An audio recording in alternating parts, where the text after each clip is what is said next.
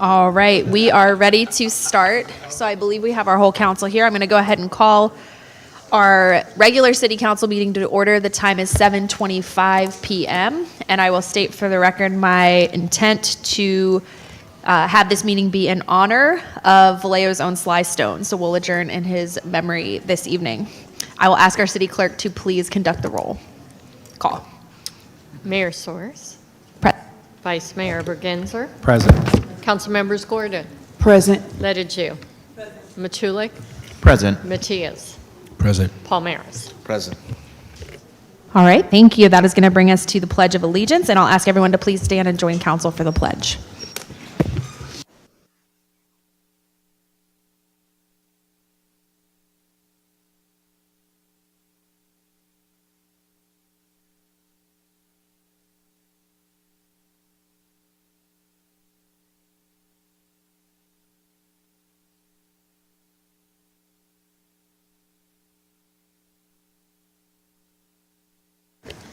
All right, that's going to bring us to our report out from closed session. And our city attorney is getting seated, but I will ask if there is a report out from closed session.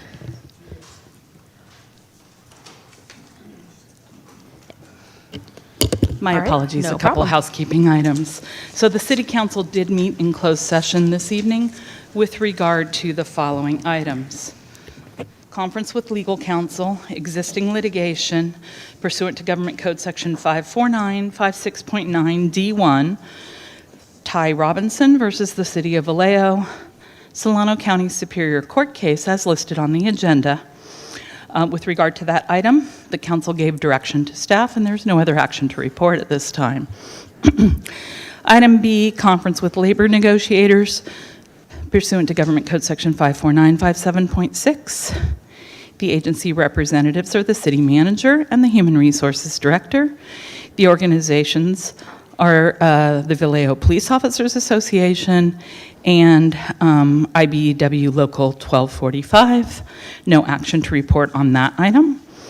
Item C, conference with real property negotiators pursuant to Government Code Section 54956.8.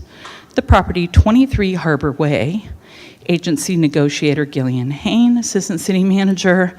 Negotiating parties Matt Sadati, Tony Laforte.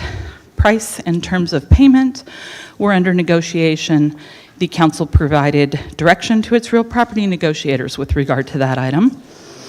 And item D, also conference with real property negotiators pursuant to Government Code Section 54956.8. The property in that instance is 441 Broadway, the APNs as listed on the agenda. The agency negotiator, Gillian Hain, Assistant City Manager. The negotiating parties, Veronica Nutt, Revival Center Ministries. And under negotiation, price and terms of payment.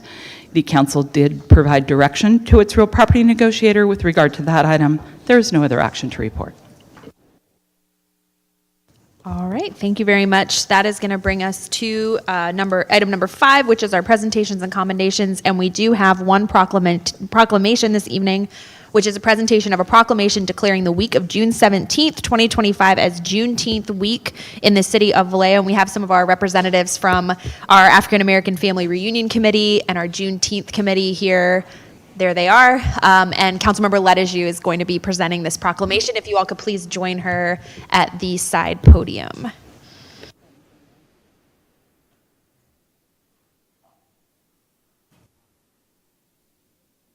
I don't bite. I don't bite. Come close.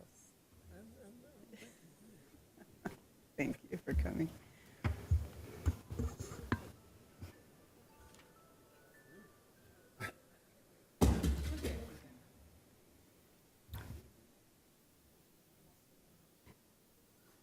Thank you.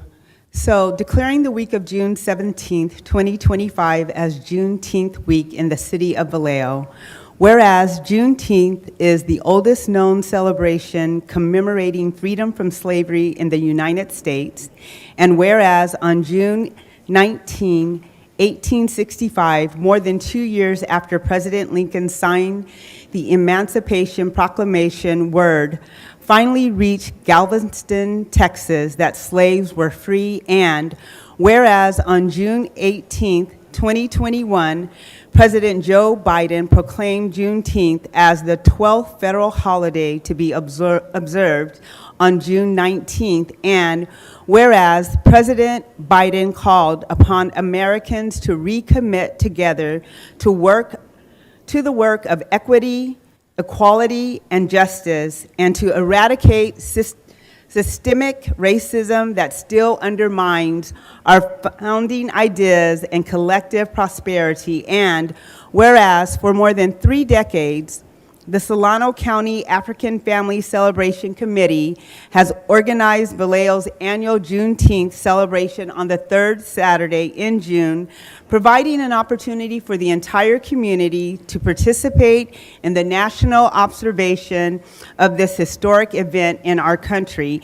And whereas Juneteenth is an observation celebrated with traditions handed down through many generations, including family gatherings, music, stories told by elders and local historians, recognition of individuals who have made significant achievements and contributions to the community, and promoting youth awareness of Juneteenth through essay, poetry, and art contests and scholarship opportunity. And whereas on Saturday, June 21st, 2025, the public is invited to attend Vallejo's 35th Juneteenth celebration, which serves as a reminder that words on parchment paper are not always enough, that everyone must always be willing to do their part to ensure all citizens in every walk of life are equal heirs to the boundless opportunities America has to offer. Now, therefore, be it proclaimed that I, Andrea Source, Mayor of the City of Vallejo, and the Vallejo City Council declare the week of June 17, 2025 as Juneteenth week in the City of Vallejo, and urge all citizens to commit to embodying a spirit of peace, respect, and brotherly love, to honor and salute our city's rich cultural legacy and diversity, and to rededicate ourselves to the ongoing work of guaranteeing liberty and equal rights to all Americans. And this is dated June 10th, 2025.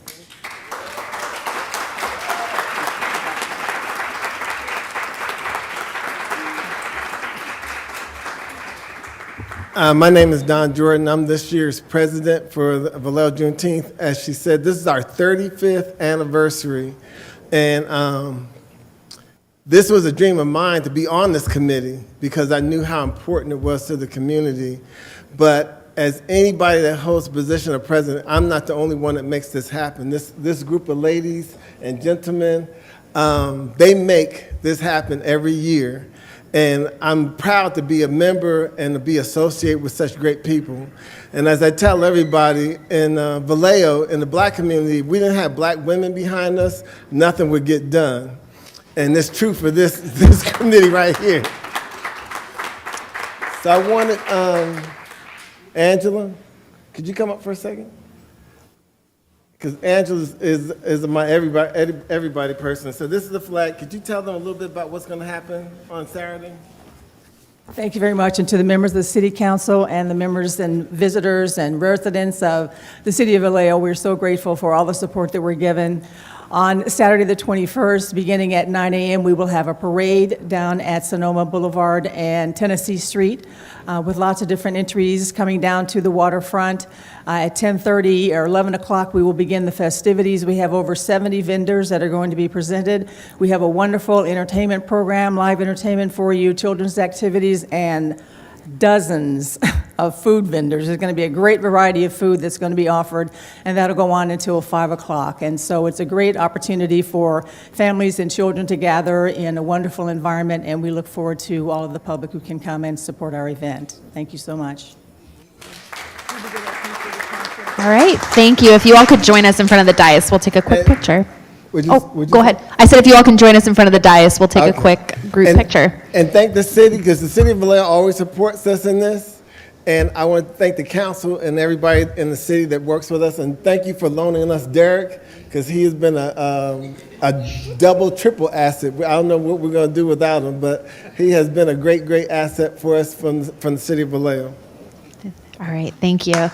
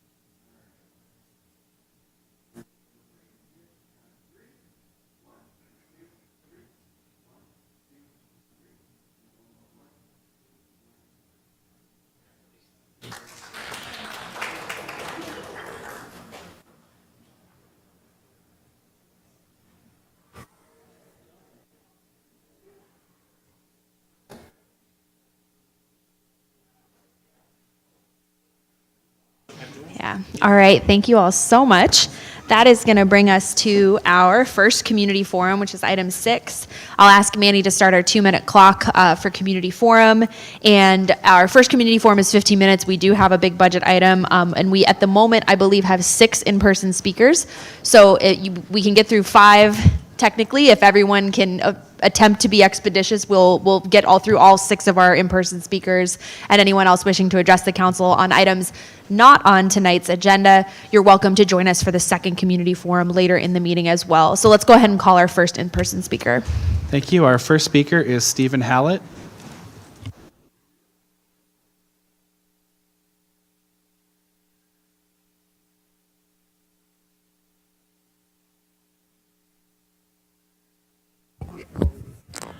Good evening.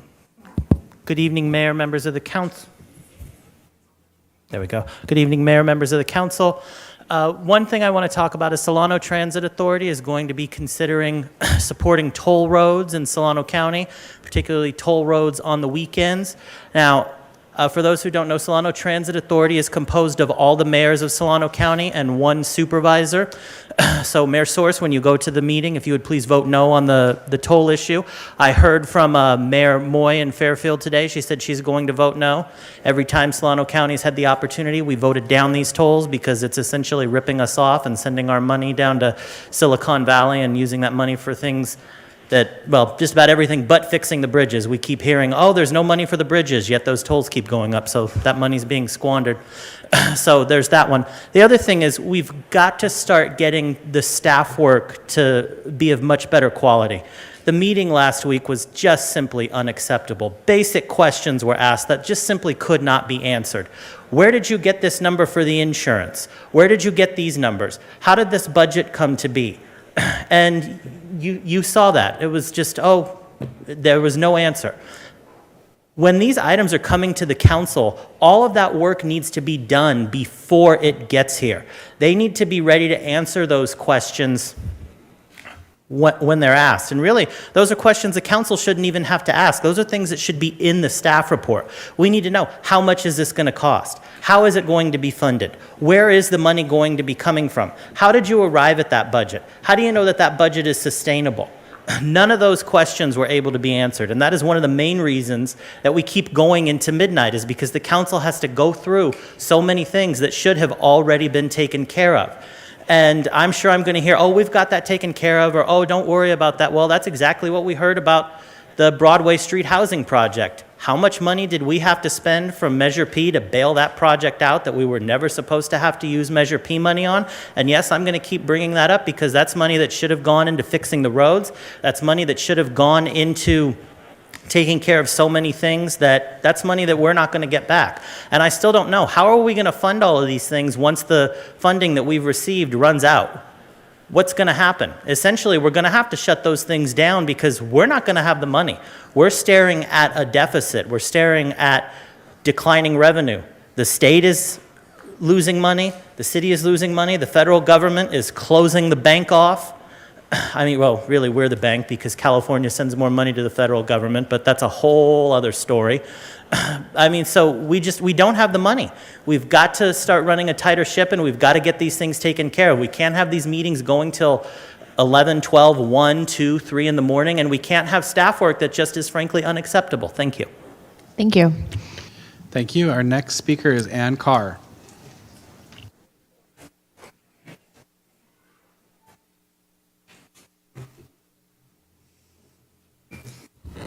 The feeling of power. I like to have it every once in a while with the city. Ann Carr, everyone.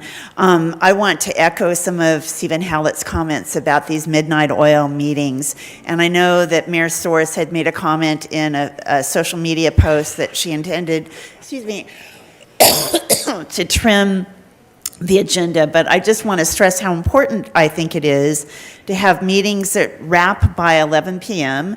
And if we can't wrap by 11 p.m., then continue the meeting to the next feasible date. It's so important in terms of public participation.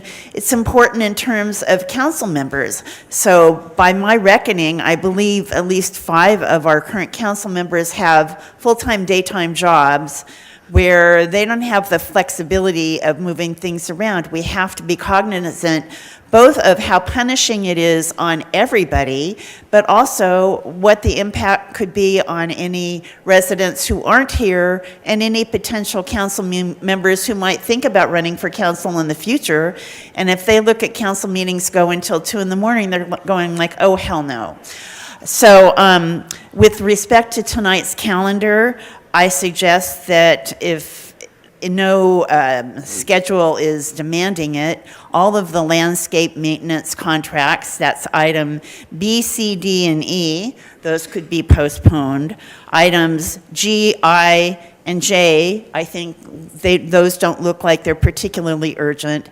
And item H, I have a whole lot of heartburn around. It's a $2 million contract in the consent calendar. What on earth is it doing in consent on a controversial item with respect to the police department? That needs to be an action item, but it needs to be tackled when people can talk about it. So it shouldn't be slipped in there, and honestly, I look at that and I go, is someone trying to be sneaky and hope that nobody will notice? So I have so much heartburn around that, and I believe Mayor Soares had said that she's going to pull it from consent. That needs to be talked about. Thank you very much. All right, thank you. Thank you. Our next speaker is Daniel Boone.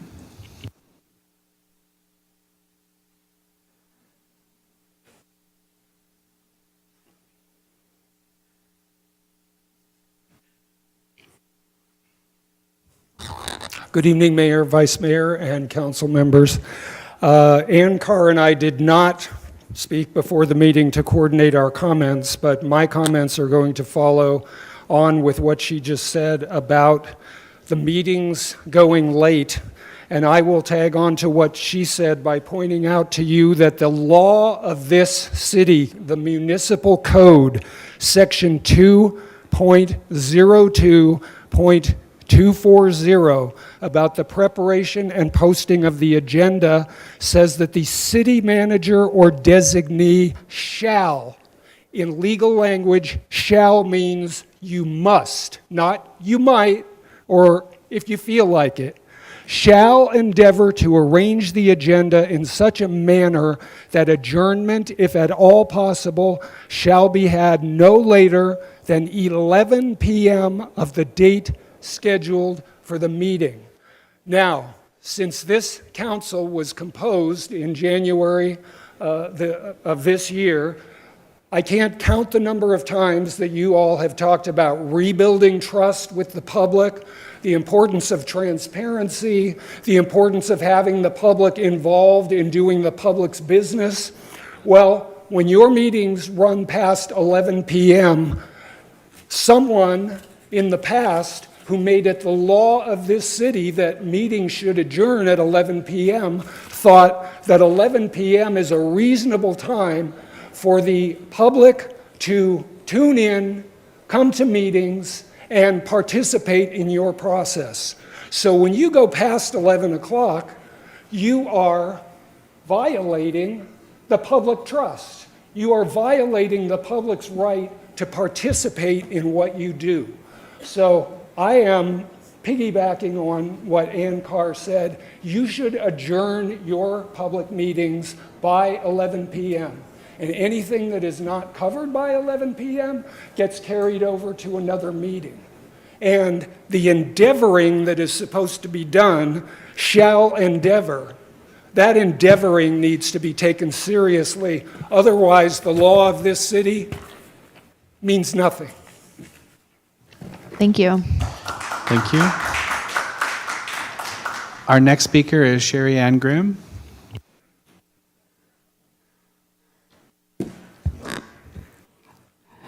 Good evening. We've been promised time and time again that decisions made on our behalf would benefit us, but the reality is we've been let down repeatedly. The most recent example is the Mare Island contractually required development of Connolly Corridor. We were promised that the sale of North Mare Island without performance milestones or enforceable safeguards would bring economic growth, jobs, and a revitalized community. The first term sheet would have done that. It would have protected us and required development.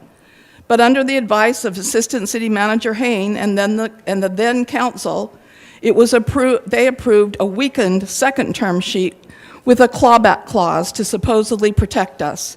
Yet here we are, years later, with the deal that sold for a fraction of its value, just $3 million, and the Connolly Corridor project now confirmed not to be built by 2027. Despite repeated assurances from Gillian Hain and mayoral candidate Pippin Dew, the clawback clause they touted would be used if the developer did not do as required was always just a hollow promise. There is no accountability. There's no follow-through, no development. Those who spoke out against the deal years ago were right. Residents and businesses will be left once again picking up the pieces. 25 years of potential has largely been wasted because the city failed to protect its own interests. This is not good enough. Our community deserves better than empty promises and failed projects. We need a city government that stands firm to protect us, not one that lets developers off the hook over and over and leaves residents to suffer. The assistant city manager's actions, from co-writing a letter with reps of the Scott Valley tribe she mentioned on May 27th that support a casino project embroiled in litigation instead of staying neutral, to the mishandling of the North Mare Island sale and the resulting failures that have resulted, are more than missteps. They are betrayal of the public trust. We are not here to be sold out. We're here to make sure decisions made for this city benefit all of us, not just the few. Where is the accountability? It's very clear we need independent oversight and ethical leadership that fights for the residents of this city. We need people who will protect our interests, not those who let us lose while developers continue to benefit. It's unfortunate that none of the council could attend the Mare Island community meeting. Had you been there, you would have heard the pain and the frustration in that room firsthand. This failure and others will become your legacy unless something changes. We need leadership that brings real results, not more broken promises. Thank you. Thank you. Our next speaker, and I apologize for the name, it's Sierra, is it Cicchini? It's Cicchini. Okay, thank you. Thanks.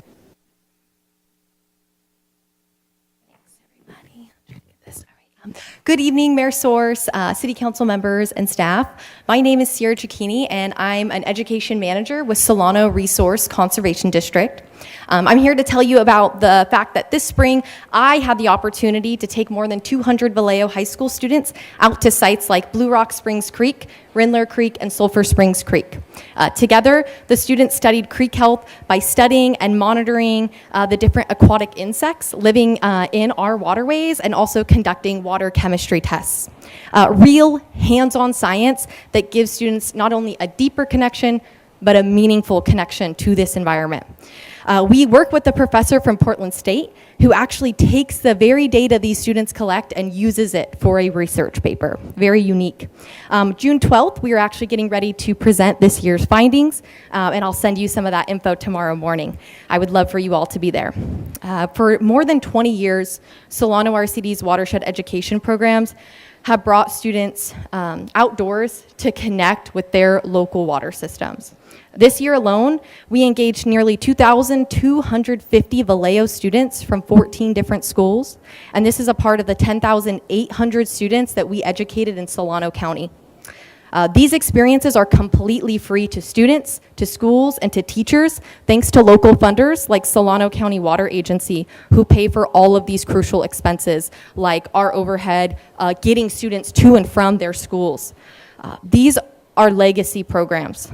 They build science skills, they foster environmental stewardship, they connect directly to next generation science standards, but most importantly, they inspire young people to care about the place that they live. They care about Vallejo, and these are going to be the future leaders and the future voters of this city. Unfortunately, these programs are now at risk. Solano County Water Agency is reducing its funding, threatening access to these free and high-quality programs and opportunities for Vallejo students, which I think many of us know are already very slim for Vallejo and students around the county in general. We're actively working to sustain this work, and we are really eager to explore new partnerships and solutions to serve the thousands of students and teachers that rely on us each year. If you have any ideas or would like to further this conversation or just want a little bit more of an in-depth presentation about our programs and the impacts, I would love, and my team would love to continue this conversation. I just want to let you know that Solano RCD is very committed to Vallejo students, Vallejo's teacher, and Vallejo's communities. And I really appreciate your time being able to talk today and hope that we can kind of talk more and just thank you for supporting the future of local water education here in Vallejo. Thank you. Thank Thank you very you. My much. business card right here, please. Thank you. Yeah. Can you grab my business card? All right, thank you. We have about 1 minute left in the comment period, so let's, if our last speaker Last can one. bear with us and try to make it brief, we'll go ahead and get you in. Well, and I apologize in advance again for the pronunciation, but I believe it's at Sithshire? Sithshiri?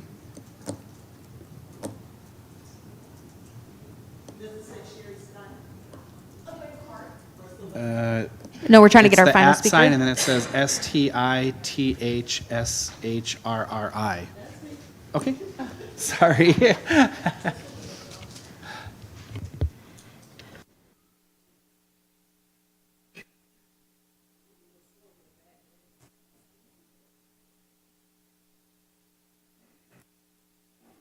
Good evening, Mayor and all council members.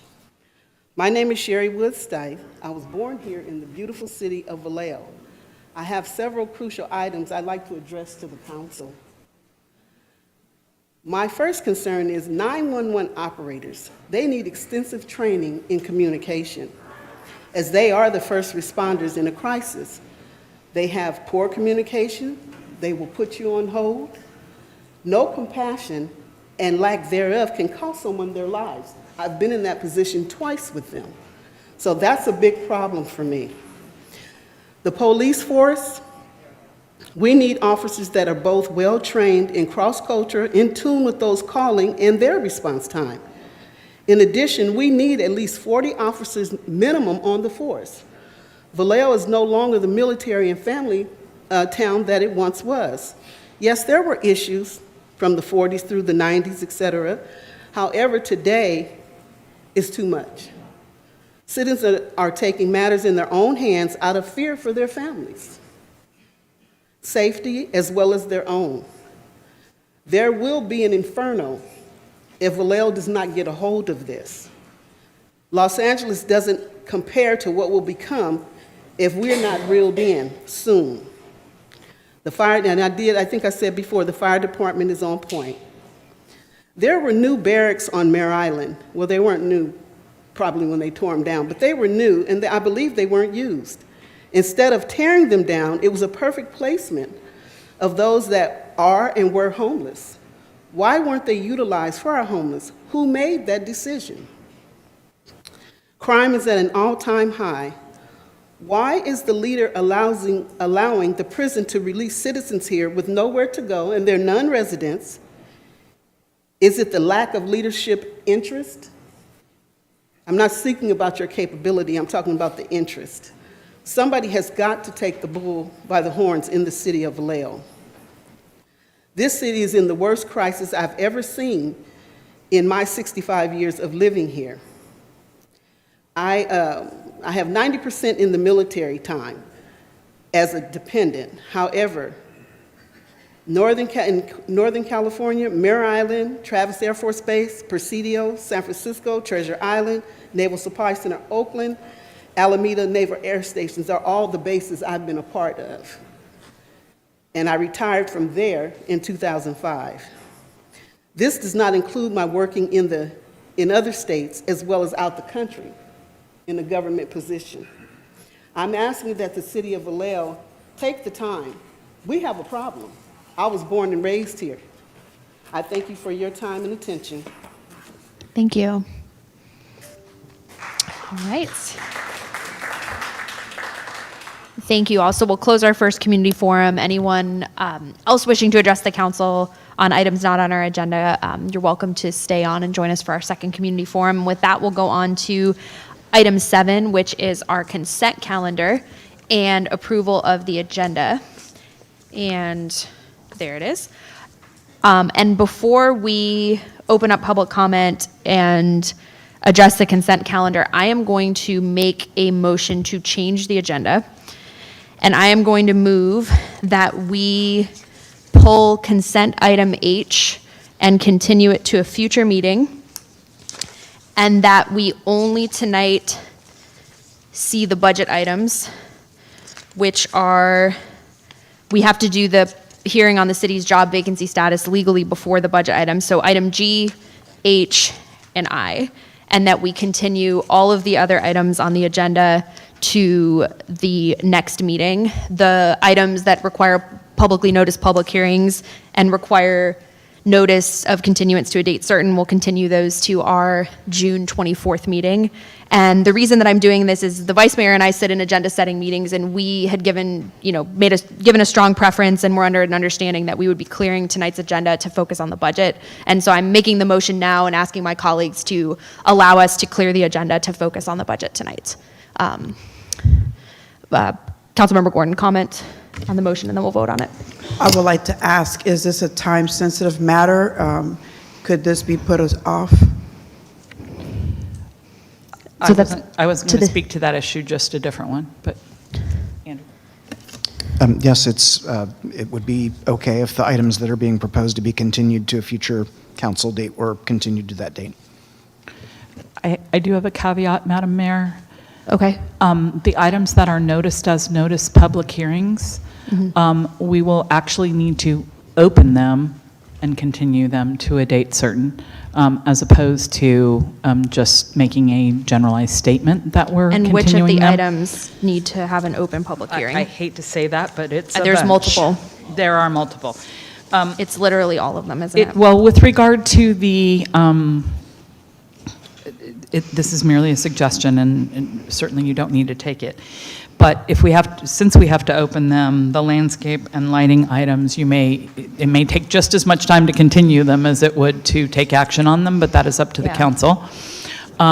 With regard to the other public hearing related to, I actually think it's the first item on the agenda, 9A, we will need to open that item and continue it to a date certain, and I understand there are a couple council members that will need to recuse from that action. All right, so given that, then I will adjust my motion, because we literally cannot move anything on the agenda. They're all public hearings, with the exception of item. I was just looking for it. There's one. So I'm going to make my motion to pull consent item H, continue it to a future meeting, and I'm going to recommend that we continue other items to focus on the budget, but let's just stick with the consent calendar for now. Councilmember Gordon, go ahead. Through the chair. So my concern is we are pushing a lot of items to our future meetings, and they're going to get over full like this one is.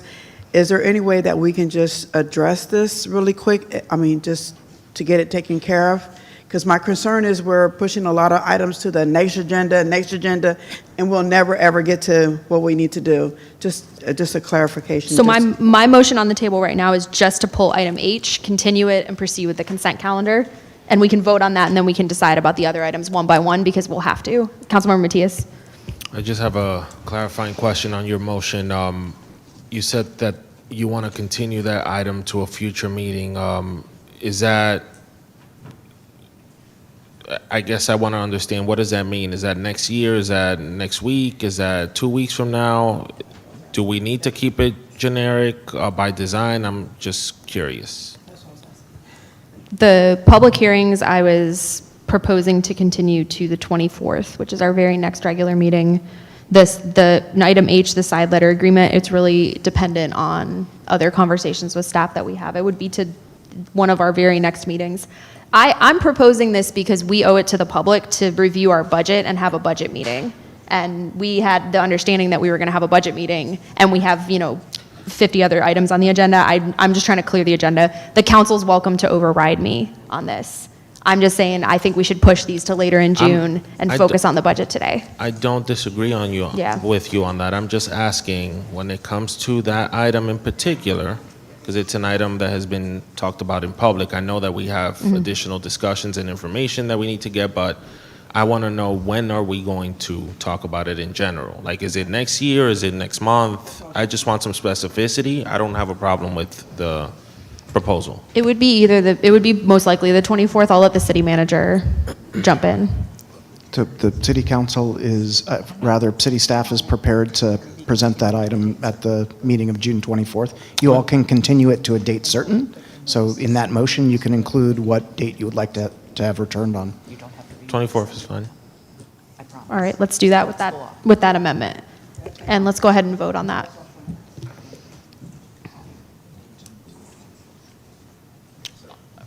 Can I just ask? Well, actually, I was just going to vote on the motion to continue item H.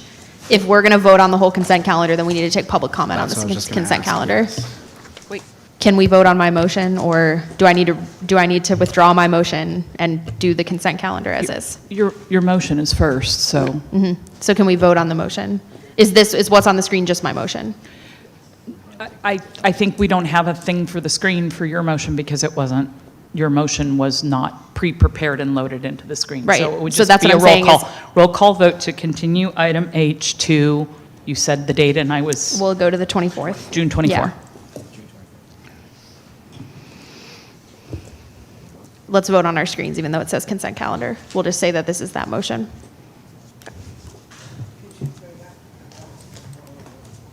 Oh, do you want to do a revote? Okay. Okay. Okay.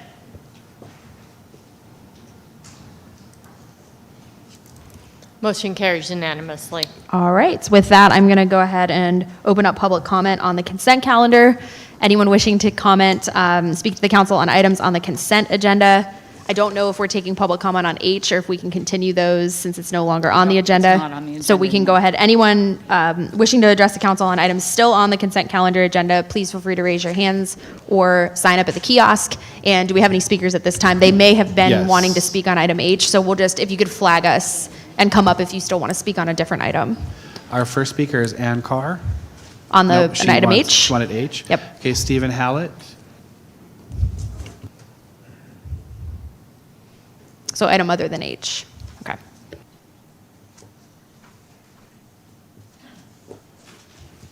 So thank you for pulling item H. I wanted to speak on the adoption of the agenda. Now, Mayor Source has basically made most of the comments I was going to make, so I'm going to wrap this up quickly.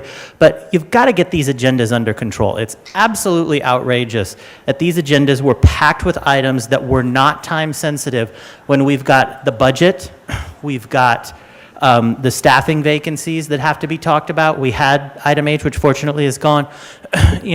We can't keep having meetings that go until 2 o'clock. The public's not being involved. The public's not able to hear what's going on because many of us can't stay up till 2 o'clock.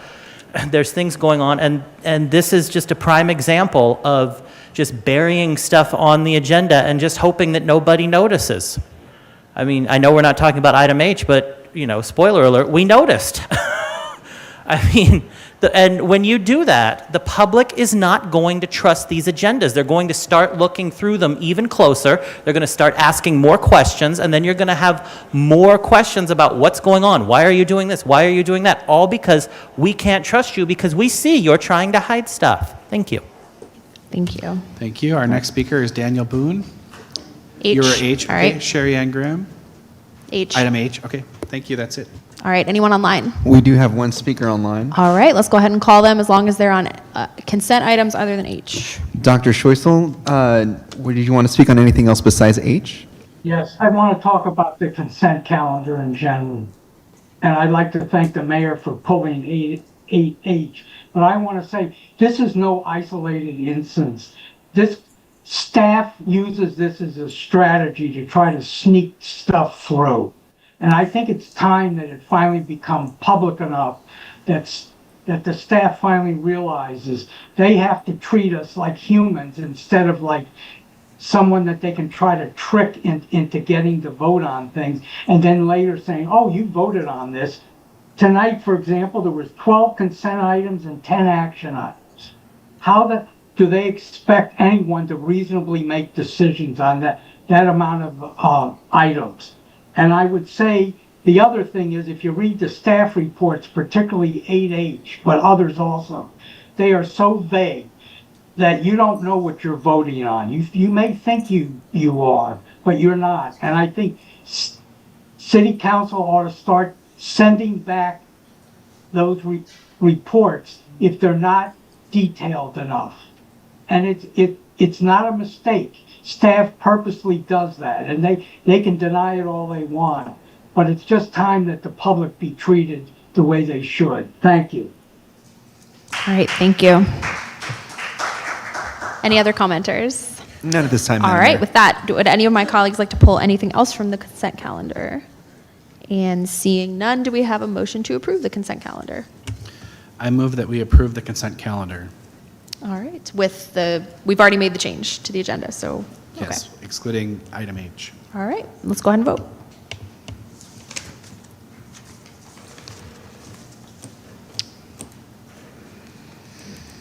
Motion carries unanimously. All right, thank you very much. That is going to bring us to our action calendar. And I will ask our city clerk to announce item 9A, and then we'll announce our recusals. Yeah. Were we going to go in order? I thought we were going to pull item G and H and move them to the beginning, or are we going to go right? Do we want to change the order? We haven't voted. We haven't voted on the action calendar. We only voted on consent, not the overall agenda. Yeah, I hear what you're saying. So we have to continue each of these items individually because So each of just them is a do them in public order. hearing. The other option would be to reorder the agenda to move those other items first, but we still have to go through each one of them and continue them individually. I don't know which is better, which is worse or better. I think we should just maybe do them as is, and I think that's what we have to do. Well, then So do we need to approve the calendar? let's ask.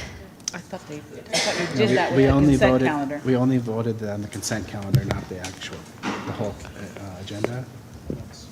We just left the action agenda as is Left the because action. we have a bunch of public hearings that we can't move. Yeah, you did not make that change to the action agenda. Yeah. You didn't make any changes to the action agenda as part of the consent calendar, although just pointing out But that the when motion you... for the consent calendar was only for the consent calendar, not for the agenda. Well, so Sorry. the item generally always is both. It is listed on the agenda as consent calendar and approval of the agenda, so we don't usually take a separate action on the agenda Right, itself, but but you I specifically had it specifically left it off of the motion, I All understand. right, so we move to approve the agenda then? Do you want to make We'll any just changes to move- it I'll move to approve the agenda as is. with the change we already made? Okay, let's go ahead and vote real quick. Can we pull up the consent calendar, vote again, and vote again? So that I'm clear, you're voting on approving the agenda as is, With as presented. item H, yeah, with H From consent. on consent pulled. Okay. We're just correcting the vice mayor's previous motion was just for the consent calendar, and we're ensuring that we're also approving the agenda. Mhm. So we're just doing this to make sure we got everything. That's okay. That's okay. I thought we were going to reorder.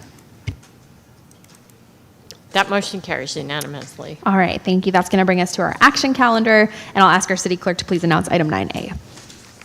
Hold a public hearing to consider and possibly adopt a resolution approving an amendment to the general plan land use map to change the land use designation at the property located at 1235 Warren Avenue from primarily single family to business limited residential and introducing an ordinance amending the zoning map to change the zoning designation from residential low density to regional commercial. All right, thank you. And I am going to be recusing from this item. I have a personal relationship with a property owner and have accepted a campaign contribution in the last year per a recent California state law. I'll be recusing, and so I'll be passing it over to the vice mayor, and are any of my colleagues also recusing? Councilmember Matias. I just have a quick question. I'm confused, folks.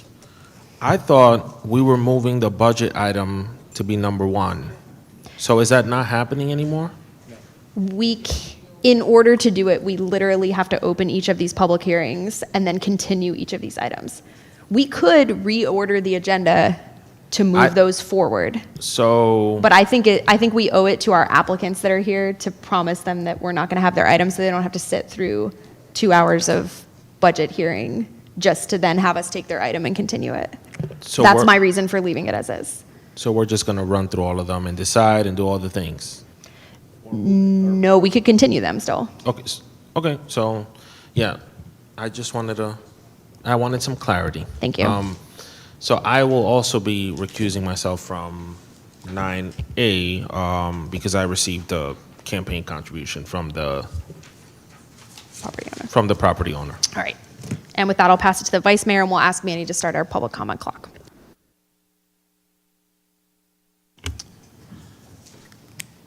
So, Manny, you did start the public hearing. We open the public hearing.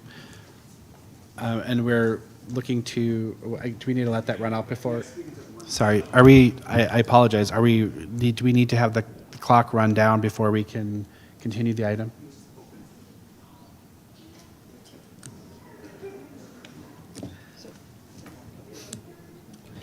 So the comments would be limited to the issue of the continuance for anybody who was going to speak to this item, but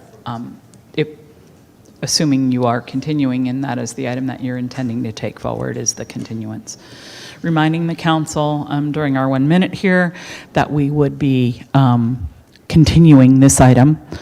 The public hearing is suggested to be opened only for the purposes of the continuance, and comment would be limited to the issue of the continuance.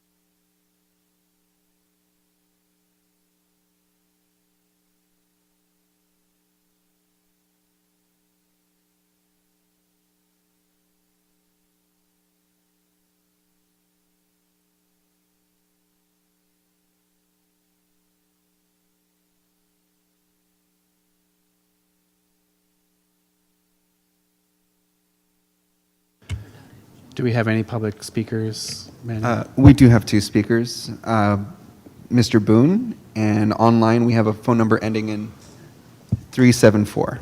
And I will remind the speakers that your comments are limited to just the continuance of this item, not the item itself. Is that correct?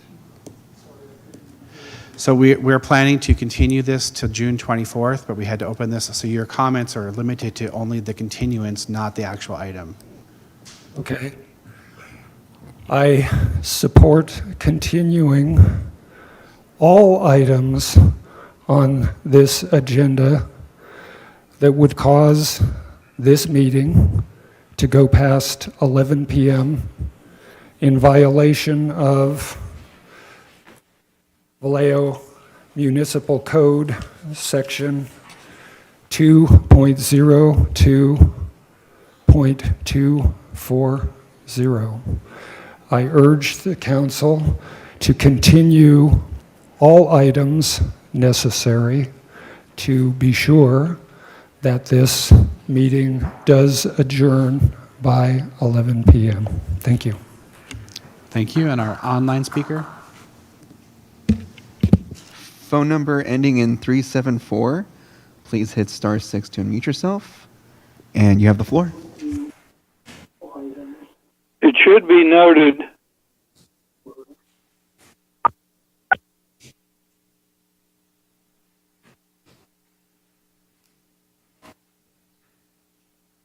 Hello. Hello. Yes, we can hear you. It should be noted that the Vallejo City Charter used to require weekly meetings. The current agendas are overloaded by staff. Unacceptable. Thank you. I'm not quite sure how to. Okay, thank you. And that So does we'll- it for public comment on So this we'll item. close that public comment item, and I will move that we continue this item to June 24th. You're opening the hearing to make that motion, Yes. I'm opening the hearing to make that motion.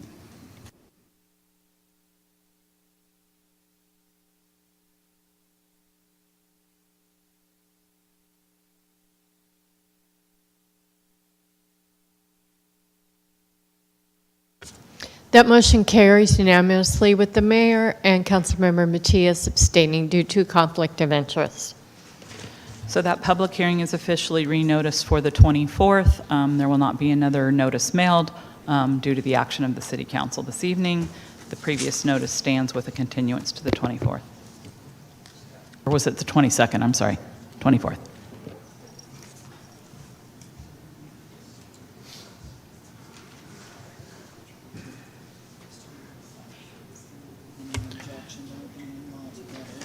We'll go ahead and call item B, which is to hold a public hearing and adopt a resolution approving the engineering report and ordering the levy and collection of assessments on properties in the Ridgecrest Landscape Maintenance District for fiscal year 2025, 2026.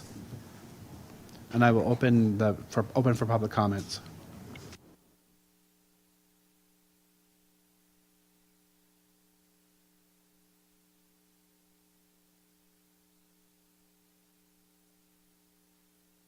Councilmember Matias. Not that I want to spend a lot of time in the back, but I have to recuse myself from this one because I'm a property owner in that subdivision. So, see ya.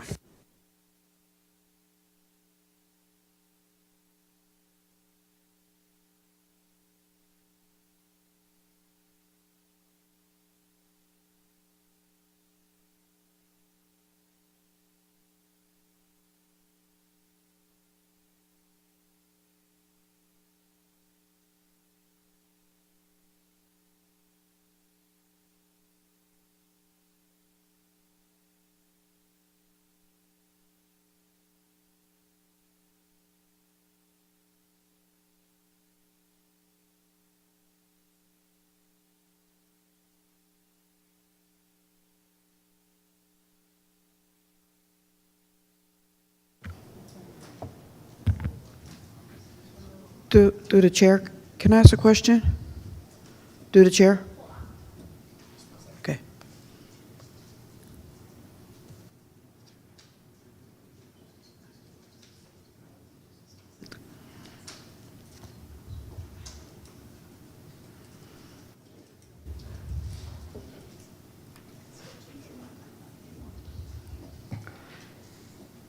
Can I ask the question real quick? Yeah. Go ahead. Why can't we just approve it? That's what I was just asking the city manager. Yeah. Okay.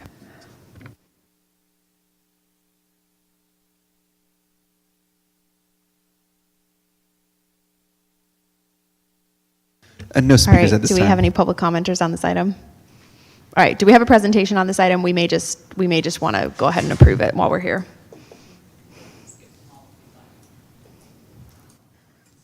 What was that? You can skip all presentations on these if that council so But did we chooses. have presentations prepared? I don't believe we did.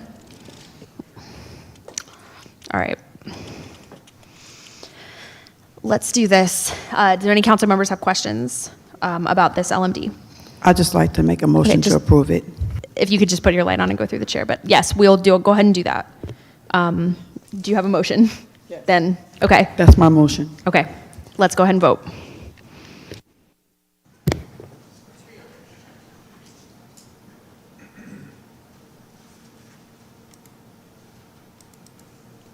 Motion carries unanimously with Councilmember Matias recusing due to a conflict.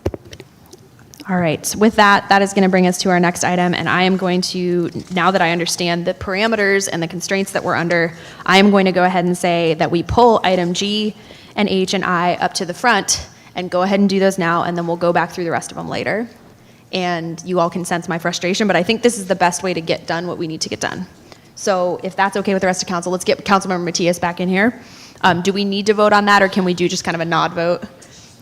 Point of order, though, but we already approved the agenda as is. Yeah, we do have discretion to move the order of action items during the meeting. And again, the reason for that is just now an understanding of the parameters and constraints that we're under. If we have to wait for the 2-minute clock to run on each item and take public comment on each item, we're going to be here for 30 minutes and not get to the budget. And I'm proposing that we just go straight in.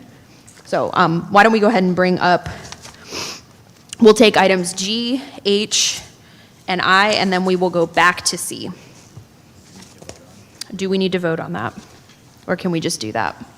All right, I will move that we take items G, H, and I now, and then we go back and go everything else in order with C after that.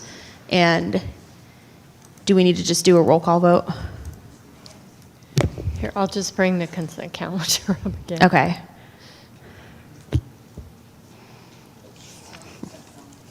That's all right. It's just a vote. Motion carries unanimously. All right, thank you. So we've now changed the ordering of the items. We're going to do the budget items and the vacancy status, and we're going to come back to item C. And with that, we'll go to item G on the action calendar, and I'll ask our city clerk to please announce this item. Hold a public hearing to present information on the city's job vacancy status. Thank you so much. All right, we'll go ahead and open up the public comment and start that clock. And then we will open up our public hearing, actually, once we have the presentation. So we have our HR director here.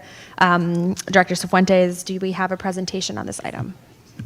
We do. Good evening, Mayor and council members. Stephanie Cifuentes, HR Director.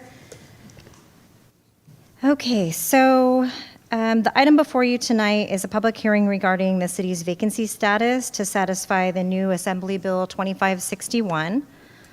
Assembly 2561 went into effect on January 1st of 2025, and it adds language to the Myers-Milius-Brown Act requiring public agencies to assess and address vacancies. So the obligations of the city under AB 2561 requires us to track, so all public agencies to track vacancies and hold a public hearing to present on 3 things prior to council adopting a fiscal year budget. The first is the status of the vacancies, the second being recruitment and retention efforts, and then the third being any obstacles, impediments, or necessary changes to policies or procedures and recruitment activities. And then of special note is just that during this hearing, bargaining units are also afforded an opportunity to speak or present. And then in addition to that, just noting that any vacancy rates in any one bargaining unit that exceed 20% that does trigger additional obligations. Next slide, Manny. Thank you. So the status of the vacancies, as of May 9th, 2025, the total number of vacancies was 149 throughout the city. City Manager's Office has 16 allocations, 4 of them being vacant, so that's a 25% vacancy rate for the department and a 2.38% total FTEs citywide. For economic development, they have 7 allocations, with 3 of those being vacant, equaling a 42.86% vacancy rate for the department and a 1.79% of total FTEs citywide. Finance department has 24 allocations, with 3 of those being vacant, 12.5% of the department, and then 1.79% total FTEs citywide. Fire has 96 allocations, with 14 of those being vacant, 14.58% of the department, and 8.33 total FTEs citywide. And then housing has 16 allocations, with 4 of those being vacant, leading to 25% of their department, and then 2.38% total FTEs citywide. And then lastly, HR, 16 vacancies, 16 positions allocated, with 3 vacancies, leading to 18.75% of the department with 1.79% of total FTE citywide. Next slide, Manny. Okay, for planning development services, 35 allocations with 7 of those being vacant. That's a 22.86% of their department vacancy rate with 4.76 total FTEs citywide. Police, 201 allocations with 55 vacancies. That's 34.83% of the department, 41.67% total FTEs citywide. For Public Works, 89.5 total allocations with 14 vacancies, 15.64% of their department, 8.33% of the total FTE citywide. And then Water, 139 allocations with 42 vacancies. That's 32.37% of their department, 26.79% total FTE citywide.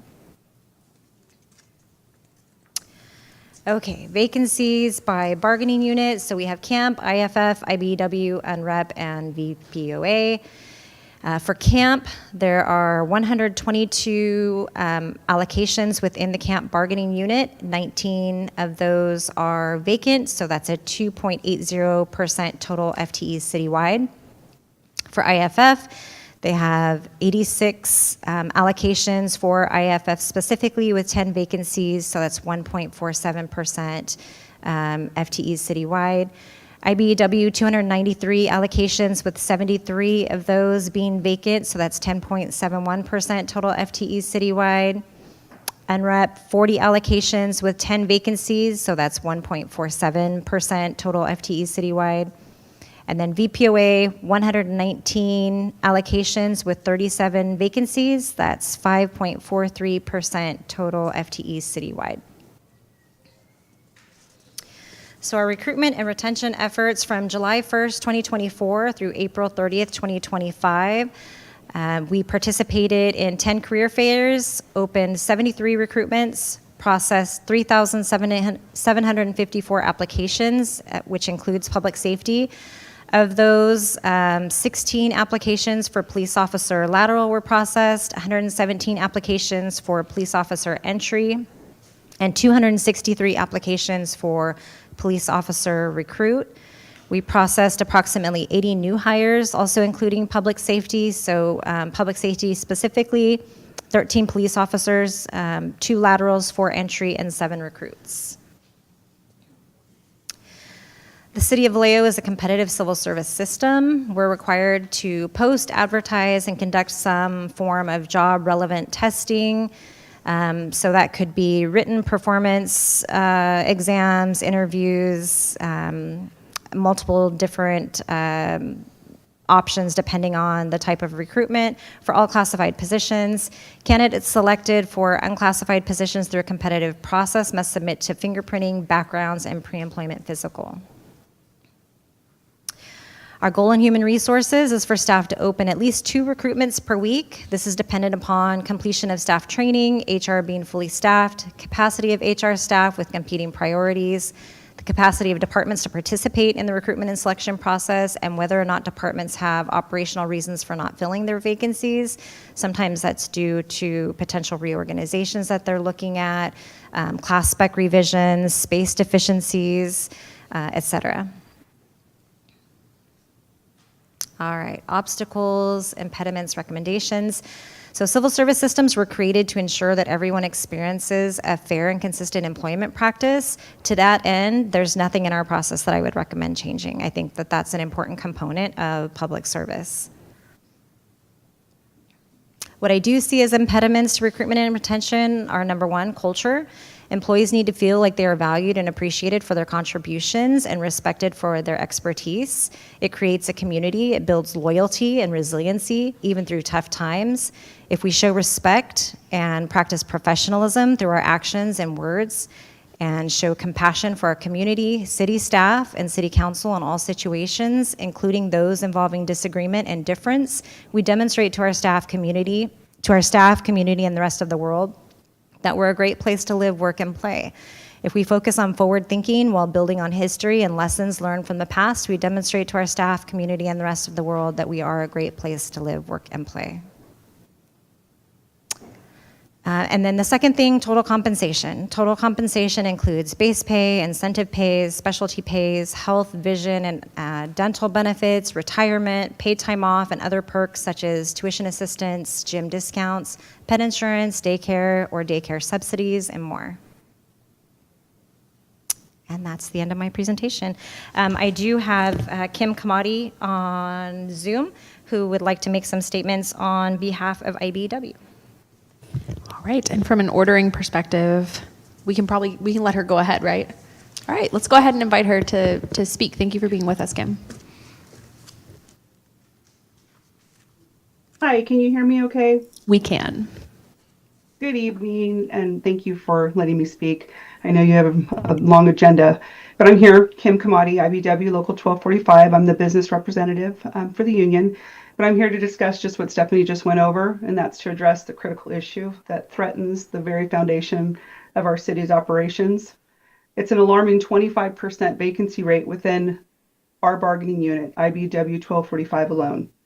With the 73 out of 293 budgeted IBW positions unfilled, our city is struggling to maintain essential services that our residents rely on daily.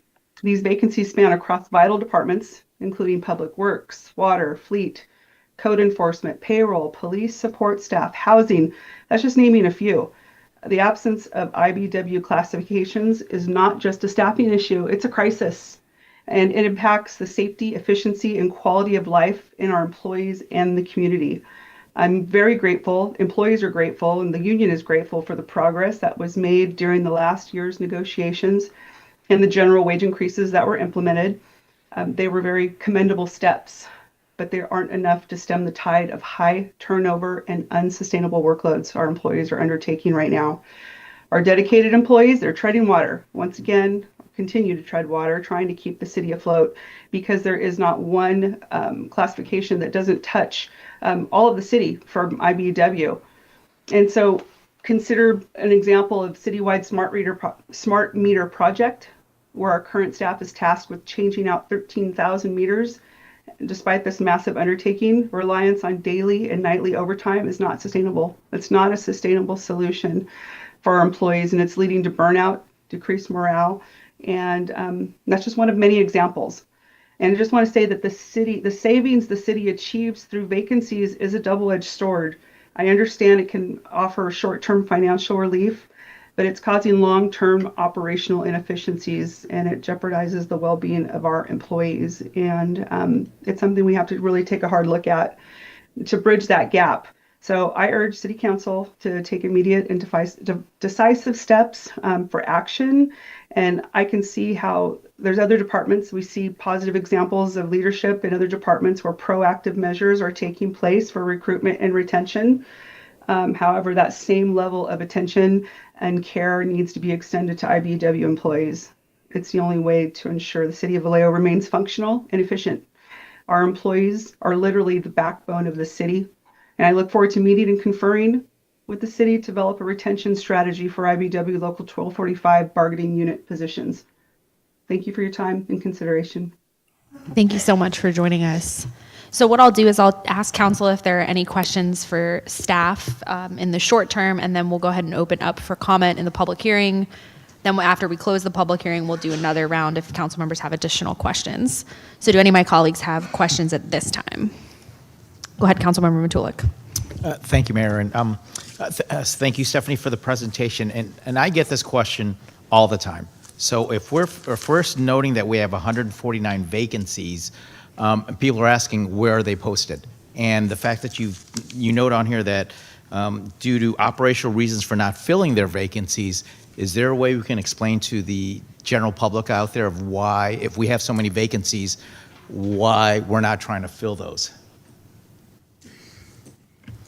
Yes, and it's not at all a matter of us not trying to fill them. We are desperately trying to fill them, but I think what happens is as soon as we're able to fill them, we're getting additional vacancies. So part of that, like I said, HR has gone through a transition over the last couple of years where we've had a lot of transition in staff, and so we're doing a lot of staff training. And so that impacts our ability to churn out recruitments like we normally would. like I said before, my goal has always been for us, kind of like when I was working in recruitment and selection on that team previously, at least 2 recruitments a week opened up. And that's a pretty good pace, and it's doable, but we're just not quite there yet. So we are working on it. But it also, I think, the capacity of departments, one, capacity for space to put people, another being just capacity to be able to participate timely in the recruitment and selection process. It's difficult because everyone is kind of facing the same type of circumstances where they just don't have the resources to dedicate. So I think it's a combination of multiple things. And we are doing the best that we can to try to put all of our efforts towards it.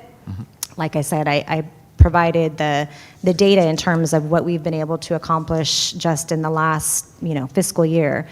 And so there has been an uptick, and our vacancies are down from what they were. But it just takes a little bit of time. And so if I'm hearing you correctly, is the bottleneck in HR to not having the staff there to actually process or do the interviews? Or, because I'm seeing all these departments with limited vacancies to where if we're interviewing and potentially hiring them, we clear up some of these vacancies, right? If, like, for example, in finance, in housing. So I'm just trying to understand what getting to the root of the operational reasons for not filling the vacancies. Yeah. So I think that's part of it, but I think what isn't accounted for in that data is failed recruitments, right? There are multiple times where we open up recruitments and then they're failed recruitments, and so we have to go back out multiple times, but that's not really captured in the data because it stays vacant for that period of time, so it's not able to capture the times that we've opened up the recruitments, had a failed recruitment, closed the recruitment, opened it up again. So I would say there are multiple positions where we run into something like that as well. Thank you for that clarification. So that kind of brings up the question is, have we evaluated how we're actually posting these positions? Are we doing it, are we having a limited area we're doing it, or are we doing it statewide, nationally, and stuff like that? So to that event of, it's because it sounds like we're not getting any applications when we do some posting. So that's confusing to me to where, well, how is that happening if we're not analyzing why that's happening? Yeah, and it's not a matter of that. We are posting. So we use NeoGov, which on the applicant side is governmentjobs.com, right? So that's one of the very big platforms for job searches, especially for public sector.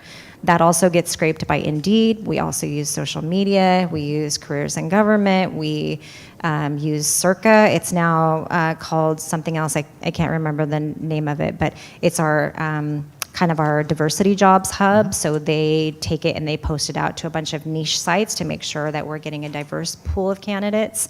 And then in addition, we work with the departments to determine what are the niche either associations or professional associations and things like that are relevant to these particular jobs that we're posting for. And so we post out to all of those. And so for some of these, we're spending hundreds and hundreds of dollars posting them out. But it's not necessary, so I don't think that is the cause, that we're not getting it out broad enough. I think we're getting them out pretty broadly.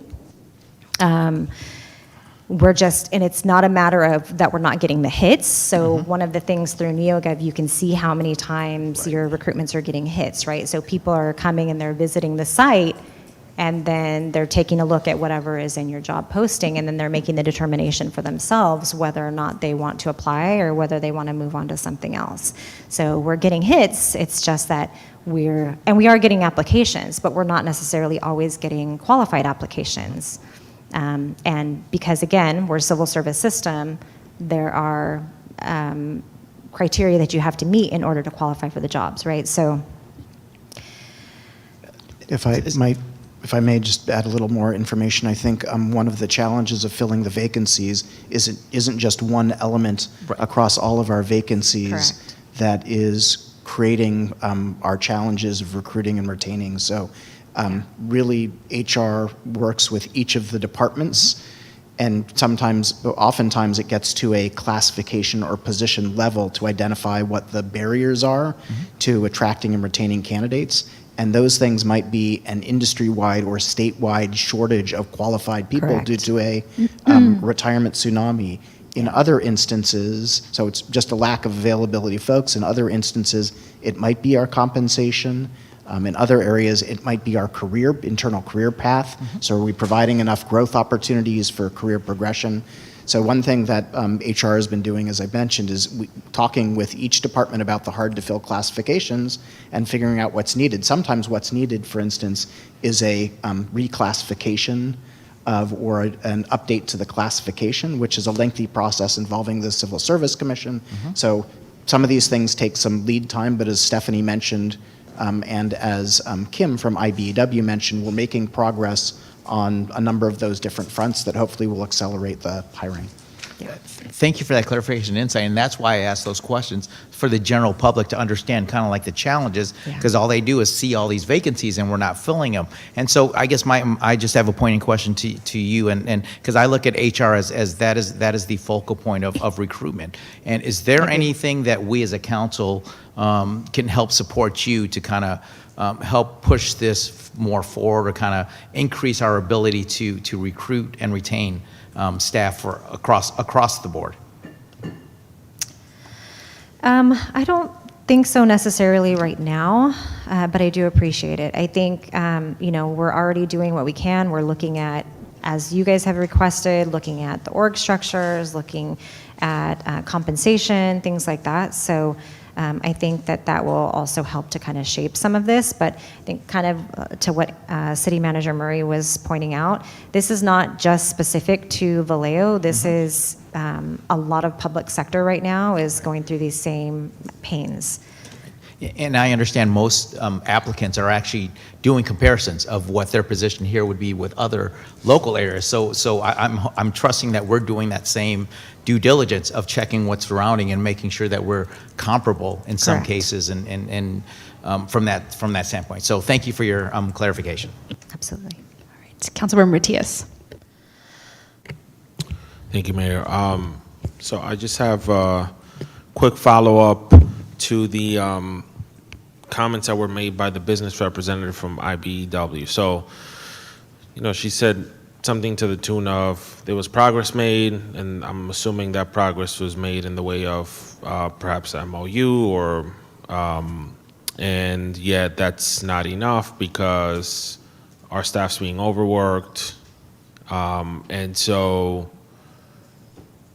what are we really doing? Because they have the highest vacancy rate that I saw on screen out of any of the bargaining units. Like, if that has been an issue for quite some time, like what's the action plan to really understand what the needs are? I guess I'm trying to get at, is there a employee, like, is there a culture survey that you're sending out, or is there anything you can share out in terms of exit interviews with that bargaining union in particular that may be helpful to address some of the concerns that were shared?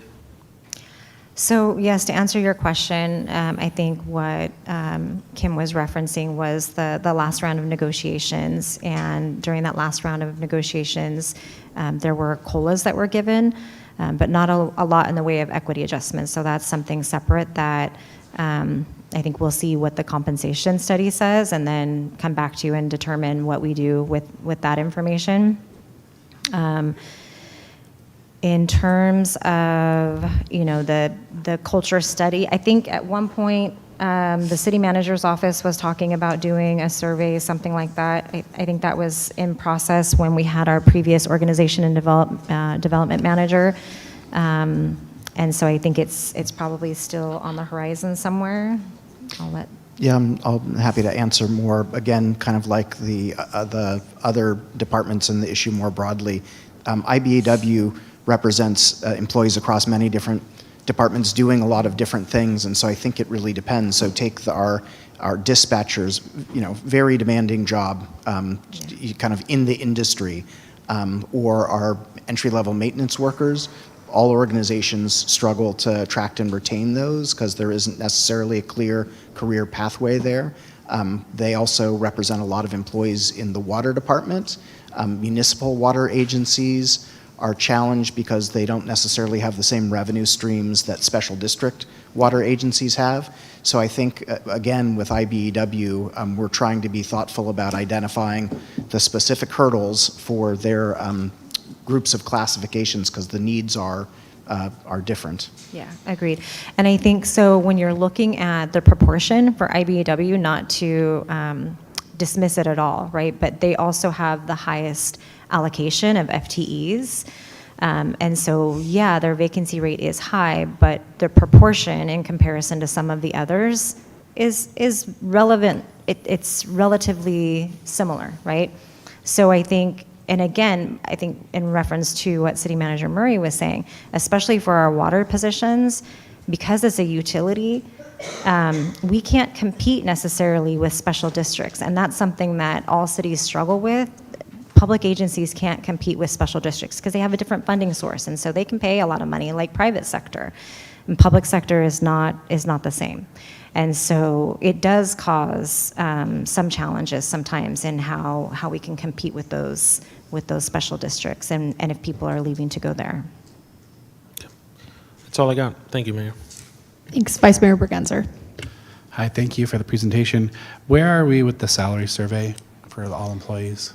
So I think right now the consultant is in the process of just tying them back. So we have the benchmark data, and so that's roughly about 80 something different classifications. And so now she's in the process of tying them back to all of the rest of our classifications, so we know holistically what the whole city looks like. And when can we expect that to be done? Because that's been happening for quite a while. Yeah, it has, and I think there's been a lot of back and forth, and there were some delays in her being able to obtain some of the data because other agencies were in the process of doing negotiations or just weren't responding promptly. I'm hoping that we can have that finalized within the next, I think we said like 30 days or so to get all of that finalized. Okay, and then we'll come up with a plan of how we need to adjust our salaries based on those findings? Yeah. And so that should be coming by fall, for sure, to us? Well, the natural time to do it would be part of our upcoming labor negotiations. Yeah. So, but we can present that information to the city council.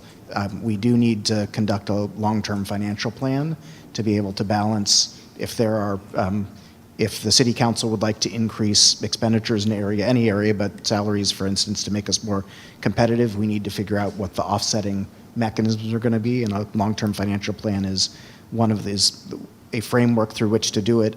As Director Nyarl mentioned, and as was mentioned in the budget document, we would like to complete that prior to next year's budget to provide us with a more global perspective of the city's financial health and some guidelines for how we're going to do that balancing. So, yes. I can understand. I feel like waiting a whole nother year is way too long. I think if we can get that data sooner, it would be appreciated so that we can look at long-term strategies. I agree. Maybe we won't be able to make changes for the next year, but like to not even discuss it and bring it before the council, I think it needs to come before a year's time. I would like to see it this fall when you have it completed. Even if we don't have the financial projections completed, I would like to know where we stand with our employees this fall. Sounds good.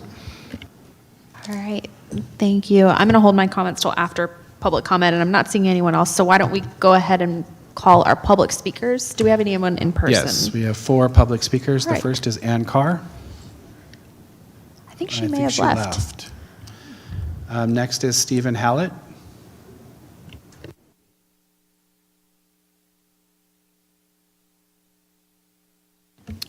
Through the chair, Vice Mayor, I think you were reading item H, but Stephen Hallett is on for You're item correct. G. Sorry. Yeah, Thank you. go right ahead, and then we'll adjust.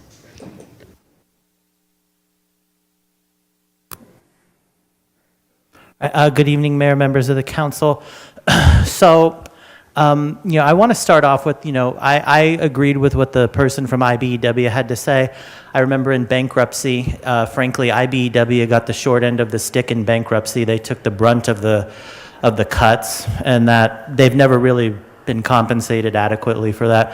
IBEW holds a special place in my heart. My grandpa was a IBEW union officer for the Mare Island Union. He's actually the reason that IBEW, the city workers, got the building on Amador. That used to be his union hall, so a little bit of my history. But, when Councilmember Matulik asked about the pay levels, if I remember correctly, if I read the staff report right, all of the represented positions were brought up at least to the median of the comparable cities, if I remember correctly. I believe that was in the staff report. But another thing I was looking at were the personnel summary. And on the first page, you see the city manager's office. And so when you hear there's a 25% vacancy in the city manager's office, that's incredibly misleading. Because if you look at fiscal year 2017 to 2018, they had 7 full-time equivalent positions in the city manager's office. For last year's budget and for the proposed budget this year, there are 16. That's more than double. What on earth has happened that justifies doubling the number of full-time equivalencies there? Even if you take into account the 25% vacancy rate, that's still a significantly higher number than was there. And if you factor in the vacancy rate at that time, it probably is, when you look at the raw numbers, double. And just because there's vacancies doesn't necessarily mean that that's a position that needs to be filled. We need an outside evaluator to come in and look at what's going on. And as we've seen with the staff presentations that have come forward, this one was pretty decent, absent the presentation of outside information. But a lot of the staff presentations that have come forward have been just absolutely inadequate. And I want to read something from the Fiscal Crisis Management Asset Team's report about the Vallejo City Unified School District that was done in 2018. The district is not planning for staff development or for appropriate training for leaders in the organization. The district has a history of promoting employees into positions for which they are not qualified without proper training. This has led to heavy reliance on outside vendors to complete tasks that should be completed by staff. And when it comes to the staff presentations we see at city council meetings, that rings true. We need an outside evaluation of the vacancies.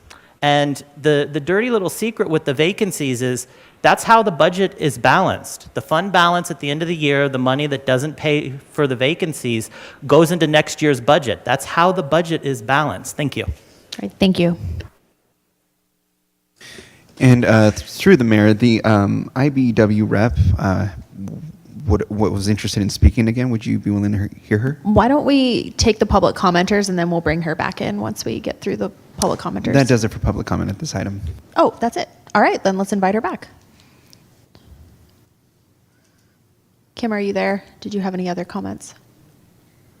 I did, thank you. I just wanted to say, I can't help but making this crystal clear that just because we have a larger bargaining unit doesn't make it okay that we have a large vacancy rate. That's the laws of math. We really, that's really important that it's understood.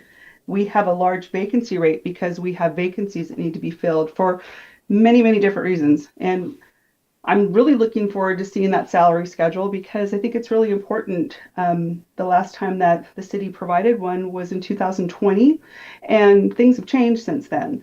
And it's really important that, for the record, water districts have the same funding. They have the same funding source as special districts. Water districts have the same as Vallejo rates, no tax revenue. So there's going to be lots of different reasons, and I really am looking forward to meeting and conferring because it's a crisis. It's a crisis because our employees are overworked. I'm not necessarily saying everyone is underpaid, but they are definitely overworked, and we have to do something to get these vacancies filled. And if that means equity adjustments, if it means going all out, hiring an outside recruitment agency to come in and make it happen, we got to do that. We got to make these decisions because the backbone of this city rides on our employees, and we need to give them that help. It's for their mental health and their families, the public. This increased turnover is loss of productivity and public services. Thank you. Thank you again. We appreciate it. And with that, I'll close the public hearing as long as we don't have any other commenters. And I'll share. Councilmember Matias asked a version of the question I was going to ask, which was, are we doing exit interviews or surveys or anything to get a sense? I remember the last presentation, it was either end of 2021 or 22 on exit surveys had some, actionable items. And then I don't know if we stopped doing surveys. Are we doing anything to see why our employees leave? Yeah, so I can't speak to what was happening while I was gone, but I will say that we do conduct exit interviews, but they're voluntary, right? And so getting employees who are leaving to participate in those exit interviews, it's not always easy. So we do reach out and try to schedule them and conduct them as often as we possibly can. Thank you. I'm trying to pull up the one from before and figure out where it was. It was from 2021. And I remember there being concerns about pay and some other things, and then also some comments on kind of the overworked and a top-heavy management structure. And I think, hearing Kim speak from IBEW's perspective, that's, I think that's consistent with what we've been hearing. If we have a lot of vacancies in the on-the-ground field positions of our organization, those folks are going to burn out and leave. And this is going to connect somewhat into the budget item. So I'll just say kind of what my plan is during the budget item, and then I'll give a suggestion for us, which is that I think we do need to do the performance auditing to do organizational assessments of each department, which we've talked about, and figure out the right reorg for each department to make sure that we have the structure that'll provide services in the most efficient way possible, because we don't have all the money in the world, and that's one of the reasons why I'm gonna why I'm not gonna be in favor of any type of blanket hiring freeze or anything like that, because I think that'll just make things worse. But the other thing that I think is something that we need to address is, at any given moment, and I don't mean this in any way, you all posted 78 positions last year and hired 80 people, and I think what you described to me is a bit of a churn where we need to also stop people, figure out why people are leaving and make sure they're not leaving and you're not just in a constant cycle. But at a given moment, when you open up the job site for the city of Vallejo, there's typically not that many jobs posted at a given moment. And I've actually had people come up to me since I got elected and say, hey, I really want to work for the city, but I don't see anything online. And I checked just now, and there are 8 vacancies posted online. 7 are police and fire, and 1 is internal transfer. And that's typical, I think, most of the time. If you go online, most of the positions that are posted are police and fire, and there's only a handful. And the members of the public that are interested in working with the city, they don't know when to look or when stuff's open. And so my suggestion for us is, I think it would be helpful, given the high vacancy rate, particularly the IBW positions, the sort of ground positions, delivering basic public services, if we could somehow communicate to the public a forecast of what we anticipate opening up in the next 6 months, to say, hey, public, these are the general job classifications and descriptions and things. Okay, we know we have an economic development director that's vacant. We know we have a public works director that's vacant. Hey, if you're interested in a management position, these are a couple positions we're gonna be opening up in the next, whatever timeline. And we anticipate that this number of dispatchers or this number of public work or maintenance or water, so that people can look and go, okay, cool, that might be a job I'm interested in. They can at least see a list of what's gonna be available and not get discouraged and not know what to do. So that would be my suggestion. If we can't, I know you can't hire for every single vacancy at once, but at least if we could have that arc and show that to the community of kind of, here's the array of stuff that we'll have available. Councilmember Matias. I thought I was done, but then one of your thoughts just rejiggered something I was trying to get an answer to. So, Director Cifuentes, I just want to confirm, does the city of Vallejo currently send out an organizational culture survey to all of its employees on an annual basis? No, so that's actually what I was sending over to City Manager Murray earlier, is I think at some point when our previous organizational development manager was here, those discussions were happening in the city manager's office. I know previously, probably in, I want to say 2018 or 2019, there were some done, but I think the thing that you have to be careful with that is if you're going to do the survey, you actually need to do something with the data.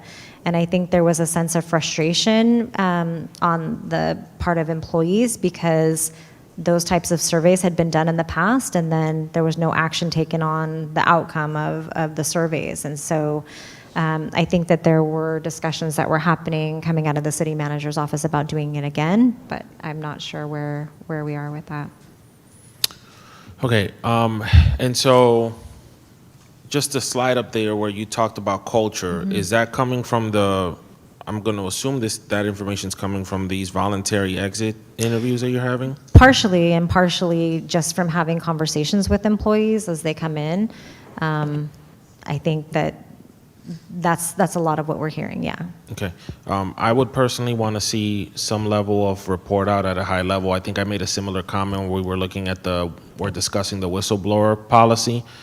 Not really interested in personal identifying information. I'm just at a high level trying to understand what are some of those pain points that are perhaps hindering us from having, a great culture, and I think that type of information can help us make more informed decisions in the future. So, how many interviews did you have? What were some of the broad level themes that they were sharing? I think that's something I want to see the next time this information is presented. Thank you, Mayor. Councilmember Palmares. Thank you for the presentation. Kind of have an idea going on. Would it be possible, and let me know if this is actually a good idea, but if IT could somehow add something to the website for job applications, and so if you are applying for a job or thinking about applying for a job with the city of Vallejo, but you change your mind for whatever reason, perhaps could there be an option for a survey or something like that where they could explain hey, it's because of pay, or maybe it's something else. Maybe they're actually looking for a specific job, but they feel that they're unqualified. I have a lot of qualitative data from talking to folks, but I actually don't know what is really the significant driver for people who may be interested, but we never hear about them because they don't apply. So just want to run this by you. Maybe this is something that we could maybe work. So two things. So kind of going back to, I think maybe what Mayor Source was saying. So when you go into the government jobs platform, when you're looking at our classifications, as you're browsing through the classifications, you can kind of look at all of the classifications that we have and determine for yourself whether it's something that you're interested in or qualified for. And then there's a way that you can sign up to get notifications for that classification, so that if it becomes open within a 1-year period of time, you get pinged via email so that you know, hey, you said that you were interested or qualified for this job. This job is now open, go apply. And then they just have to renew it each year. So that's one thing. And there is language on our website that speaks to that. The second thing, so in terms of that, I can check to see if that is something that we're able to do. I think the problem is that people have to voluntarily be willing. And if you're out there job searching, and let's just say everybody was kind of asking for the same information, you're not going to want to take the time to, there's nothing in it for you to take the time to submit to those types of questions. So, I can see if it's something that we're able to do, and then we can, if it is something that we're able to do, we can do kind of like a pilot and see if it garners us any information that we can, that can help drive us a little bit. Yeah, maybe it's a pilot. And you're right, or you might be right that maybe no one wants to reply at all, or maybe we just get a whole bunch of spam responses. But I think it's worth checking. If we could just IT to do some sort of project, let it run for 3 months, then might have some revealing data. Yeah, thanks. Yeah, thank you. And I would actually add one other thing on that, building off of Councilmember Matias. It would be great to know the uptake % on the exit interviews. And if we happen to have, I don't know if we can just pull that data real quick, how many exit interviews we have from 2021 and how many employees left, how many exit interviews from 2022, how many employees left, just to give a sense of if there are patterns or if there are certain departments where people aren't doing them. I would be curious if that information isn't too hard to obtain. Yeah, so I can look. I don't know how well we'll be able to pull that information. So keep in mind, I know it's probably very frustrating to all of you, and it's extremely frustrating to us as well, that the system that we currently use it doesn't have like a lot of capabilities currently. In the NeoGov system, once we have everything kind of plugged in, I think it'll be a lot more helpful. So right now, I think what we were doing previously for exit interviews was something that IET pulled together for us on FormStack. And then that data was essentially being taken and so it's a lot of manual work, I guess is what I'm saying. It was being manually kind of summarized and provided at a high level so that, because they are confidential, right? So we want to try to protect people's information, otherwise they're for sure not going to participate. So it was just a manual process to pull all that together. But I can go back and look through records and see what I can find. The other thing is I was gone for 10 months. So a lot of stuff ended up either missing or I'm unable to find it when I'm back. So, but I can go back and look through. All right, I appreciate it. Councilmember Matulik. Thank you, Mayor. Is there an opportunity to list, the fact we have 149 noted vacancies, are we able to list them, not actually post them as openings right now, but actually list them, and those that are proactive want to submit their resume to any of those positions? Are we able to do that? So we don't have a mechanism in government jobs to be able to just list like a list of vacancies versus a list of either our classifications that you can go in and check off that you want to be signed up if it opens up and be notified, or versus our actual active recruitments. There's no mechanism for us to be able to just post a list. But I guess my question is, if there are people willing and wanting to fill vacancy that we actually have, are we just not opening up that opportunity for people? Or, I mean, is there, I guess I'm trying to figure out an avenue for all these vacancies that we have, and if we're trying to fill them and people are willing to apply for them, but they can't see it on the job posting, is there a mechanism or an opportunity to even do that? Well, so they wouldn't be able to apply for something unless it was open, if that's the answer to your question. Yeah, we're civil service, so it has to be an open and competitive process. So it has to be open in order for them to be able to apply and compete. Thank you for that clarification. All right, I believe that is all of our comments, and we do not have any action on this item. This is a presentation item, so I believe we can go ahead and close the item. Thank you so much for the presentation and information. And that is going to move us to item H, and I'll ask our city clerk to announce this item, please. Hold a public hearing and adopt resolutions relating to the adoption of fiscal year 25-26 budget and related actions.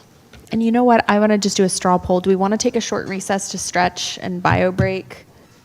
It looks like it. I'm sorry, Reka and staff, you all already, you've gotten set up. Why don't we just take a 5 so that we can be present for the budget hearing?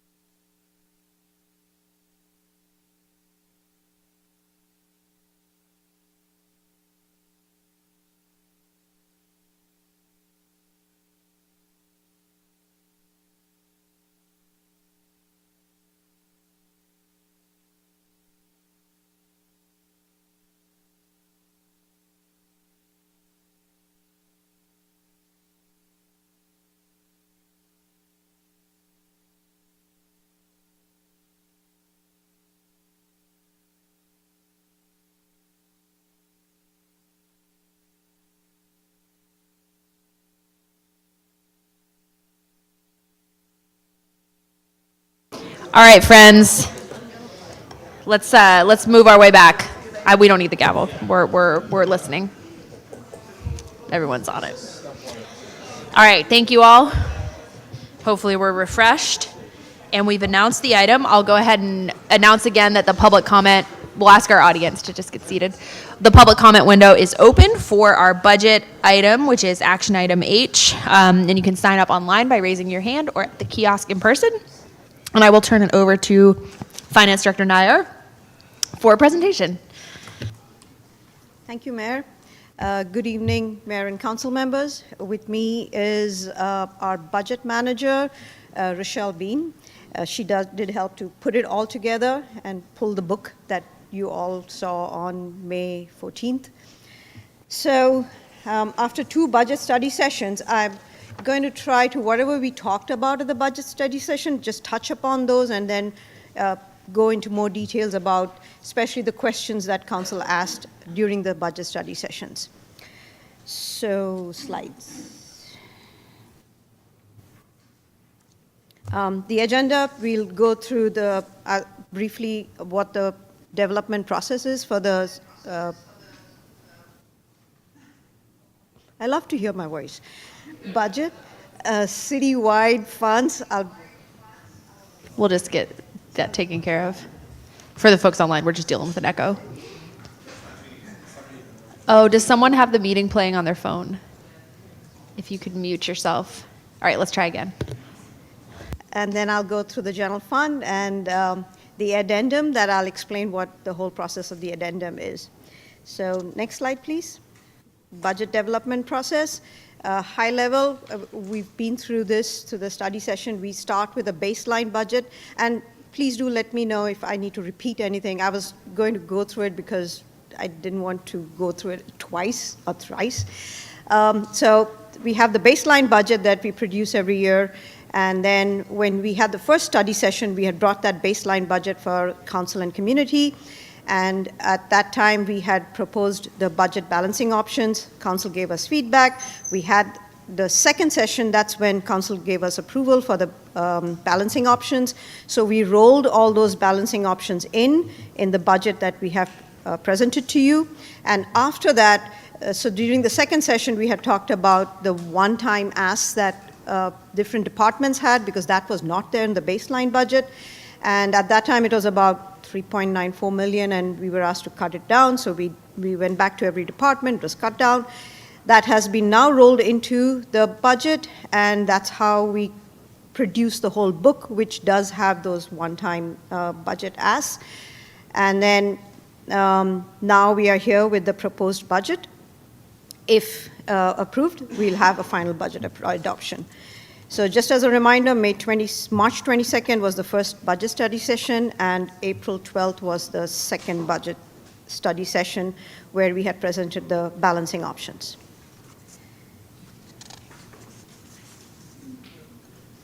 So now we are moving on to what the whole budget is. Our citywide budget, we talk in terms of the 300 million. The revenue comes from various sources. General fund is a major chunk of it, which is about 151 million. And then the other few big funds, of course, the water fund, and then the housing grants. That's just to name a few. When we talk about other funds that we've rolled them all into the 81 million, that breaks down between fleet, CIP, LMDs. Fleet is about 7.2 million, CIP is about 13 million, and LMD is 5.2 million. CIP is a combination of general fund that we give about $1 million for streets and $1 million for building, and then the rest is various grants that CIP gets. Then we come to the citywide expenditures, which is about 323 million this year. And again, general fund in that is 148 million, and water is 48 million. Housing that you had seen earlier is about 24 million. And then risk fund, which is an internal fund, we have called it out because it's the next largest. When we try to go down, that's about 20 million. So next slide, please. So that's overview of the citywide, and now I'll be going through the general fund, which I know that you're more interested in listening about that.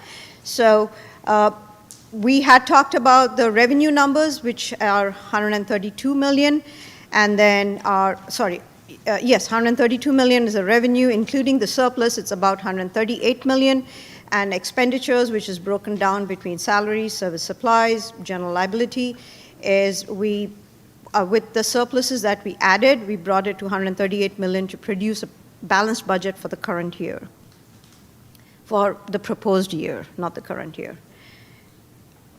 And then breaking down the revenue, which I had mentioned earlier, without Measure P, it's 132 million. 17 million is Measure P is the projection, and 1 million that we've added because previously Measure P was not being spent as quickly, so it had an interest earning. And including interest and Measure P, the total revenue is 151 million. In the next slide, I'll be going through the various line items of the revenue. Next slide, please. So property tax, as I mentioned earlier, it's been sluggish. We all know there are fewer homes for sale, high interest rate. It's a nationwide issue that we are having. Sales tax, we have been seeing a slowdown, and these are the projections we get from HDL. The biggest thing is uncertainty, economic uncertainty, tariffs. Nobody knows what's happening, so everyone's being very cautious. Utility, we normally do it based on our previous trend that we see, and because of increasing prices, we have been seeing the percentage that we get as revenue has been increasing. TOT, the city has been conducting ongoing audits of all the hotels, and so we have seen a slight uptick in the revenue, and the city attorney's office has been helping us with where we've been finding defaults. Franchise tax, the same. We have been looking at the trend for the last 3 years, and we see it increasing slowly, and so that's why we put an increase for that. Program revenue is where we have been seeing a decline. Don't get alarmed by seeing the 7 million number. It looks large because we have pulled planning and development as a different fund. So that's about 5.8 million that's come out of that number. And so when we ran the full number together, it looks as if there's a big change.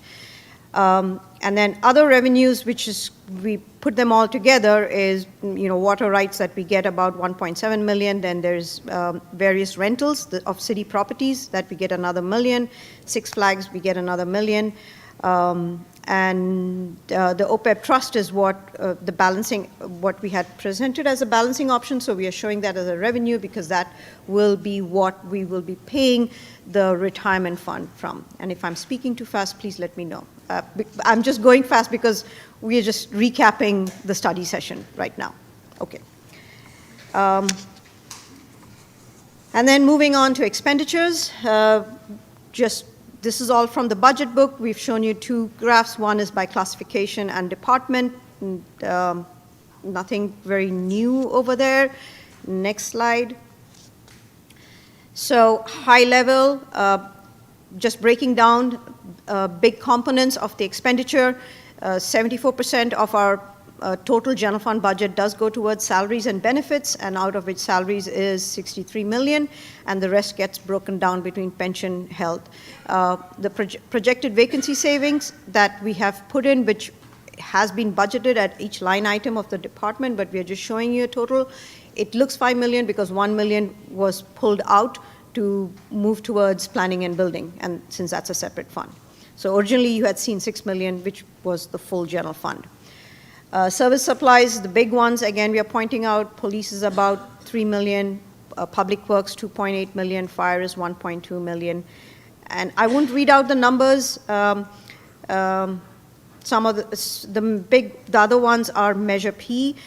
They had approved certain expenses, so that's about 10 million, and I'll be having more details about that. Animal control gets about 2.6 million. That is between the county and what's that? The Humane Society. Yes, thank you. All right, next slide. Now, Measure P. This is something that we had not talked about during the study session. So we went back to Measure P with various proposals from the departments. What they have recommended is 761 for under the category of emergency medical responses, which is mainly for fire. They have a type 6 that they would like to purchase for 340,000. The chest compression devices, that is 350,000. And then 29 automated external defibrillators, which is 71,000. Under crime prevention, we have the sheriff's contract, which they had approved 9.28 million. Keep in mind, there was about 1.9 million that we were going to pay from general liability fund. So that makes up the full amount that we need. And then they had a request for flock cameras, and the police, they would have liked to have funding for a 3-year contract. What Measure P approved is for 1 year, and then to come back after they have implemented that. One of the things that Measure P has recommended is they want to reverse the reallocation or reverse the allocation that had been previously approved by council for 500,000 for homelessness, because it has not yet been spent. So they recommended that that 500,000 be spent towards the sheriff's contract, and that's how it was reallocated. So in the budget, we are, if council approves, that 500,000 will be removed from Measure P. Neighborhood and streets, there was 700,000 that Public Works had requested for traffic calming, and there were 2 items that had been presented that Measure P has not approved. There was 468 with the fire department vehicles, and Measure P's reasoning was that they do not want to fund staffing vehicles because these were old staffing vehicles that they were asking for. And then the 12 million that Public Works had recommended for paving, Measure P have asked that we come back to council because they want council to give them direction as to how they would like the money to be parceled out between the various priorities, because they felt 12 million was a big amount for them to approve. So that has not been approved. And this is where originally we had talked about at the study session that there were departmental requests, and then after we narrowed it down, it came down to 2.1 million. And some of we have categorized them as one-time and ongoing. The one-time is information technology, IT. They wanted to upgrade their rubric backup success system, which is 116,000. The Economic Development Commission, I don't know if they have come to council yet, but they're supposed to come to council, but they had an ask of an additional 11,000 for their plans that they are planning to present to council. And then the ongoing is 300,000 for legal, that is various investigations. City manager's office is 137. This is for various professional. It covers MRG, which is 33,000, TriPepi, 14,000, and CA Consulting, which is for the grants, which is 50,000. Then there's been an ask of 5,000 for City Council mobile phones, 200,000 from Finance Department, and this is, we are looking for a new budget software. Currently, we do not have a budget software. We do it all on Excel spreadsheets, and with all the changes that happened, it took us a lot of man hours, so we are requesting, but if approved, we are planning to go out and do an RFP and get various quotes. So this number had been proposed by NeoGov, who was one of the ones that most of the cities use, and that's why we put that in there. Information technology, they have a software increase in overall all their licenses, and that comes to about 53,000. Next slide, please. Economic development, they have asked for a total 104,000, 95 for their strategic planning. This is after we have cut it down with them. We sat with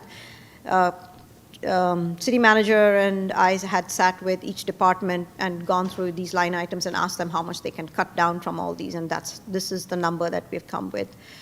The police department have a total of 1 million. Out of this, the biggest one is 800,000, which is for evidence storage, and this 400,000 is ongoing, and 800,000 is backlog of previous payments that have not yet been made. So the total ask is 800,000. And then there is a software upgrade just for the police department, which requires another 144,000. So what they had done was they had listed all their softwares that they use and how it has increased. And so we took the net of the total increase, which is coming to about 144,000. And Public Works had a total ask of 150,000. The proposed staffing changes, that is, so in the budget, there is no other staffing change for any of the departments. The 3 firefighters, that is for the fire department, is to help them reduce their overtime. Currently, their overtime is running over 3 million over the budget. Their budget is about 2.3, and they're running at about 5 million. So with the hope is that if we have overhire, it would help to bring down the overtime that they are currently running, and the fire chief could probably explain it better than I'm doing it.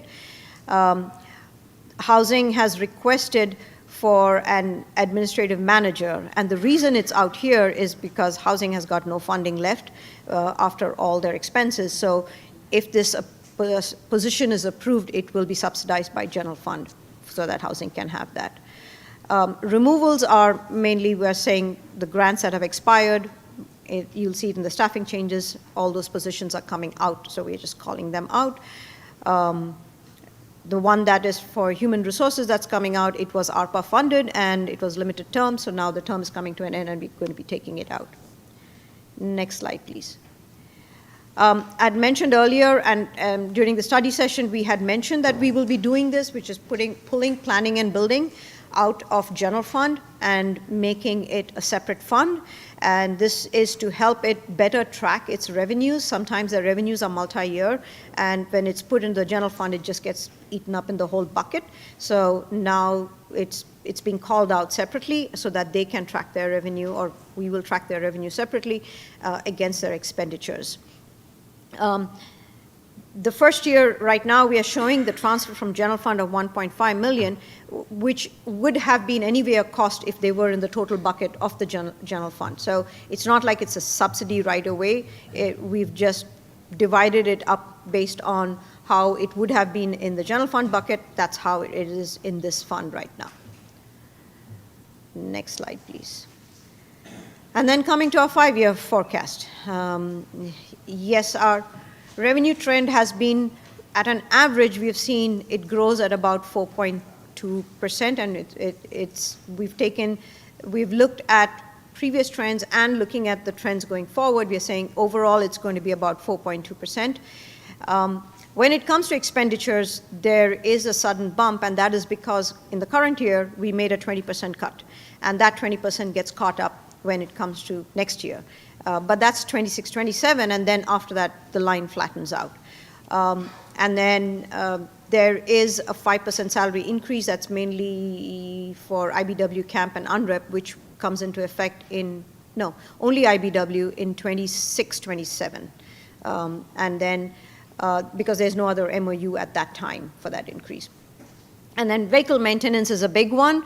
There has been a lot of replacement that has been deferred over years, and basically we asked the fleet department to show what the actual requirement is, and if we do put what is really needed, it has a 47% jump because of all the deferred maintenance. And this is not just 1 year or 2 years, this is kind of building year on year, and that's why in the 5-year it looks like a sudden jump that when we put that number in.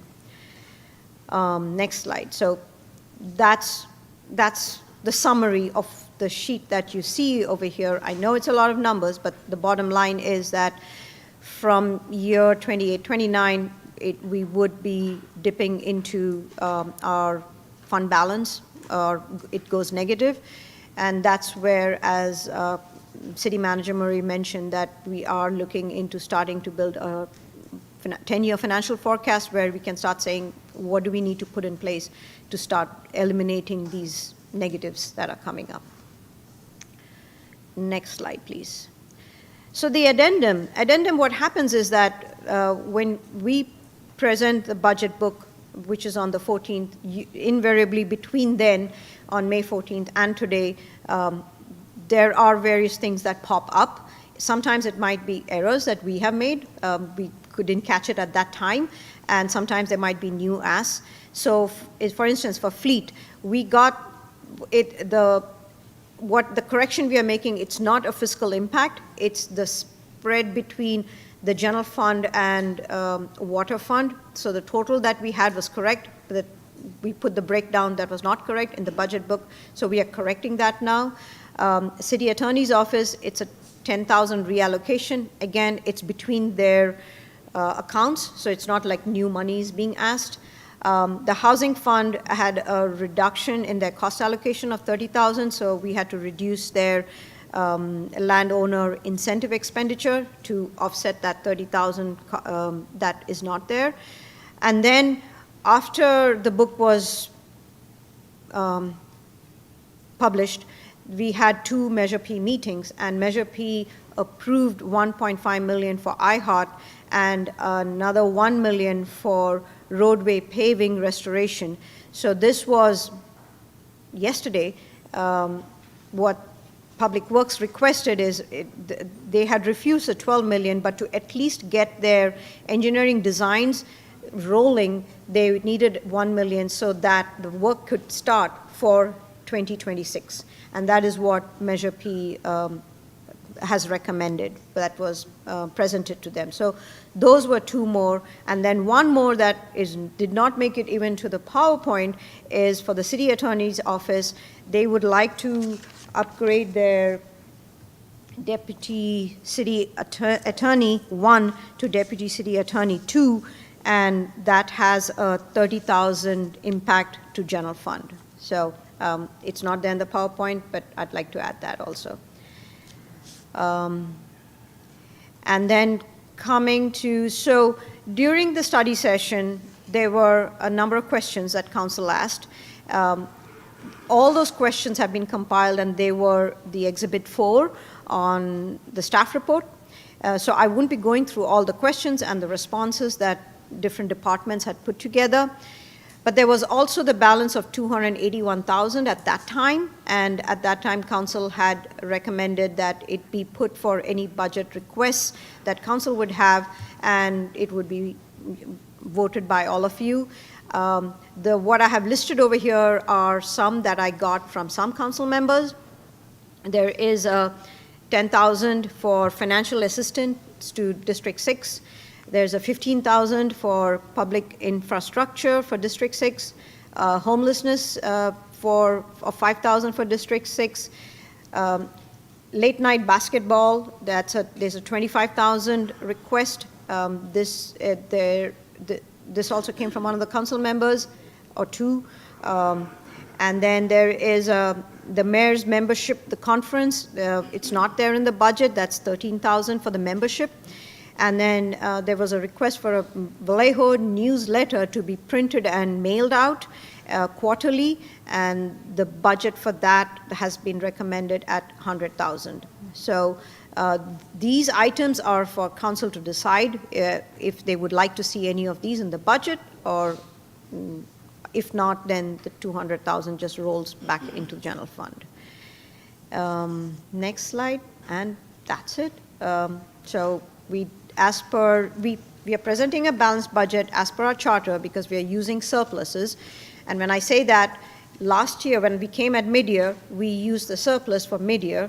And this time what we are doing is, instead of waiting till mid-year to reallocate the surplus, we have added that to the budget. And if council approves the budget, then it goes into effect on July 1st.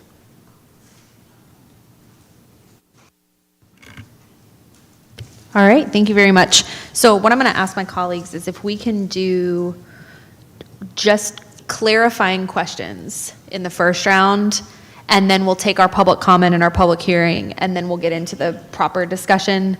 If folks have sort of those clarifying type of questions, please feel free. Councilmember Matulik. Thank you, Mayor, and thank you, Reka, for the presentation. Just had a quick question. What is our budget for council professional development?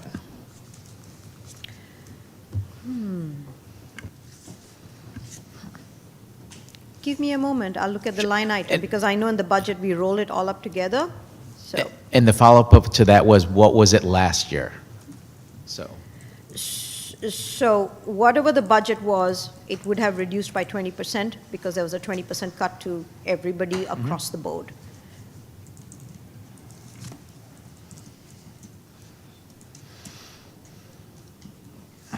And I guess where I'm leading to this is bringing up to my colleagues is the fact that being on city council, this isn't one of those jobs that it's training where you get training wheels to learn on this. And these professional developments are very critical that I've realized over the 2 years that I've been on council that are very useful, especially the League of Cities. And so I'm just posing the question to my colleagues is do we want to cut corners with professional development when, at least from my experience, going to the League of Cities, to those conferences, that's where I gain more insight, information, and connections with other colleagues out there to answer some of the questions that I run into on a daily basis. So I'm just once again posing that out to my colleagues. Is professional development one of the areas that we want to sacrifice? For example, because the mayor's got on here for her U.S. conference. So it's that type of professional development to where unless we go to these conferences, we're just trying to figure things out for ourselves to where a lot of the answers are at, many of the answers that will lead us somewhere are going to be at these conferences where we meet other colleagues, where we find out other situations and learn from those experiences.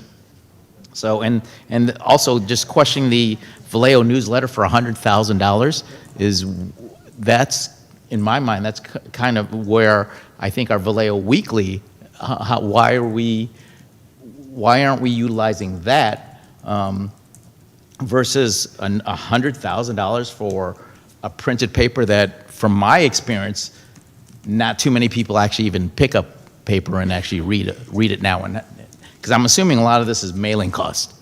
So I'm just throwing that question out there, and those are just my quick questions right now.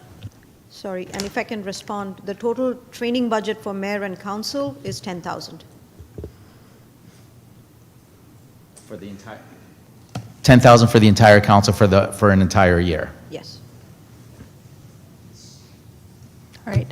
Vice Mayor, I'll clarify. The U.S. Conference of Mayors is the mayor's version of the League of Cities. Yes. So what's on there is the membership to it, the membership fee. Vice Mayor. Thank you. Rika, I just have a question on the general fund, the 5-year financial forecast. It's page 39 and 40 of the budget book. There's two questions. One is, why are we proposing that the rental will drop, but then we see that it will continue to increase? But for fiscal year 25-26, the rental revenues decreased. I'm just wondering if you have a reason why. Do we have facilities that aren't currently being rented, or why the rent has dropped from 1.7 to 1.2? So we've lost like $500,000 in rental revenue. Does that make sense? Page 39, and it's towards the bottom. The revenue for use of assets, the rentals. 24-25 was 1.7, but 25-26 we're projected at 1.2. I'm just wondering is there a reason? I couldn't find a reason in the book.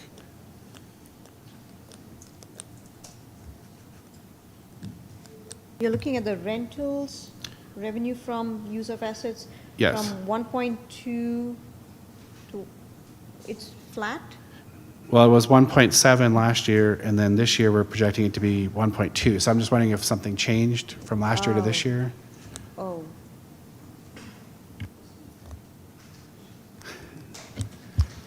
Hi, Mary Castle.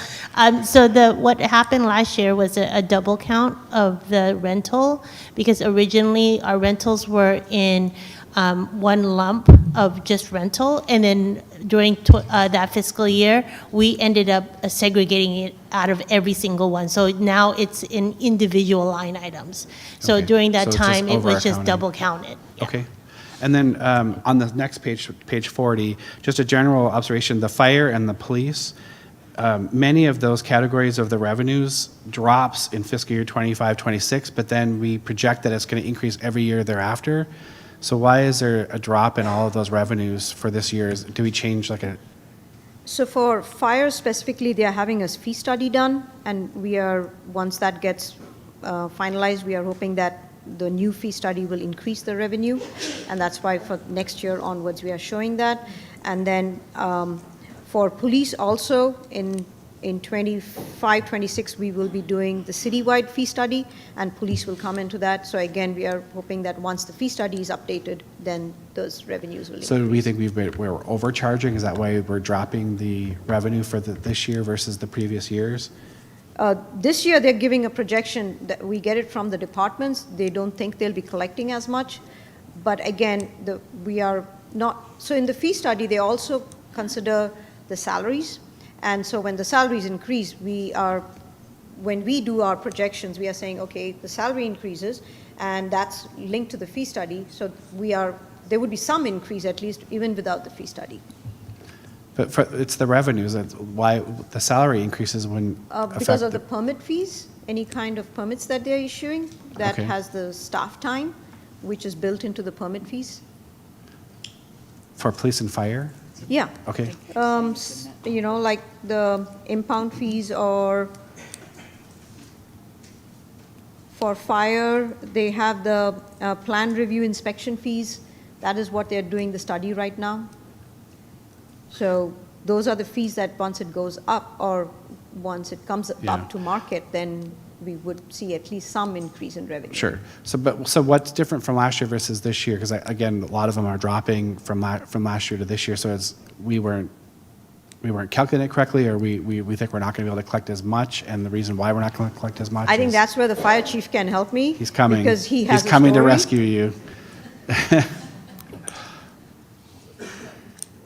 Mayor, Council, Interim Chief Arthur Gonzalez. So the revenues dropped in this fiscal year is because when we moved into this, we lost an inspector. So when we lose an inspector, we don't do as many fire and life safety inspections, and that's represented in the 1205 that was in front of you on the consent. So as we rebuilt back that division and we get that in line with the plan reviews and then the fire and life safety inspections, that will track upward in conjunction with the fee study. And also what we found is when I took over in there that the previous fire prevention manager was not charging correctly for operational permits. So our revenues were already tracking low. So not only will they go up because of the fee study, but they'll go up because we're going to charge appropriately for each fire and life safety inspection. Okay, thank you very much. That's great for fire. What about police? Like the post reimbursements, several of the reimbursements are dropping this year. I just kind of want to understand why we're projecting those losses. Is the police chief here?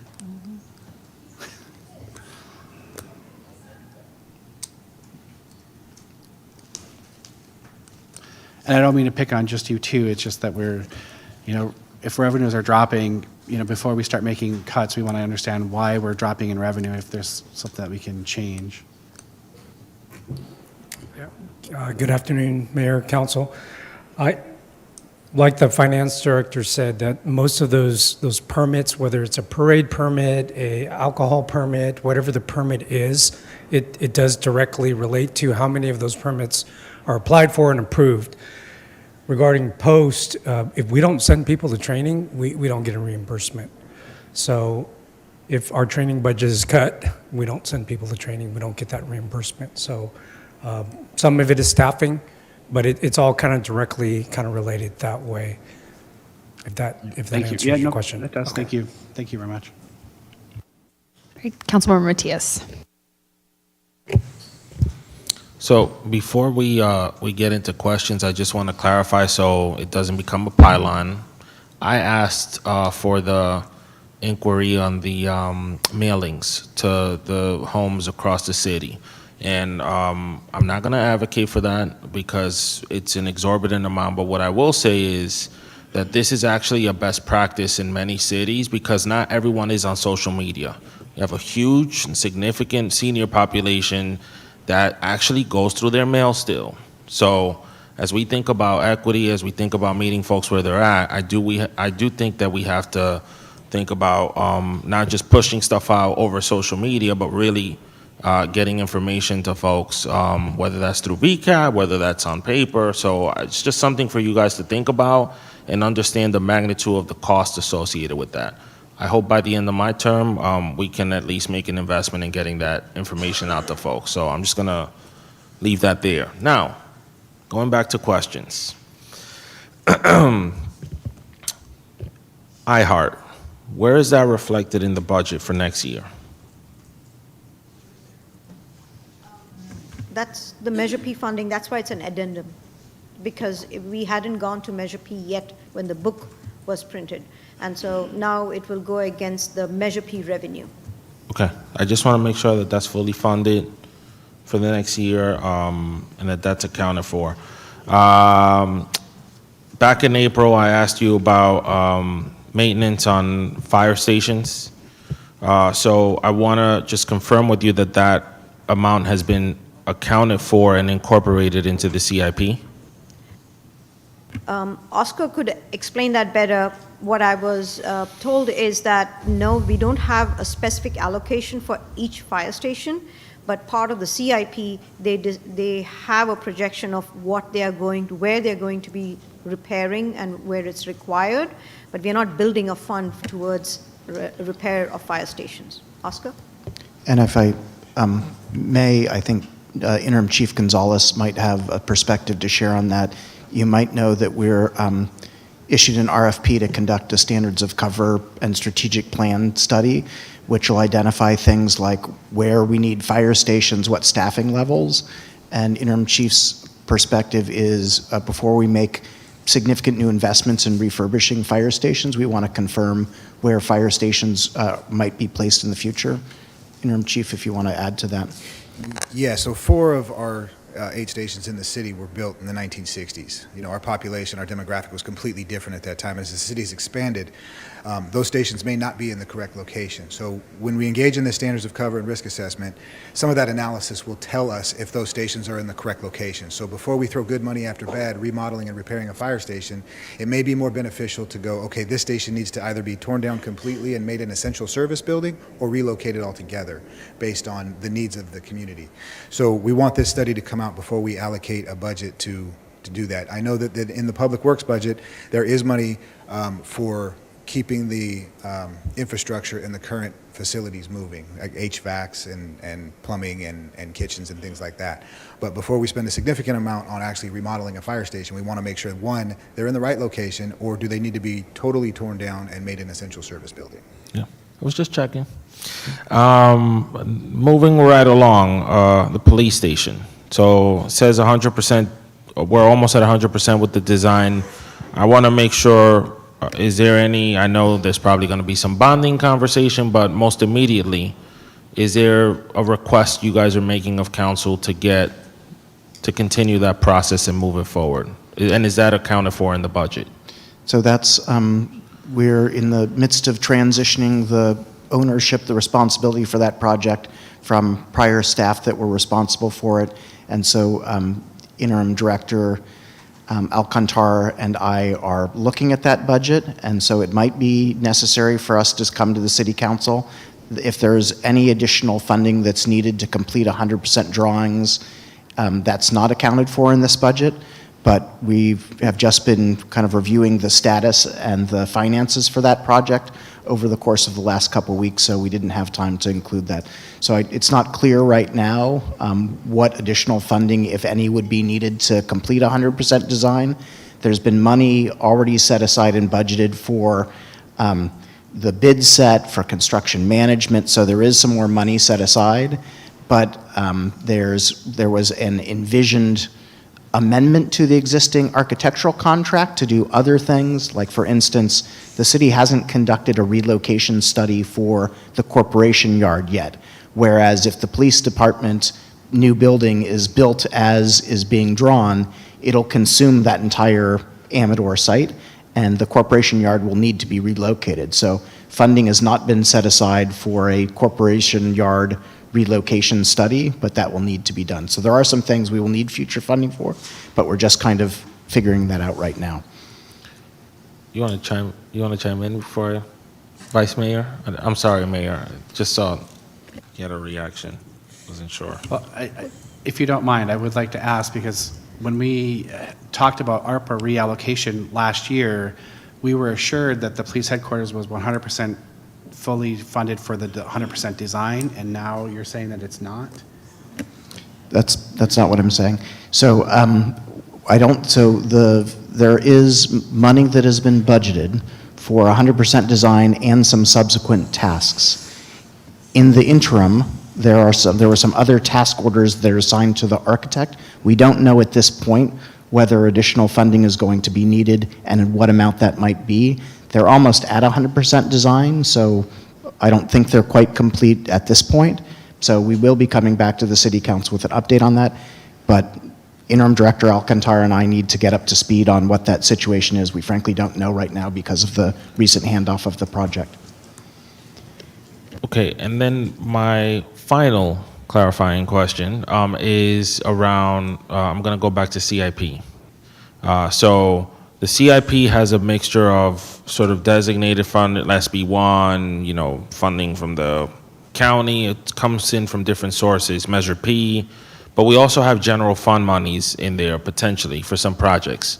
So if this evening we were to say, hey, city manager, how many of these projects are theoretically moving forward in the year ahead, and you say 10, does that mean that we can reallocate funds from some of those projects to cover the shortfall? Is that a possibility with CIP dollars?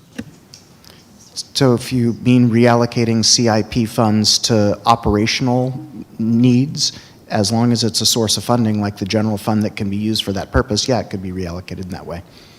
Okay, that's all I got for now. Thanks, Mayor. Councilmember Palmares. Thank you for the presentation, and these are clarifying questions. You mentioned the added 3 firefighters and to cover, or it would reduce overtime. Does that translate to cost saving?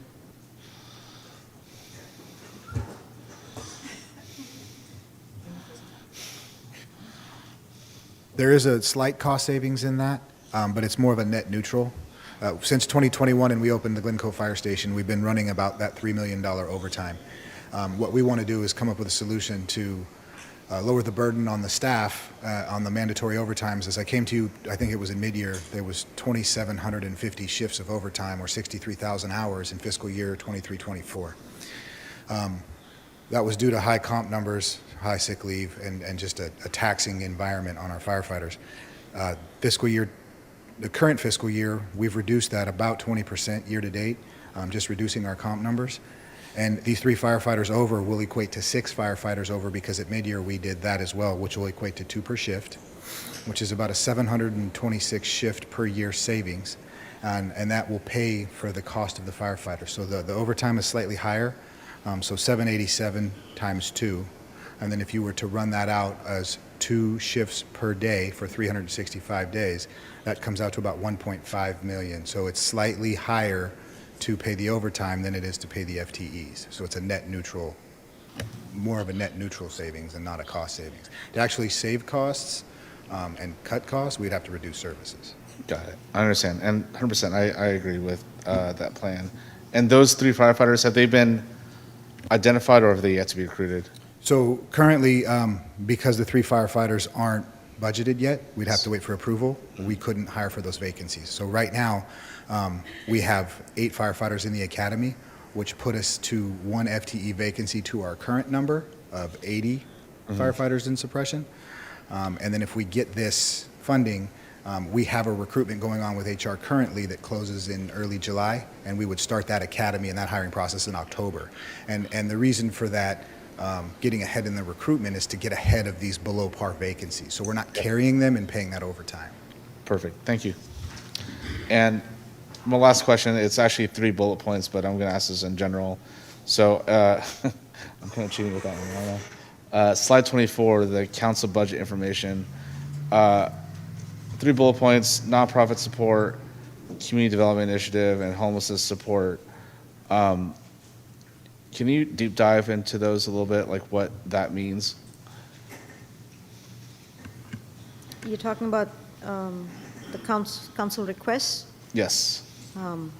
I was only provided, so if any of the... Okay, and if Councilmember Gordon, if you could. So as you know, thank you.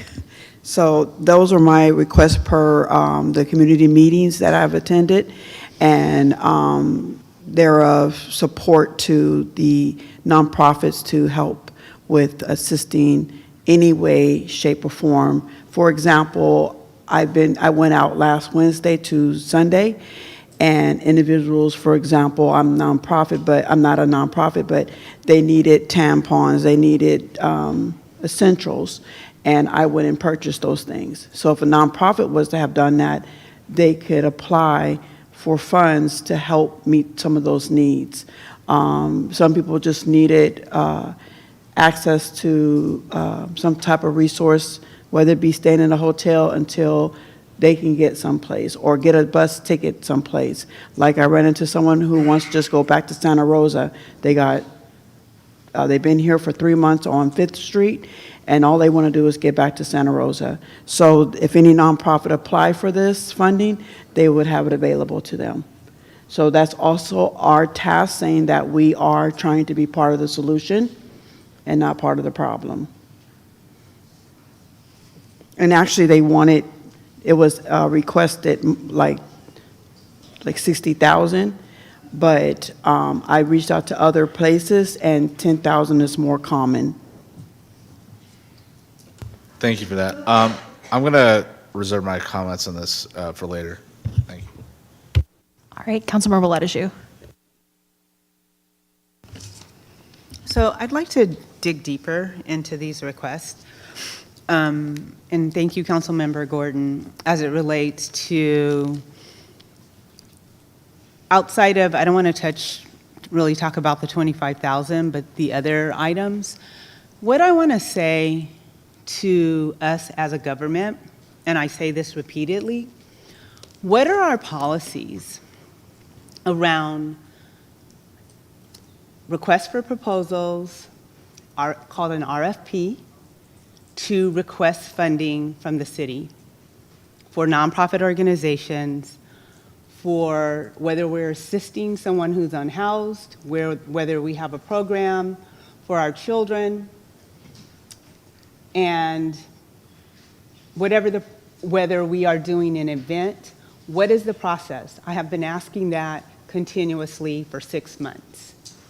There needs to be a process so that it is part of policy and so that there is a routine way to apply and make these requests.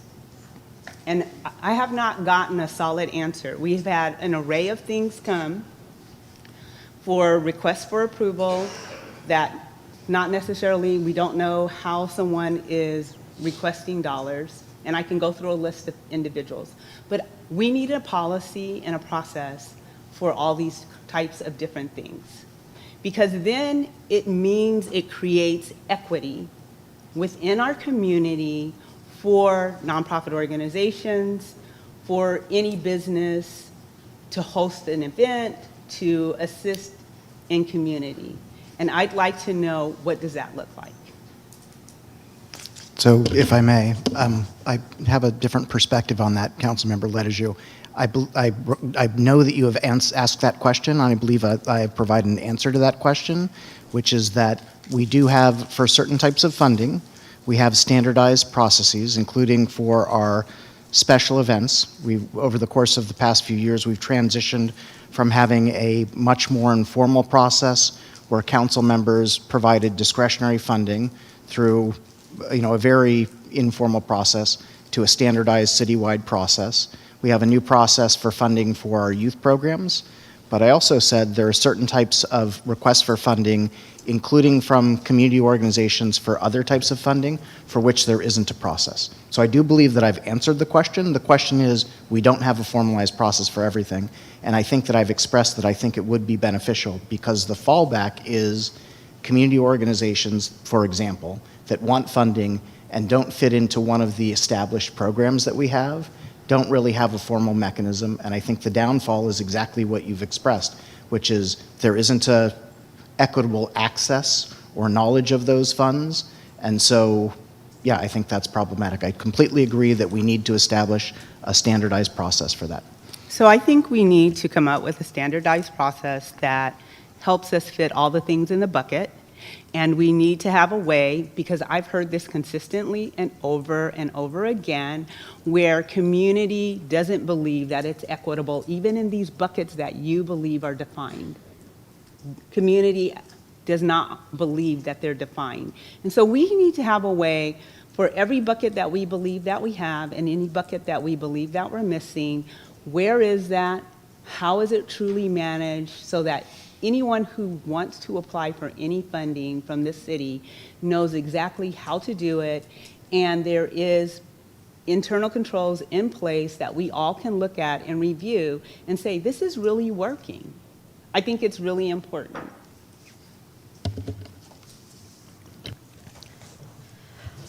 All right, I have more comments from colleagues, and my recommendation is that we take our public comment, and because we're getting into the weeds, does anyone else have clarifying questions? I have a few clarifying questions, actually, but other clarifying questions about the budget for the finance team. So mine was, to go back to page 24, was initially every city council member had up to $50,000 that they could split, right? And that's what I kind of stayed in that line. Up until, I guess, I don't know when that changed in the last council, maybe somebody can help me with that, but then we asked to bring it back. So that's why you see what you see. I divided $50,000 amongst my district, and then also for all of City of Vallejo to service all of us. And so that's why you see it break down the way you see it right now. And so I'm glad that we brought it back, because I didn't think it was fair that we didn't get to take advantage of that opportunity. So that's what you see. No, oh no, well, I'm just saying, so that's why I'm glad, whether it came back or not, I'm just glad we just got it asked for. And so to give us the opportunity to meet the needs of our community. And we know District 6 has been neglected for years, so this is what I was looking for, just so I wanted to explain that. Thank you. And everybody had a chance to fill out the same form, I believe, and everybody had a chance to ask for the same request, I believe. I just made sure that it was on my list to do so. Councilmember Matias. So I think it was with the, oh, did I skip you? I didn't, okay. When we approved dollars from the opioid settlement fund, I talked about wanting to see all the money that was under the sun that the city of Vallejo had. And one of my clarifying questions in today's meeting was there any additional money that this body should be aware of? And they said that their finance team reported out that there's a $4 million settlement from Monsanto, so some lawsuit against the city. And so do you have any sense in this moment in time of what we can use that money for? Meaning, can we use the full $4 for the marina?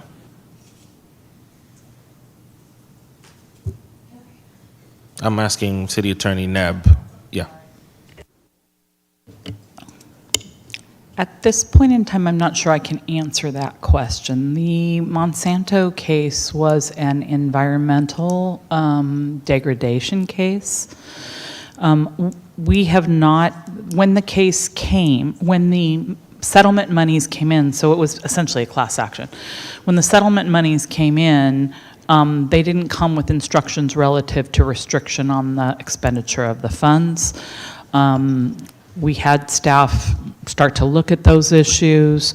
There wasn't a request or an expenditure plan for those funds, so that didn't occur with any detail. We're not currently aware of those, any restrictions. We did receive an inquiry from Vallejo Flood and Wastewater about giving them access to those funds. That inquiry, I don't think went anywhere. That was probably, I'm looking at the finance director, maybe a year ago that came in. I don't know that that was addressed or a yes or a no or anything happened to that. If the council wants to look at contingent, for lack of a better word, expenditure of those funds, whether it be for the marina or holding those funds for the marina, we certainly can get back to you on some details surrounding, are those funds available as unrestricted or are they available as restricted? And we can do that pretty rapidly, I would think. Thank you, Mayor. That's all I got for now. All right, Councilmember Matulik. Thank you, Mayor. Just a couple of quick clarifying questions. And I know this council kind of started this conversation request was, where are we at with our asset management of tracking all the properties and the cost to maintain some of the facilities, and more so, what are the cost of having to upgrade them in many of the conditions? So I just, because that's going to play a part in this budget that we haven't even, it's supposedly, well, it should be in here, but it's not in here at this point, to where this is going to be potentially a significant addendum to the budget later on in the year. So I want to potentially get a heads up of something of that nature. I was looking around for Naveed if he's here, because I know Naveed and the property manager, David, they've been talking about finding a new software to track all this. Currently, it is on an Excel spreadsheet. And so that project is in progress. Is there a general time frame where we may be able to get something in front of this council at some point regarding the asset management? So having the IT system that Director Nayar mentioned is one aspect of it, but another aspect of it is you need to go out and have, somebody needs to gather the data. So this is something that I'd consider to be a special project that I'd love to get council direction on as part of our next goal setting session. Just from a list that I've been keeping, there are potentially 20 different public works related special projects. That this would be one of them, and we need some council direction on how to prioritize those. Thank you for that clarification. And to Councilmember Matias's point, because we're prioritizing public safety as typically our top priority, and I think we haven't emphasized enough the police station, because that is going to be a significant recruiting tool. Every time I talk to many of the officers, they're saying that is the one item that if we have that moving forward, that is going to be the big recruitment that it speaks for itself. So I'm hoping that we're not bypassing that or making that because until that thing is built, the officers aren't going to be coming. So we need to have more forward thinking in my mind of how we're actually going to get this project done, and to where that building is going to sell itself for officers to be coming here if we're needing to increase our public safety and not have to farm out these services to other agencies. Councilmember Gordon. Thank you. I just wanted to do a clarifying. So I wanted to go back to us filling out these council budget request. So there is a form that we all had opportunity to fill out. I'm looking at it now, but it was offered to us. I guess we had how much that was offered to us? 281,000. One more time, I didn't hear you. 281,000. Yes, so I divided that among 7 of us, and I came up to that amount. That's why I total up my request to that amount, not trying to take up all of it. And then if we don't use it, what happens to it? It would go back into our fund balance. Thank you. Go ahead, Councilmember Lettichu. What is our structural budget deficit for our organization that we're solving for with vacant positions? What is it? So the vacancy that we are projecting is 6 million? 6 million. We talked about that last year, right? And so the reality is we are balancing our budget on $6 million of vacant positions, right? So if we really think about the fact that, again, as I've stated during mid-year, if we really think about, is our budget, do we have a structurally balanced budget? The question is no. If we are balancing our budget on $6 million of vacant positions. Because what we're saying is $6 million is helping us balance our budget. If I may put it differently, Go that ahead. we know that there is always a vacancy, and so if we had not put the 6 million, that would have been a surplus at year end, because we know those vacancies are always there. So the question is, if we have $6 million worth of vacant positions, we have 134 vacant positions. How many? I'm sorry. We have 149 vacant positions. I think, how many of those are in our police department that are actually officers that are uniformed? 55. So that leaves us about 100.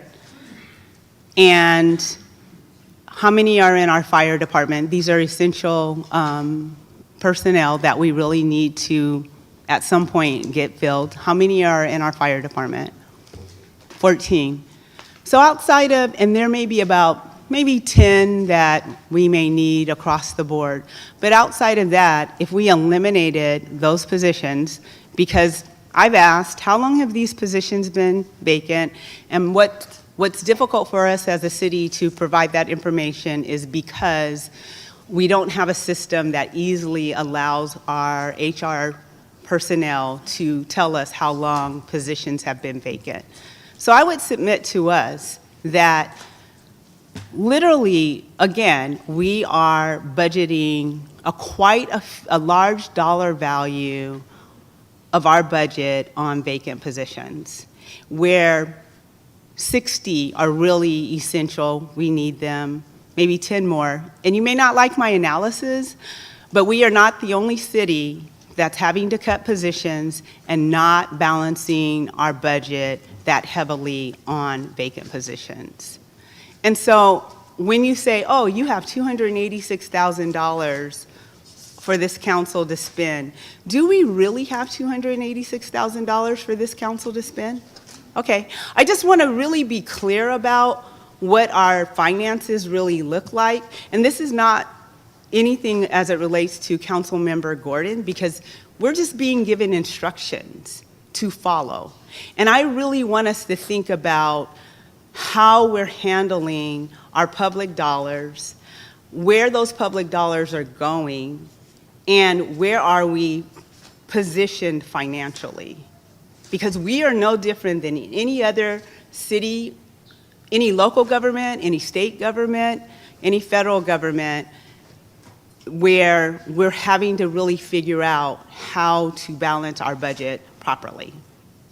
And I would submit $6 million of vacancies to balance our budget is not correct. A portion, yes, but not $6 million. And I've been saying this, and I stand firmly on that. And there are plenty of examples right now today in our government environment where positions are being cut, things are being cut because of this very reason. What can we really afford, and where do we really need to cut things is a real question, because we don't have $286,000 that as a council we can split between ourselves and say, do this, do that. Great. Thank you. I'm going to ask a couple questions, and I want to take public comment, and we'll get into it more. I did want to ask, so to Councilmember Lederger's point, I think we had a pretty lengthy discussion at the last budget workshop on what getting to structurally balanced, not off the back of salary savings, means to us, and it sounds like we're not necessarily quite there yet. But my question is, This budget has $2.1 million in new requests from departments. So from where we were in April, when we were like, okay, this is what's gonna take to balance, what did we cut to make up for that $2.1 million in new stuff that's been added? No, nothing was cut. Nothing was cut, so we're not balanced. I'm sorry? So we're not balanced. We are putting that towards a fund balance. So it would come from Okay. the fund balance. So it's coming from the fund balance. So we're dipping into reserves to spend 2.1, okay. I have a couple of questions just in the clarifying, if you'll indulge me in the book. On page 55, there's the expenditures by classification. I just wanted to ask, so there's streets maintenance. It was 1.2 million in 22-23, 23-24. Then it went down just a little bit, and now it's down a little bit. How does that street maintenance budget intersect with what we anticipate coming in from Measure P for street maintenance? I mean, is this sufficient? And this might be a question for our interim public works director, I'm not sure, or the city manager. Is $988,000 adequate financing to like we're counting on Measure P, right? In the absence of funding street repair through Measure P, this will not get us there. Is my question. I'm assuming. Yeah, so I think the question is, where are we trying to get? But it's not going to get to an improved pavement Right, like, condition index. What does this get us? Does this get us, if we were at a good pavement index, does this maintain our pavement index? No. Like, how did we come up with this number? So if we just funded this number, we would continue to deteriorate? Yes. So this needs to increase then? Well, except that this doesn't include Measure P funding, of which a significant amount has been budgeted for road improvement. Right. So we need Measure P not just to fund the stuff that's going to get us caught up on road repair, but we need it to fund our ongoing maintenance as well so that we don't deteriorate. I'm just trying to understand. I'm not trying to drill. I'm just trying to understand how much more we need here. Yeah. Because this is how we got into the position where we needed Measure P to fund road repair, right? Is we weren't putting enough in the budget to adequately maintain the roads. Yes, and that's so, as you might know, the money was set aside, was allocated in the current fiscal year to come up with a 10-year pavement management plan. I think that plan is almost complete, and that plan will illustrate what level of funding is Yeah. needed each year to achieve different pavement condition So I index think, numbers.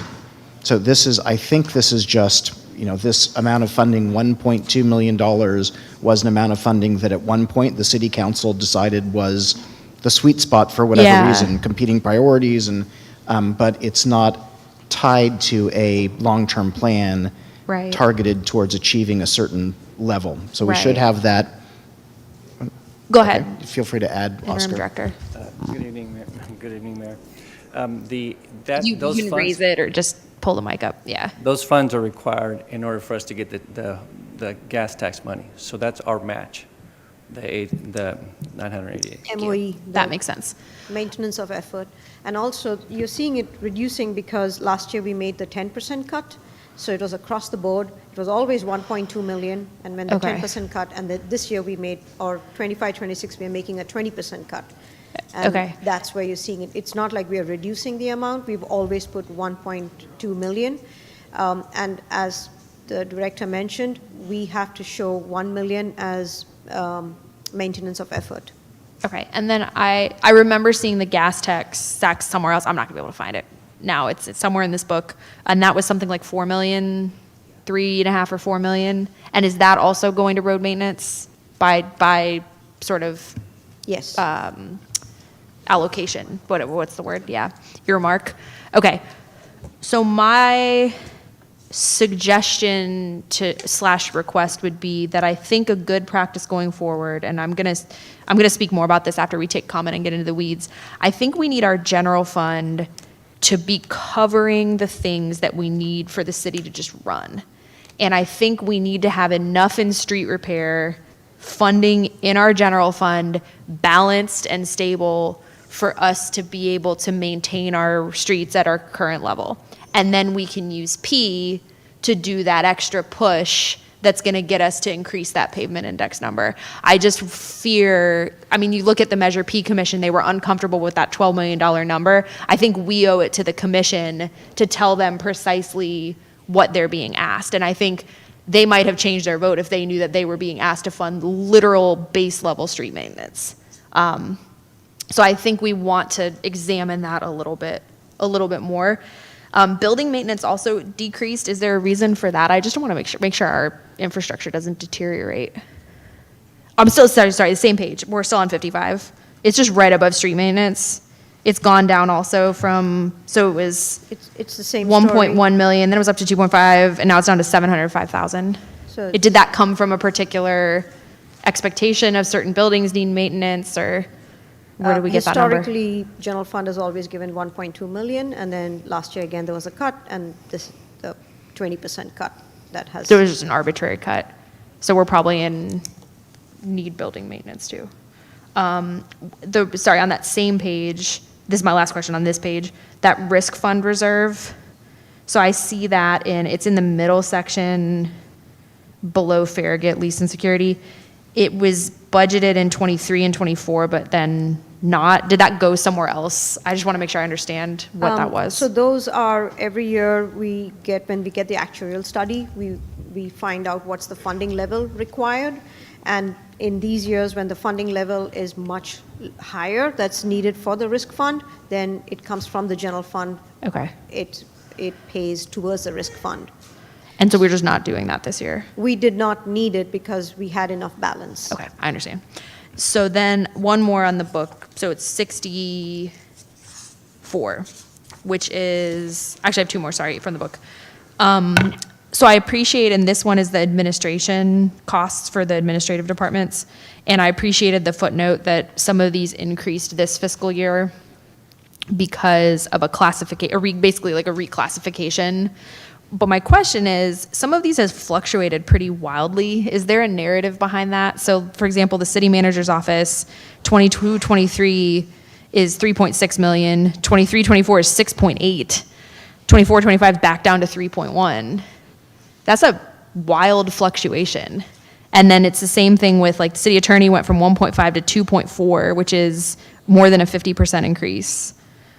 There's like some really I'm just curious why our administrative departments are fluctuating that much year to year. That one, I'll have to look into it and I'll get back to you. Okay. Because it's probably a one-time cost that has come in there. I need to dig a little bit deeper. Okay. I think that's all I have for now for the clarifying. The vice mayor has one more. I'm just curious, based on the mayor's questions about the building maintenance, on page 187, 400 Maryland Way is counted separately, and I'm just wondering why that 300,000 is not part of the regular building maintenance, or why it's counted as a separate fund. It's page 187. It's a multi-year operational project, and it says 400 Maryland Way building maintenance is 290,000.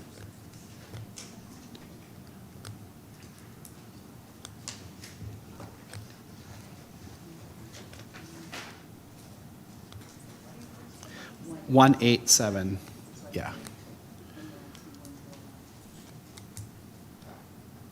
I don't know what MY2101, that fund. MY is a multi-year project. So which one are you looking at? Is that MI Mare Island? Yeah. It's I assume that was Mare Island Way. Oh, the 400 Mare Island Way. You're right. I'm Yep, assuming sorry. that it was. Yep. Oh, yeah. I'm just not sure why it's Thanks for counted raising separately.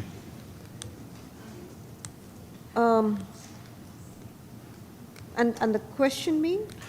I think it's the second line item down is 400 I think it's Maryland Way building maintenance is Yeah. 300,000. Yeah. Why is that not counted as part of the regular building maintenance on page 55? Why is the Maryland Way building separate? We track this separately against their revenue for 400 Mare Island. So whatever revenue they're generating, we are tracking that, and the expenses are against those revenues from the rentals that they And have. where do you show the revenue for 400 Maryland Way? Which fund is that? It's on page 185. I completely must have missed it.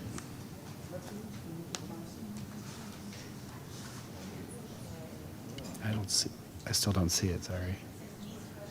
Says lease revenue. It's the same amount. Oh, Yeah. okay. So it's just labeled differently, but it's, okay. Okay.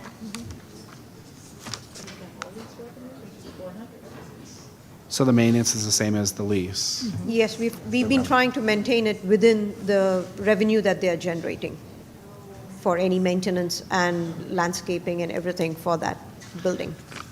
I mean, I will just point out, it seems a little sus to me that the maintenance is exactly to the dollar of the revenue, so, I don't know.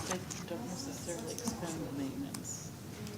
It's showing as a expense. This is a,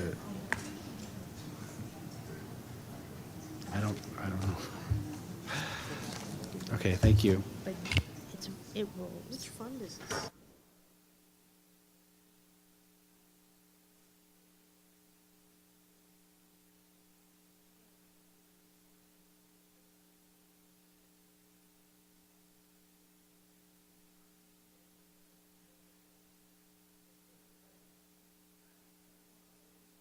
All right, we've all just devolved into, I think we just need, honestly, we all needed a minute with our books. So that was good. Any other clarifications on that 192, or we need more, to whatever it was?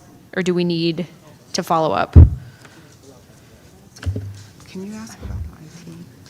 I have once we're done with that, I have one more question too. Somebody's light is on, Cookie's light is on. Yeah. Let's do public comment. How about this, Reka? What if we do public comment right now? And that'll give us all a minute to staff a minute to regroup, and then we can reassess and Sure. see if we have follow-up on some of these. All right, let's go ahead. How many commenters do we have? We have 4 public speakers. The first is Stephen Hallett.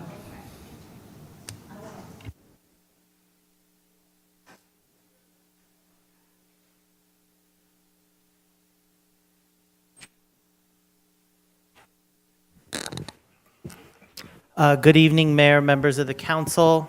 I remember about 10 years ago, I sat in here when then City Manager Dan Keene presented his 10-year forecast, his 10-year budget forecast for the city.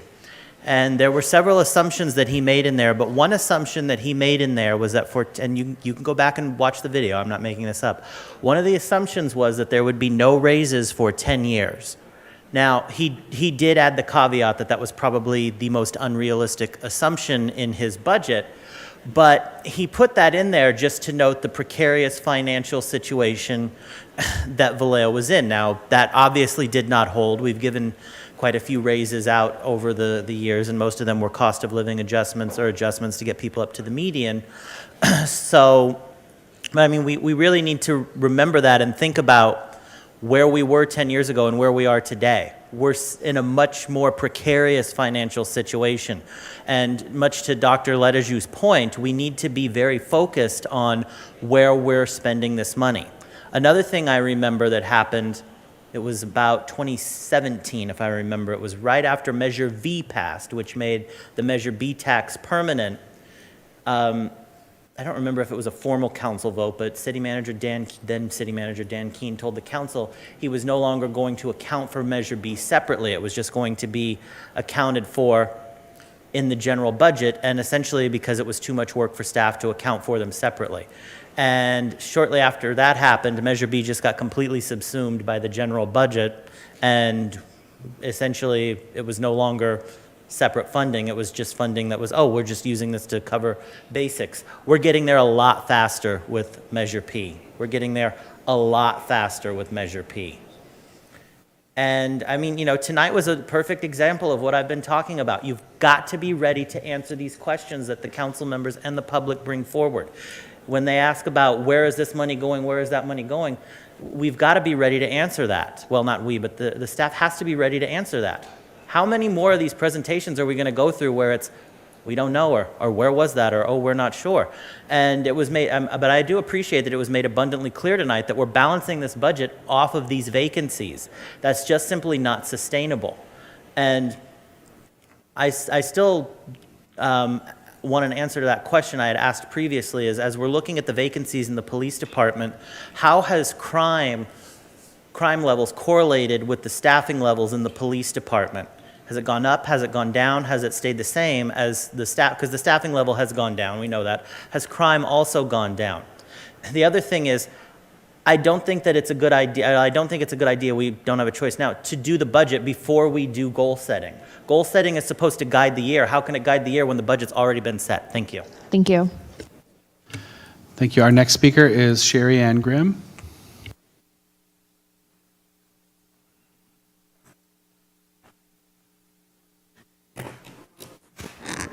Over the past 6 months, various council members have asked for more analysis and pros and cons when recommendations are brought forward. And that's really missing in this budget, the budget presentation that was in the packet. I think that for all of you and many of us, there are people that are familiar with budgets, but the public for the most part isn't. And a lot of the balancing options were not things that are understandable to the public.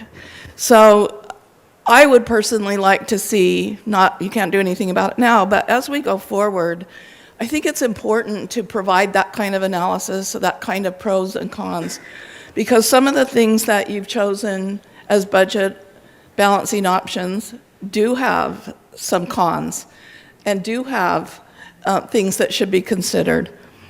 A budget reflects our values, and I think I said that during the public safety hearing or the public safety forum. And in that forum, things were brought up by the public. And one of the things that got brought up, and that was brought up last year also several times, is that we need an equity officer or an equity position to work on issues in the city. Councilmember Matias brought up at some point that we could use an auditor internally in the city. Things that are important to the public and the public's voice are not necessarily reflected in this budget. And so we have these forums, we have these meetings, and we give input, and then we look at where we end up. And there doesn't seem to be much conversation about what can we give up, or what positions can we eliminate so that we can bring on things like an equity officer or an auditor, because those things are important to the public.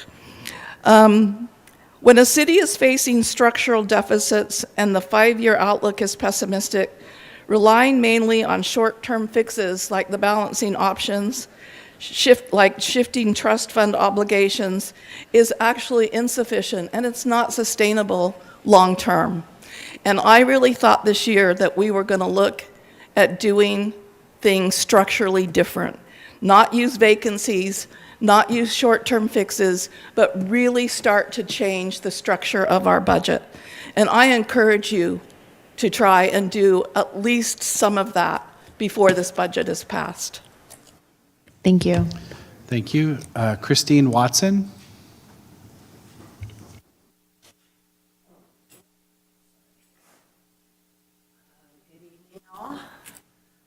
My name is Christine Watson. I'm a former member of the Marina Advisory Board. I have lived at the marina for 11 years now, and I'm about to pop you all's bubble. You don't seem to think that the marina is very important. When Mr. Matthias brought it up, what did we get? Crickets. And you with your, let's give the money to the cops. Again, this is what we get every time we need something. We're not even mentioned in the budget. And over a period of time, the money that came from the marina has gone into the general fund. And what did we get back? Nothing. I think the last time we were dredged was in 2017, and all they did was a fairway. So the BCDC, you know who the BCDC is? They don't like what we're doing at all. And I don't know if you all are aware of this, but we're being fined by them. We've been fined by them because of the KDOC bathroom. They want a bathroom for the general public to go on the Bay Trail.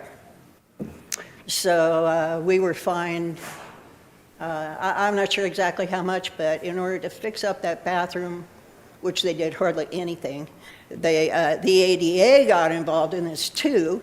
So that whole project where all they did was a paving job, really, for the ADA, was $500,000 down the tubes. Here, I'll read what, this lady is from the compliance department of the BCDC. Her name is Ann Usher. And she said, I'm really sorry, it's been a struggle at times on our end. I'm quite involved in, oh, no, wait a minute. Oh, here we go. I'm sorry for your situation. Regarding removing ADOC, which we're being fined over to, at the end of the marina by the bridge. It's been collapsed for the whole time that I've been around, probably even longer than that. Removing ADOC, which we're being fined for, BCDC cares because we're regulations governing things that we permit. In this case, the Vallejo abandoned the dock. The bay is a shared resource, and our job is to protect it. Cities are not allowed to just let that happen. When they abandon it, it becomes an unauthorized, substantial change in use. The case was opened in 2021. We sent them a violation notice in July of 2023. Time. That notice included other items that they weren't complying with, such as the public restroom that I just talked about. That's your time, ma'am, if you could wrap up for us. Okay. Thank you. We've got to be fair. Thank you. Our last in-house speaker is Liat Meitzenheimer.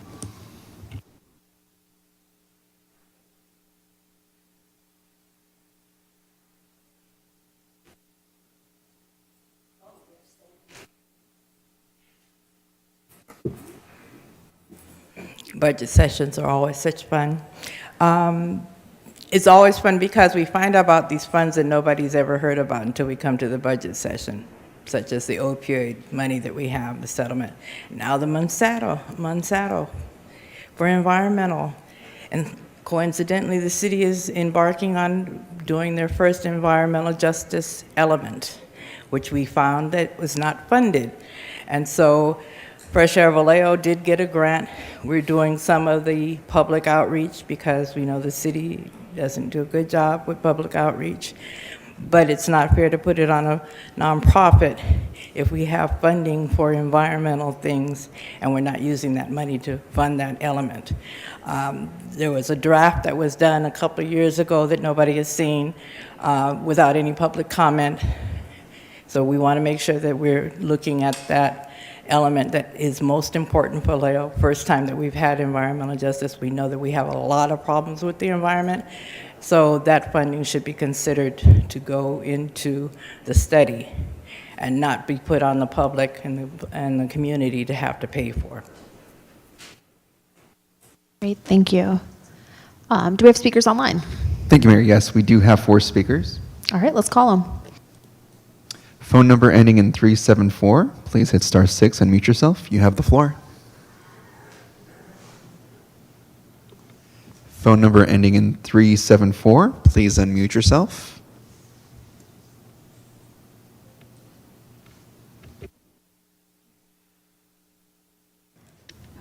Was it star 6?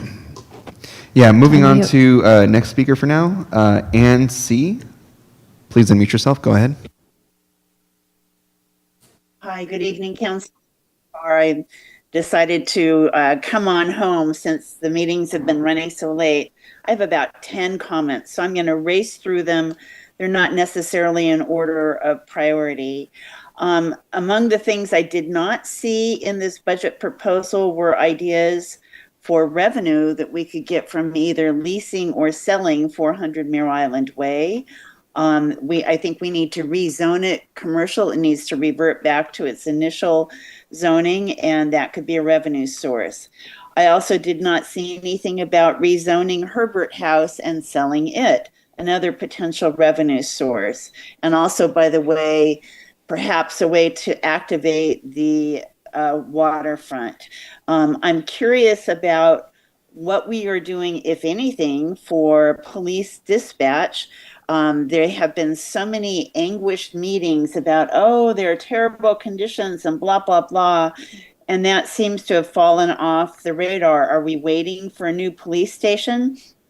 At one point, there was discussion about perhaps moving them into the upper level of the library and moving the nonprofit that gets that space, I guess, for free out. I think that makes sense. Something that raised my eyebrows were $100,000 for a city newsletter. I think Council Member Matias's comments are apt, but maybe we need to look at like something black and white. So another thing that raised like a newsprint style instead of 4-color. Another thing that raised my eyebrows were $95,000 for an economic development strategic plan, because we just paid in last fiscal year $235,000 for an economic development plan. Apparently, part of the plan is to recommend things like Shop Vallejo. And in my opinion, unless you spend some money cleaning encampments, clearing up encampments, and also derelict cars, you don't have much of a premise for Shop Vallejo, and you also need better security for that. I'm not in favor of the idea of a separate planning fund. I am planning and building. I think it's too restrictive.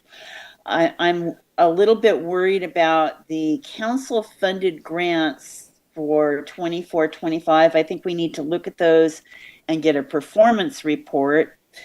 And then two things that I think we're not spending money on that are looming for me. Clearing White Slough is going to be very expensive. There are 133 wrecked vehicles out there. And I see I'm out of time. So with that, I have to go. Thank you. Thank you. All right, next speaker, Maylene Garcia. Please unmute yourself. You have the floor. Thank you. Thank you to the staff and council for your time and energy. I wanted to highlight Council Member Letiju raised a critical point that we're balancing the budget by leaving positions unfilled, which risks long-term impacts on department capacity and public service delivery. That makes the transparency that we discussed in the early meeting essential. Councilmember Matulik earlier in this meeting also raised the importance of regularly capturing inquiries from interested candidates for city positions and publishing that vacancy information, regardless if we are ready to recruit. While it was mentioned that current systems may not support this function, I assure you that sharing that vacancy details much in the way that they were presented for this meeting is easily achievable through existing digital tools, the city's website, email newsletters, and simple web forms. Clear directives could create basic yet effective mechanisms for the accountability for both the budget and these vacancies. I urge the city to leverage existing ordinances and any available tools to support these efforts, ensuring that our budget not only balances but reflects the operational strength and transparency our community deserves. Thank you. Thank you. Okay, next speaker, Vallejo Housing Justice Coalition. Please unmute yourself. You have the floor. Hi, good evening. Can you hear me? We can. Great. Good evening, Mayor, council members, folks still in the chamber and online. I'm Cristal, and I'm here tonight because, we deserve access to real civic power and decision making.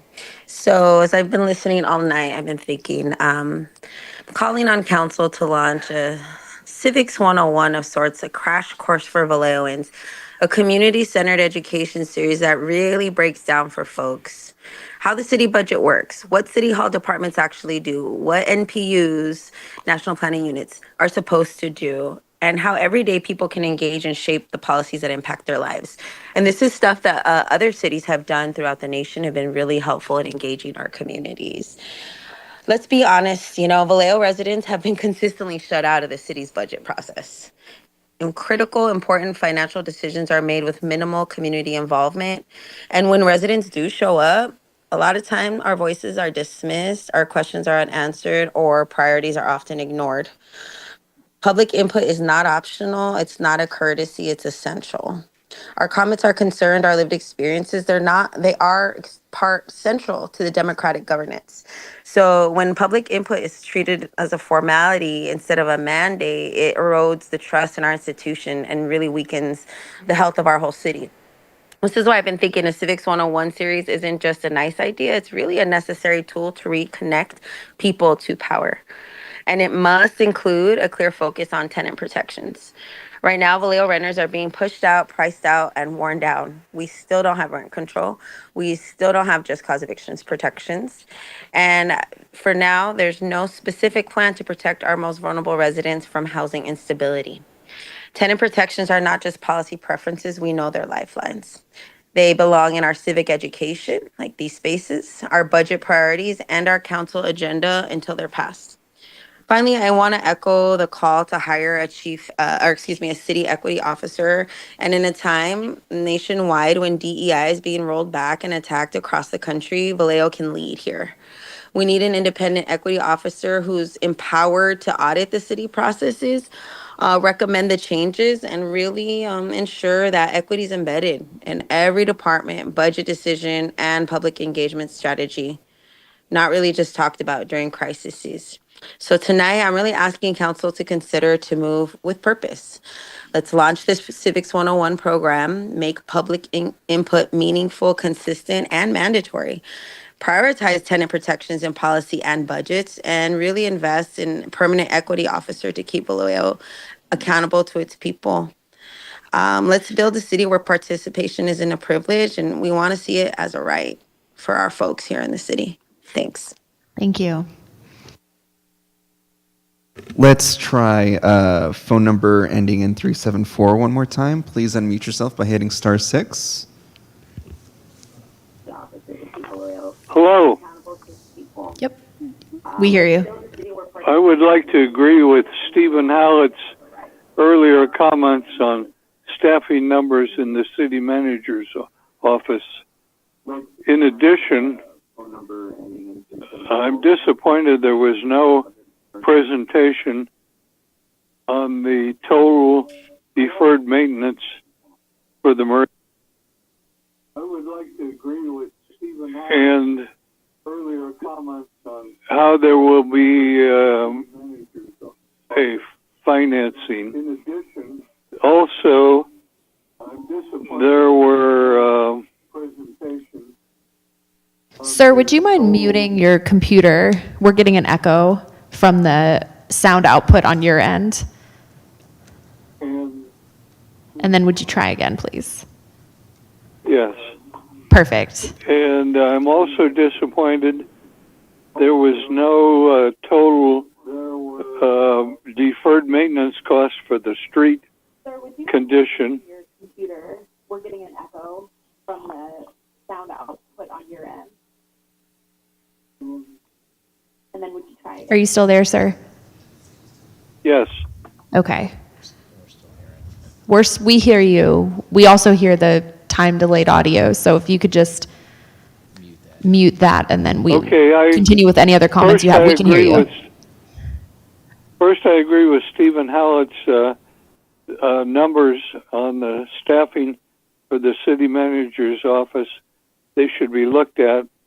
The second thing is I'm disappointed there was no presentation on the total deferred maintenance for the marina, and it doesn't seem to be any resolution on how that will be funded.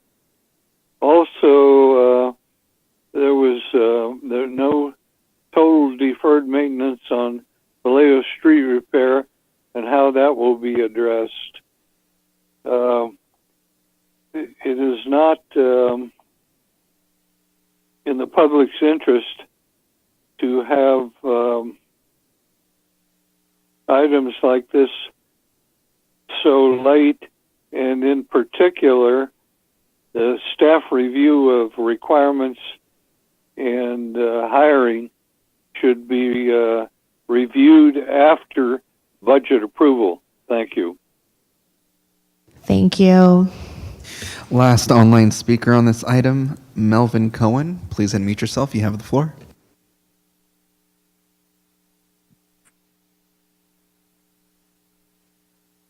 Thank you. Can you hear me? Yes. Oh, perfect. So good evening, Mayor, council members. I appreciate tonight's discussion.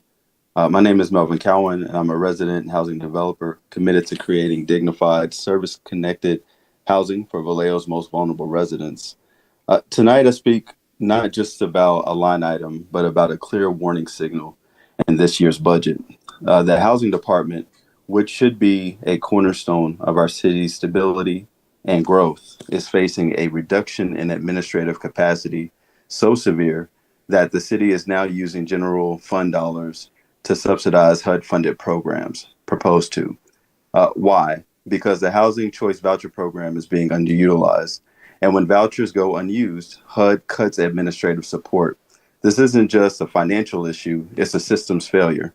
It means families are going without housing, federal dollars are left on the table, and we as a city are bearing the cost of underperformance. At the same time, there is no explicit funding in this budget for affordable housing development. None. While we're allocating millions to golf courses and fleet replacement, we're not investing in building or preserving the very thing we all agree Vallejo desperately needs: more affordable homes. And how is it that in a city where homelessness is visible on nearly every major corridor, we are not setting clear housing goals or funding strategies? That brings me to my final point, which Councilmember Matias has spoken numerous times, it seems, in the council meetings about goal settings. I urge this council to pause and reflect. Budgets are not just financial documents, they are moral documents. Before you vote to approve this budget, I respectfully ask you to hold a special session focused solely on goal setting. Where are we going as a city? What are our housing targets? What are our strategies for voucher utilization, housing production, and accountability? If we do not plan with intention, we will continue to react with crisis.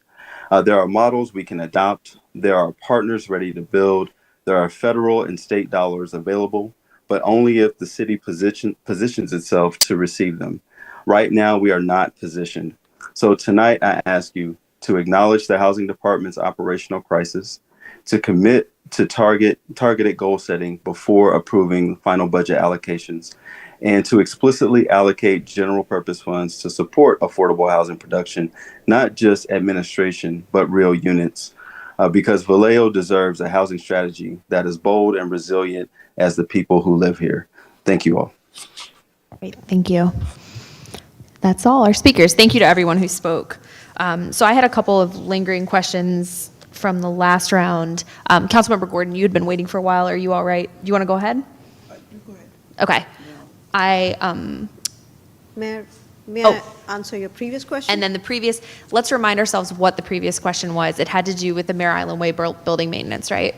Well, I was going to answer the one where you asked about the city manager and city attorney's budget. Okay. Why there was. Perfect, thank you. That was from this page 64. 64. Yeah. So if you go to page 75,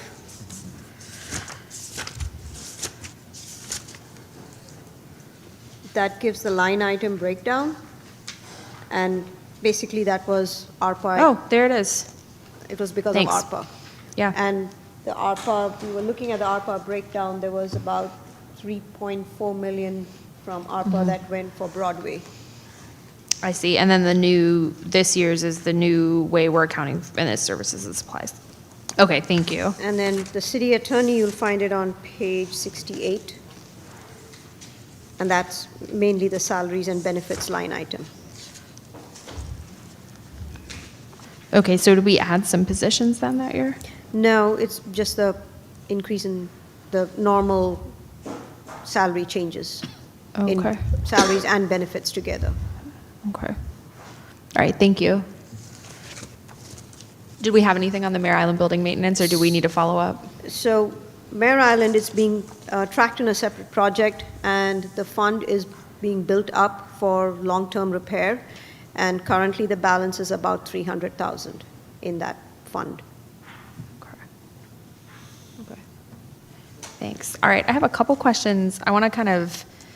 I'm working through a list here. I'm trying to take it out in chunks. I want to dig into the police budget specifically, and this gets to kind of what Councilmember Ledergy was saying in our budgeting off of salary savings. It looks like we're still budgeted for the 137-ish officers. I'm losing the numbers. I gotta flip We had back. built in the salary vacancies for police into their line item, and that breakdown is. Oh my God, thank you. 202. Oh, yeah, okay, so we've got 201 positions. Not all of those are gonna be officers, and then some of them are gonna be clerical and others. I'm almost there. So 2.8 million was what, from the 6 million that we had allocated to the police department. 2.8 is coming from PD. That's balanced, that we're balancing off of. Yeah, so the 6 million that we are saying, the total vacancy, that we divided among different departments based on the vacancies at the time when we had the study session. And that's what we used as our projection. That is a fluid number. We just have to find one point in time to find exactly what it will be for the departments that we reallocate that. And so that's where the budget for PD was brought down by 2.8 million in their salaries I and see. benefits. And I do see it now, thank you. So I'm on page 30. So we are budgeted for 114 officers, which I'm looking at the chief, based on the last update we had. You don't need to come up. I'm just, based on the last update we had, that seems reasonable for many years. That doesn't match 106. What does 106 say? Okay, page 106, where are you seeing that? Oh, I see it in number B. Well, down below it says this includes 114 funded and 15 not budgeted sworn positions. Yes. And the reason we didn't budget some of those is just we know we're nowhere near being able to recruit up to that amount. No, the non-budgeted positions, it's coming from, there was an attachment in the staff report. So in 2 years, PD, when DOJ was started and they had to add a whole bunch of more positions to keep it fiscally neutral, they defunded or reduced the funding. We for the changed positions the and created verbiage on these that, new yeah. positions. Okay, I remember now. Thank you. Chief, go ahead. Thank you. Yeah, so I think we had a category of frozen. Those were really, we talked about this at a previous meeting. Those were actually reallocated for other positions. So for example, some were frozen to create more civilianization, so we created more police assistants. I think at that time, we had added the deputy chief role to freeze a few other positions, and then most recently, we had to create the compliance division. So we had to freeze some of those positions to create the division. And so we had decided as leadership that number to be subtracted out of the, at that time, 132 was the FTE. And then we lost the 8 COPS grant positions. So that was also taken out of that original 132. So I think that brings us down to 114. Okay. And at the end of the day, we're so understaffed that this doesn't materially impact anything. It's just changed how some of those positions are funded. Correct. And we've tried to reorganize to try to provide better service with alternative responses with police assistance. So that's where some of those positions got reallocated. Okay. So while you're there, if I can ask one more, which is where would we see, I know the DOJ oversight and reform has a cost. Where would we see that cost coming through here? Is it in staffing? Is it in? I believe it's in its own line item. We had separated the DOJ evaluator cost with that. The other costs that are not, though, there, and I'm not sure, maybe Reka, you can clarify, but there are other residual costs that come with some of the agreement, some training costs. I know we haven't fully factored in all the new training that we're required to provide.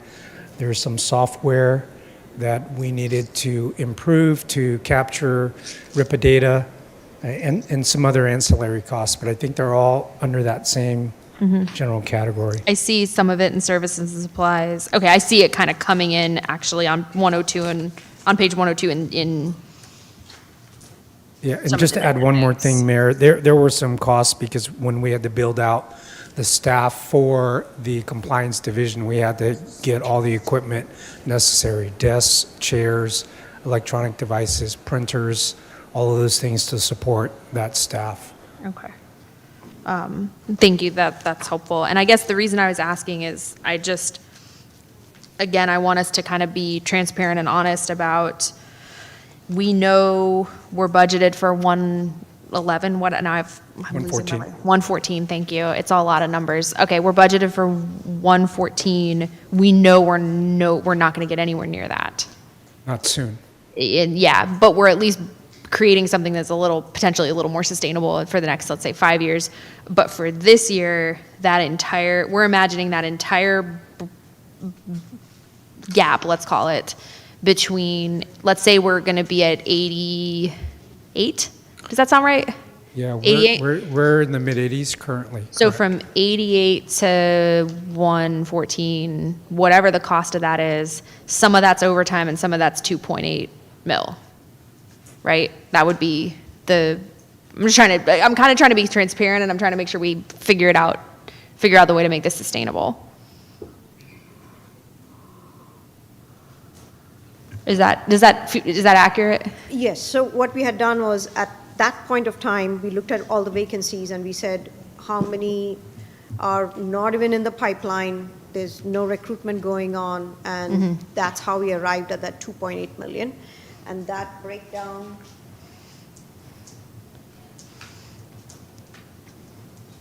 so there are about 1, 2, 3, 4, 5 officers and 1, 2, 3, 4, 5, 6, 7, 8 corporals. Okay. Is what we reduced in the vacancy saving. Okay. Thank you. I'm sorry? Would you mind repeating that? There were 5. Okay, why did you? There are 5 police officers, total of 8 police corporal, 2 police sergeant, and 1 police lieutenant. Okay. That we're holding back, basically, and saying, we're going to go ahead and count on that being salary savings because we have no capacity to fill those positions in this fiscal year, or probably next either. Okay. So I think that makes a lot of sense. I think we need to delve into the mechanism a little bit more and where that money is plugging another hole. I'm trying to see if I have other specific comments. And I think generally I think we're gonna need to cut trim back. I think we're gonna need to cut back. I'm looking at 57 and 58. For me, the whole story is on 57, 58 with the 5-year plan, the 5-year forecast. And I see projected next year a $10 million deficit. And I just can't, I'm not I'm not okay with that. I think we need to do something to knock that down. 10 and then 9 and then 9 and then 7. The thing that's hidden in this that I think we really need to reckon with, and I'm going to end up proposing a subcommittee, an ad hoc subcommittee, because I think we need to create, for the various comments that have come up, I think we're going to need an ad hoc subcommittee to create procedures around the timeline for the budget process, but also just what goes to Measure P, how it goes to Measure P, what comes through the general fund, what we funnel through PB, what we do when we get unsolicited proposals, how we fund nonprofits. I think we're going to need to create procedures because some of that's not your office's purview. I mean, some of that needs to be decided by the 7 of us. But the thing that is getting me is that this tells 2 stories. Story number 1 is we are $10 million in the red next year and 9 next couple years. And by 2028, 29, our projected ending available fund balance, excluding Measure P, and that's why I say there's 2 stories, is 6.9 million in the negative. That's us going under, sans Measure P. So that's us going under in 2 years, sans Measure P. Now, if you add Measure P, now all of a sudden we're fine. But do we really want to balance? What we're doing here is we're balancing the budget on Measure P.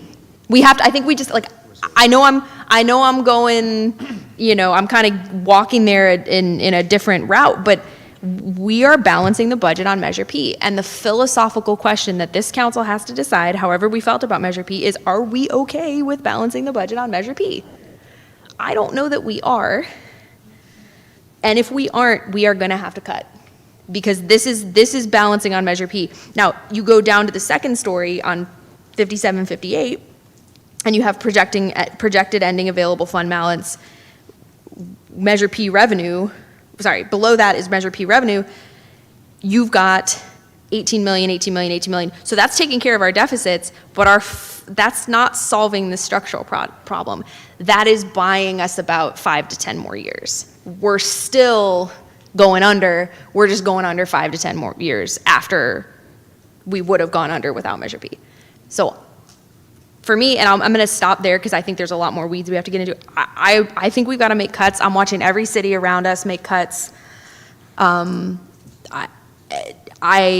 a question in that one of my colleagues asked, I don't know who, about federal. I think we've got to be especially conservative because we do not know what is going to happen federally. We might lose all of our HUD funds tomorrow, and what are we going to do? We might, there might be some crazy tariff, and our sales tax revenue dips even more than we expected. And I think we've got to be resilient and acknowledge that outlook as well. So for me, the good news is I think we have an organizational assessment and some org chart work to do that I really don't think we're going to have to make the cuts to services that we're seeing in other cities, but I think we're going to have to make ourselves more lean and we're going to have to figure out how to do more with less.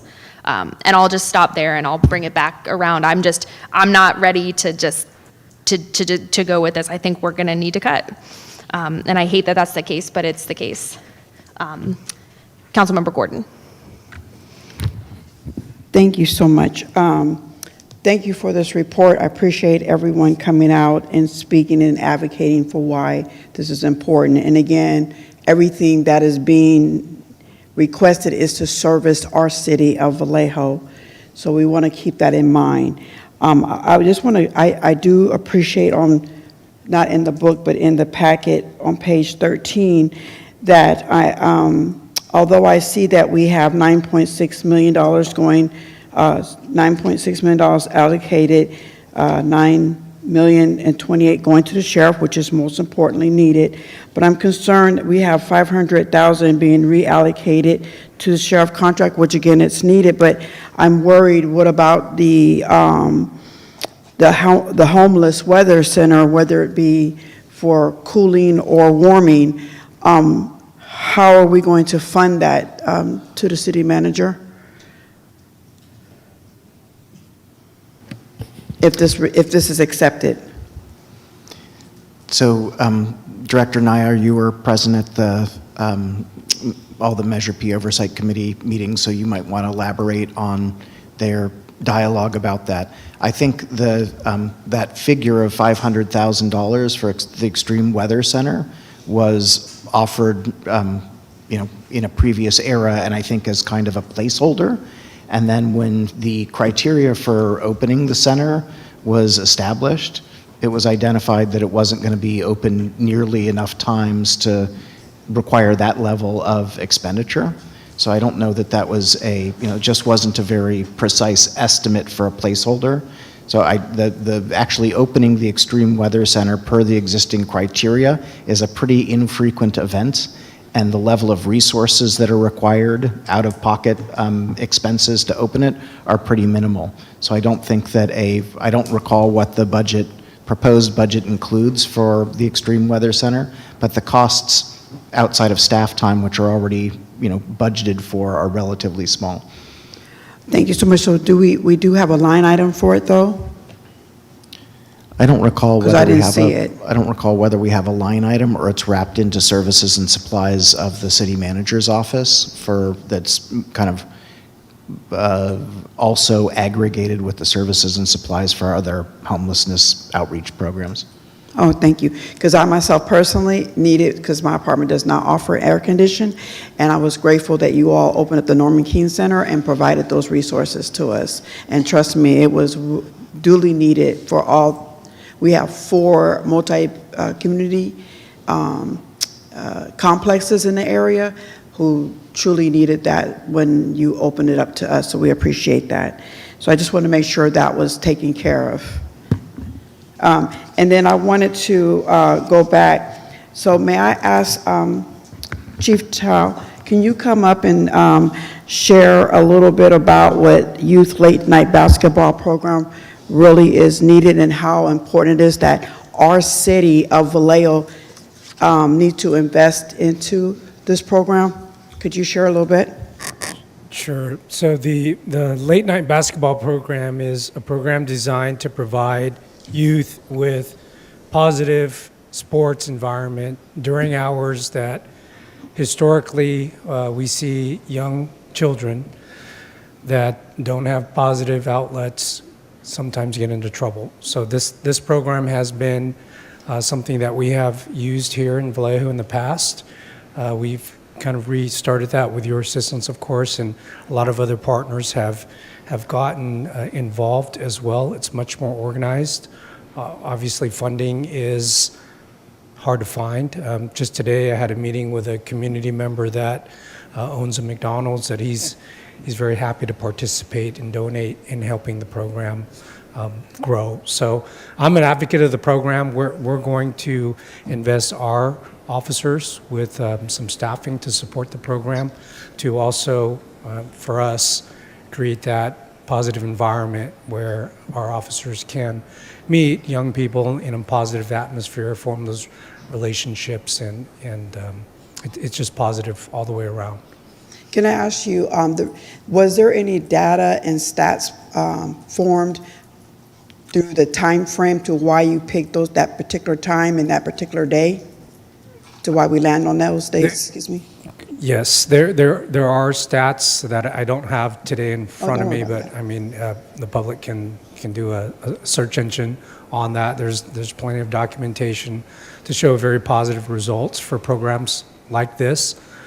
We chose the weekends during these late night hours because that's where we see some of the activities that involve young people occur more frequently. After hours on the weekends outside of school, so summertime.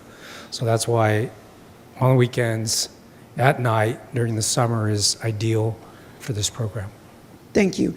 And may I ask our Chief Fire Department if he's still available? Is he here still? Can you also share if you had anything to do with late night basketball in the past and if you're in support of, and if so, how and why? Yeah, we definitely support the late night basketball program. We saw an impact for, youth having that positive outlet to provide a safe space for them to go and have a good time. And then it's a great place for our staff to interact with the community and see them in that environment as opposed to an emergency environment. We fully support it. We will continue to support it with staff there during as much of the time that we can on those Friday nights. that emergencies allow. And then, you know, as much as I know our union also supported it, was a financial donation as well. Yes, So, they did. but we saw a meaningful impact during the last iteration of this, and so we're happy to support it moving forward, and we're glad to see it come back. Thank you very much. I appreciate your testimony. Thank you so much. And I just wanted to say, everything I have here, for example, the nonprofit support provides financial assistance to community organization in District 6, which unfortunately that has been lacking, and I've heard it over the last 4 years. The community development initiative is to help improve infrastructure and public amenities for District 6, which we all know. You can Google Live and you can see why that is important. Maybe some incentives to help businesses who don't have a lot of support, and unfortunately, COVID did not help the situation. I've heard from businesses in the area that they got hit with the unhoused, which they, unfortunately, business got burglarized, or, you know, just a lack of support. And with building, they're almost building, but they hadn't had enough funds to help keep their properties up. And also to, for the homeless support, as it says right there, help fund services for unhoused individuals in District 6. And so this is all to put back into the community.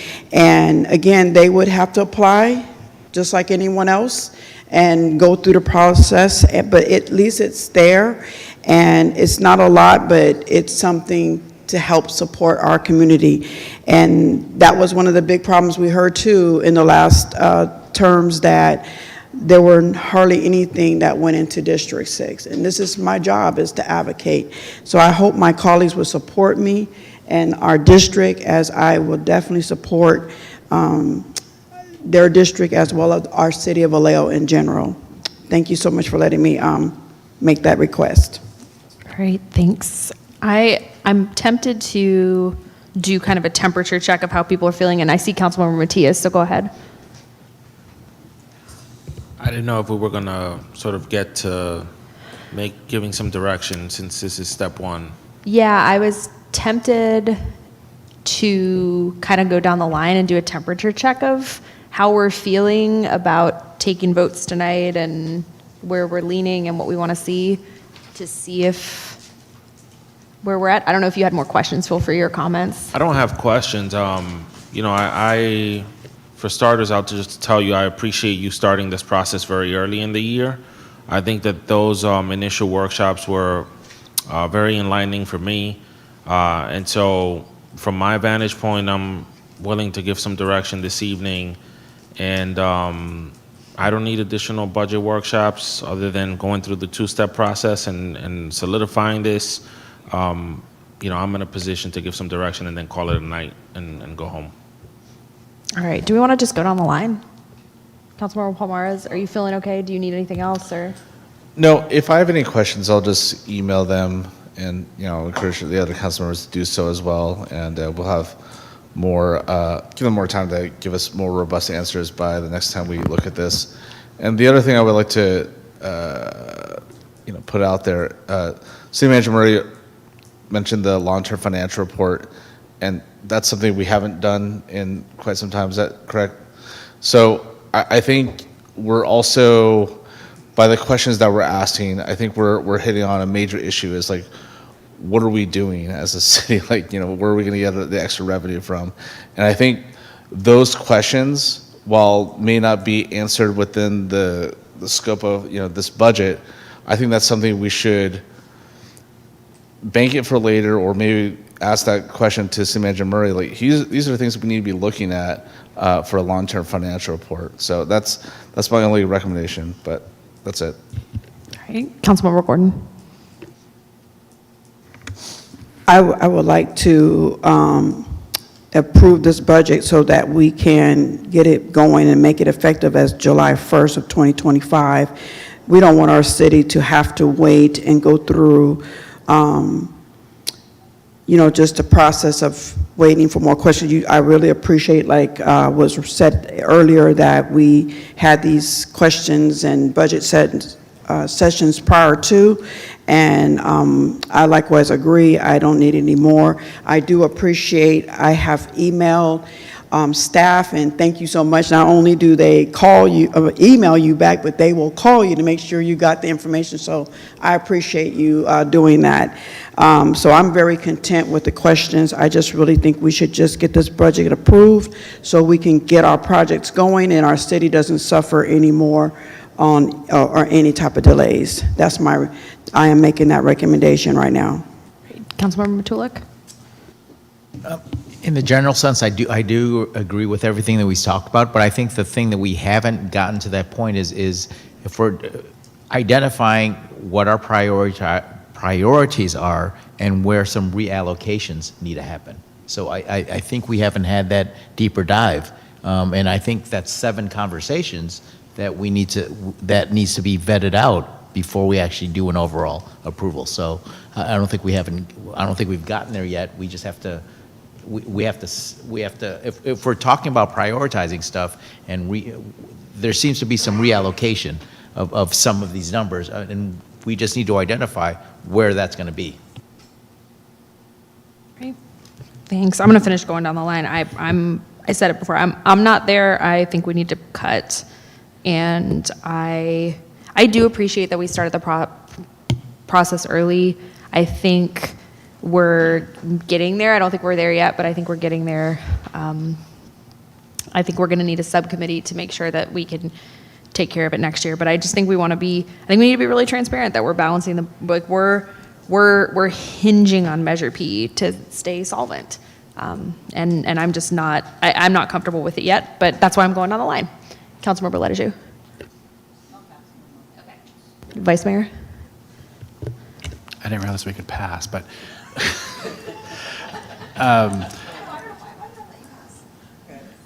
I completely agree with you, Mayor. I feel that this is terrifying that we're balancing our city's budget on Measure P when Measure P has very specific outlays of what it's supposed to be intended for. And so I think that we need to have those hard conversations, and I think we need to do that before we either approve this budget or that we have firm commitment that we're going to do that post haste, because approving this is just sealing our fate that we're just going to continue spending the way we're spending, and we'll worry about it next year, and next year comes way too fast. So I'm not comfortable passing this. Councilmember Leteju, are you ready?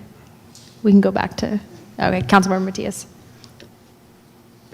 I thought you were trying to get a pulse check on whether or not we were going to continue moving forward with the conversation tonight, or no, I was trying to get a pulse check of where we want to take the conversation. Got it. Do we have a majority of folks that are comfortable with this as is, and then if we're not comfortable with this as is, then we got to figure out where we're headed and what we do. Can I just make some general comments? Okay, so I'm going to say something I said in April, and these guys have been hearing the music from me for months, so I'm going to repeat it again. The city of Vallejo has a history of doing the opposite of what everybody else is doing for some reason. And we got to stop that. We have to stop. You see every other city cutting their budget. There's runaway spending. And they're making significant cuts. And I'll tell you, as a resident, year after year I came up, you guys may remember some of the senior council members, and I would say, hey, when are we going to start cutting the budget? When are we going to start cutting the budget? And every person who sat in Mr. Murray's seat would say, give us another year. We've got this thing happening, that thing happening, this thing happening, that thing happening. We'll sort it out. Just give us another year. And then we come in, and I mean, it's been like the same episode playing every year. I'll have Vice Mayor has been in office two or 3 years, and I'll see you, and we used to come in, and you would say, hey, we're balancing the budget on the backs of budget savings, and why don't I feel like I can make a change? We're just getting cornered and pushed into making this decision every June 30th. And here we are again, dancing around what needs to happen. Folks, the math ain't mathing. That's what this is, point blank.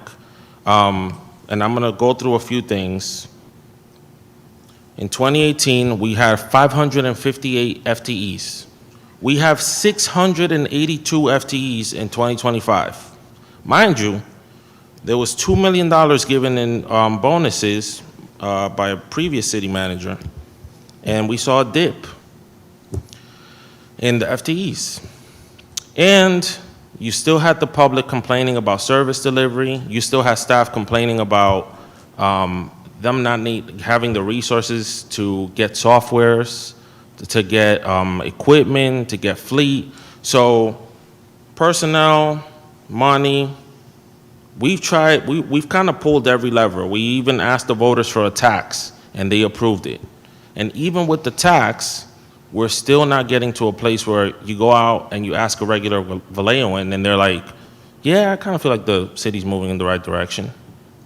So we need to make cuts, and we need to invest in areas that are going to generate more revenue for the city. That's what we have not done. We say public safety, public safety, public safety. And we spend more money, but then when it comes to making strategic investments, whether that's the late night basketball to invest in our youth, or investing in our marina, we're not doing that. This is just to keep the lights on budget. So I'm gonna propose something. And you guys can respond. There's a roster with positions, vacant positions. That's the same roster, that's the number that gets you to the 6 million. It was one of the exhibits. I want everything but essential services eliminated. So PD stays, fire stays, public works stays, everything else gets eliminated for next year. I'm just putting out a proposal. That's step one. Step two, in addition to that, I want the city manager's office to identify an additional $1 million in cuts. And I want that because the marina needs dredging. I don't know about the DOJ reforms. There's a whole host of expenditures that are unaccounted for, and we need to start addressing. So I want those positions eliminated outside of essential services, which is what every single city's doing. This is not new. Every city's doing it. And I want an additional $1 million identified in cuts so that we can start investing on the things that are going to generate revenue. Because otherwise, you know what's going to happen? Either in 26 or in 28, we're going to go back to the voters and tell them to approve another tax because we keep focusing on the wrong things. So that's all I got for now. I'm putting something on the table. All of the discretionary stuff that council has asked for, I'm willing to evaluate on a case-by-case basis. And the last thing I will say to the council, and I'm sorry I'm not trying to piss y'all off, is ever since we came into office, we've actually been costing the taxpayers more money than when we came in.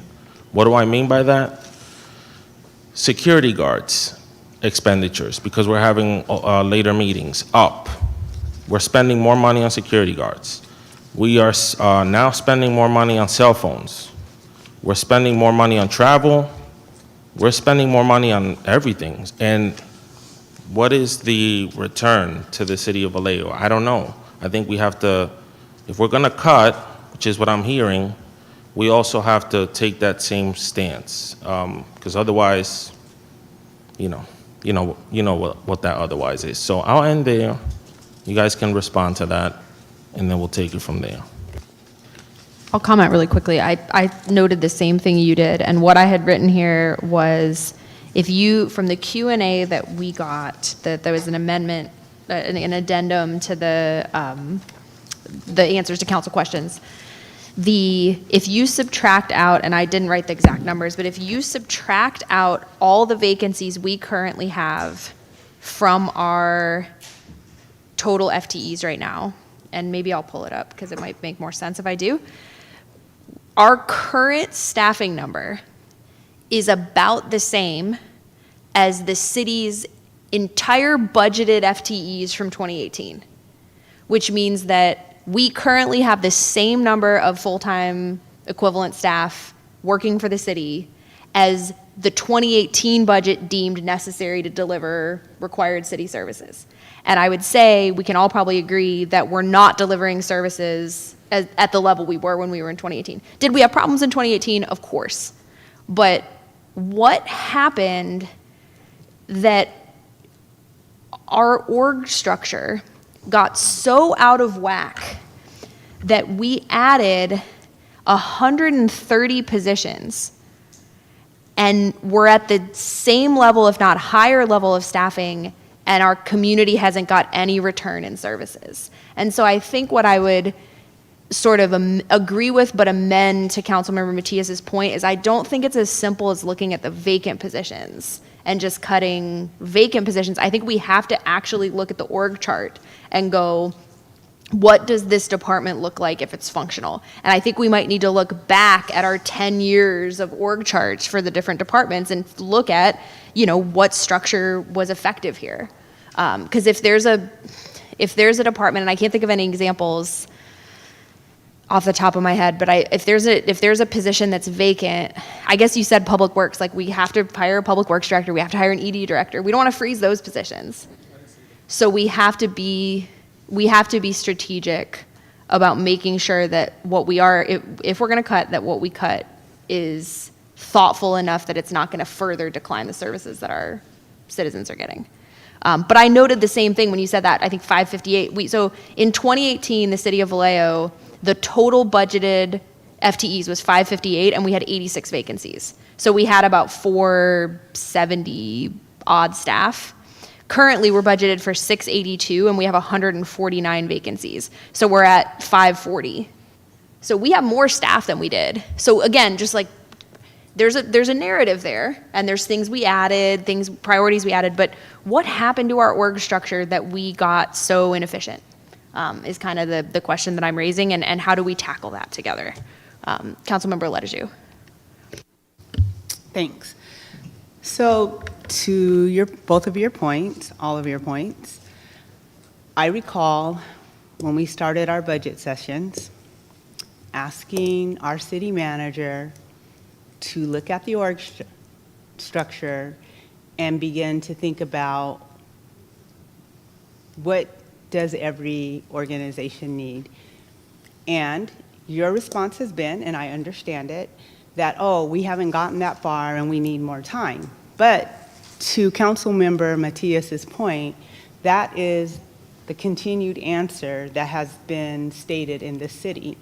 And we're not in a position, no different than any other city, local government, state government, that we can't look at what we really should be doing and how many resources we really need to do the work.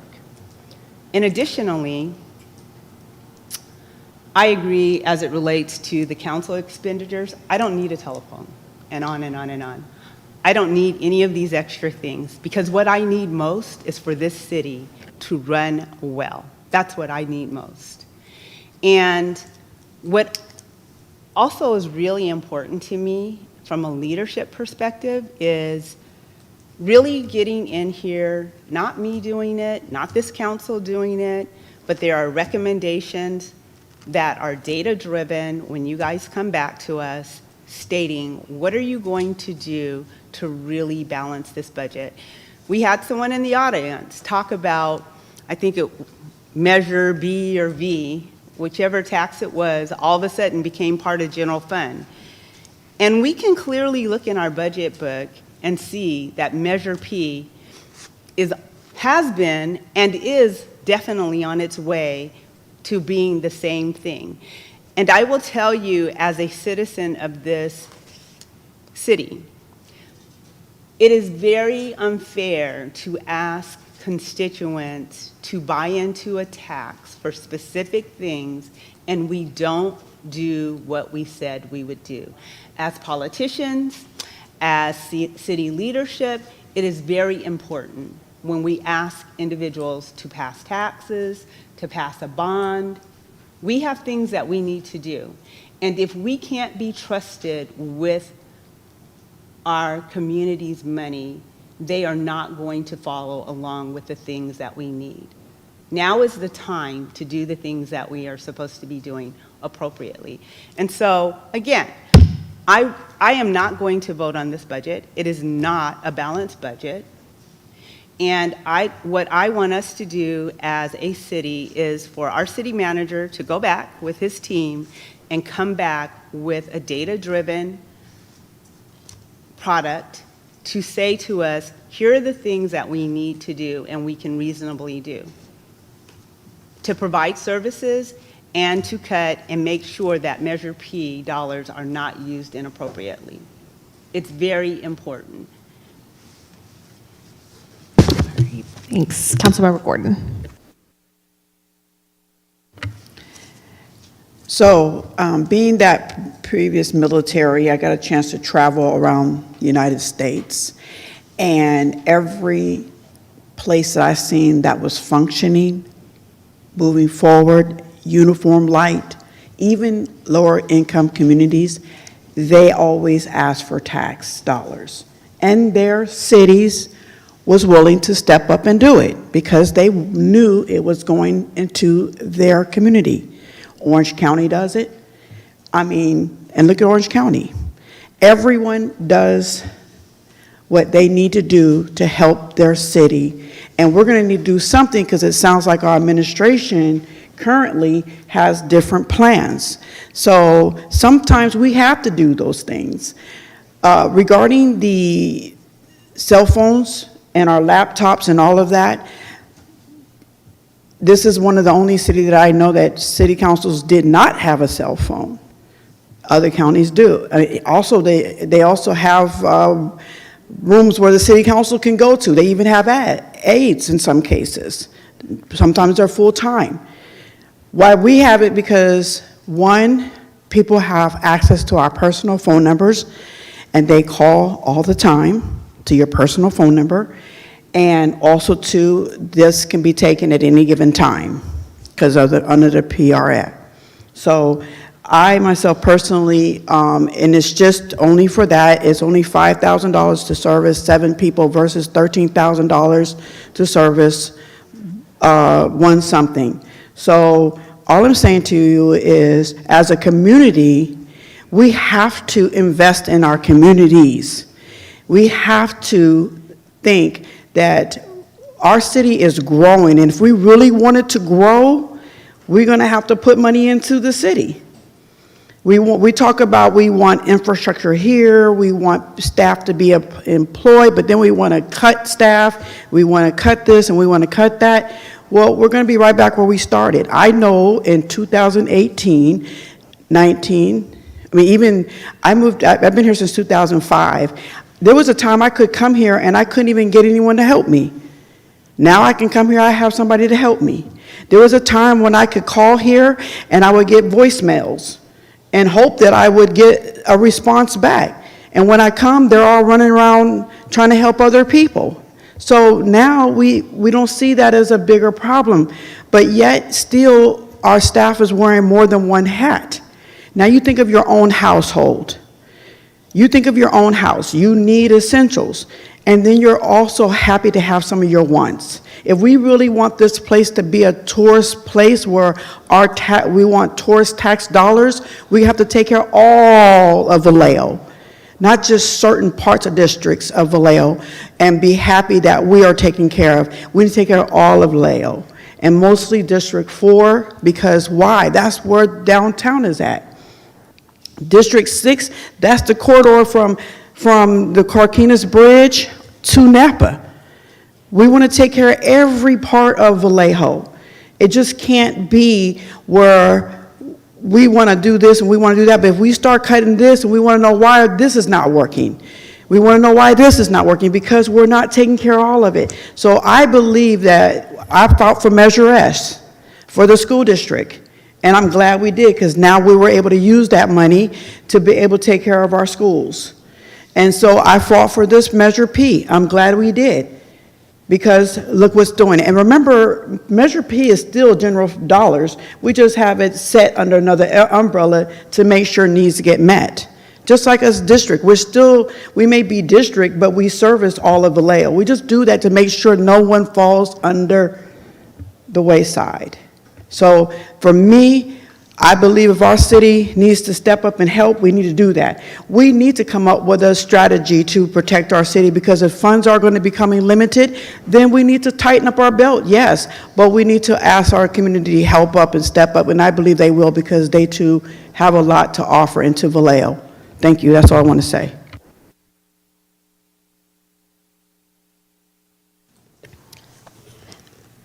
All right, I'm trying to figure out what a good next step for us is, and I think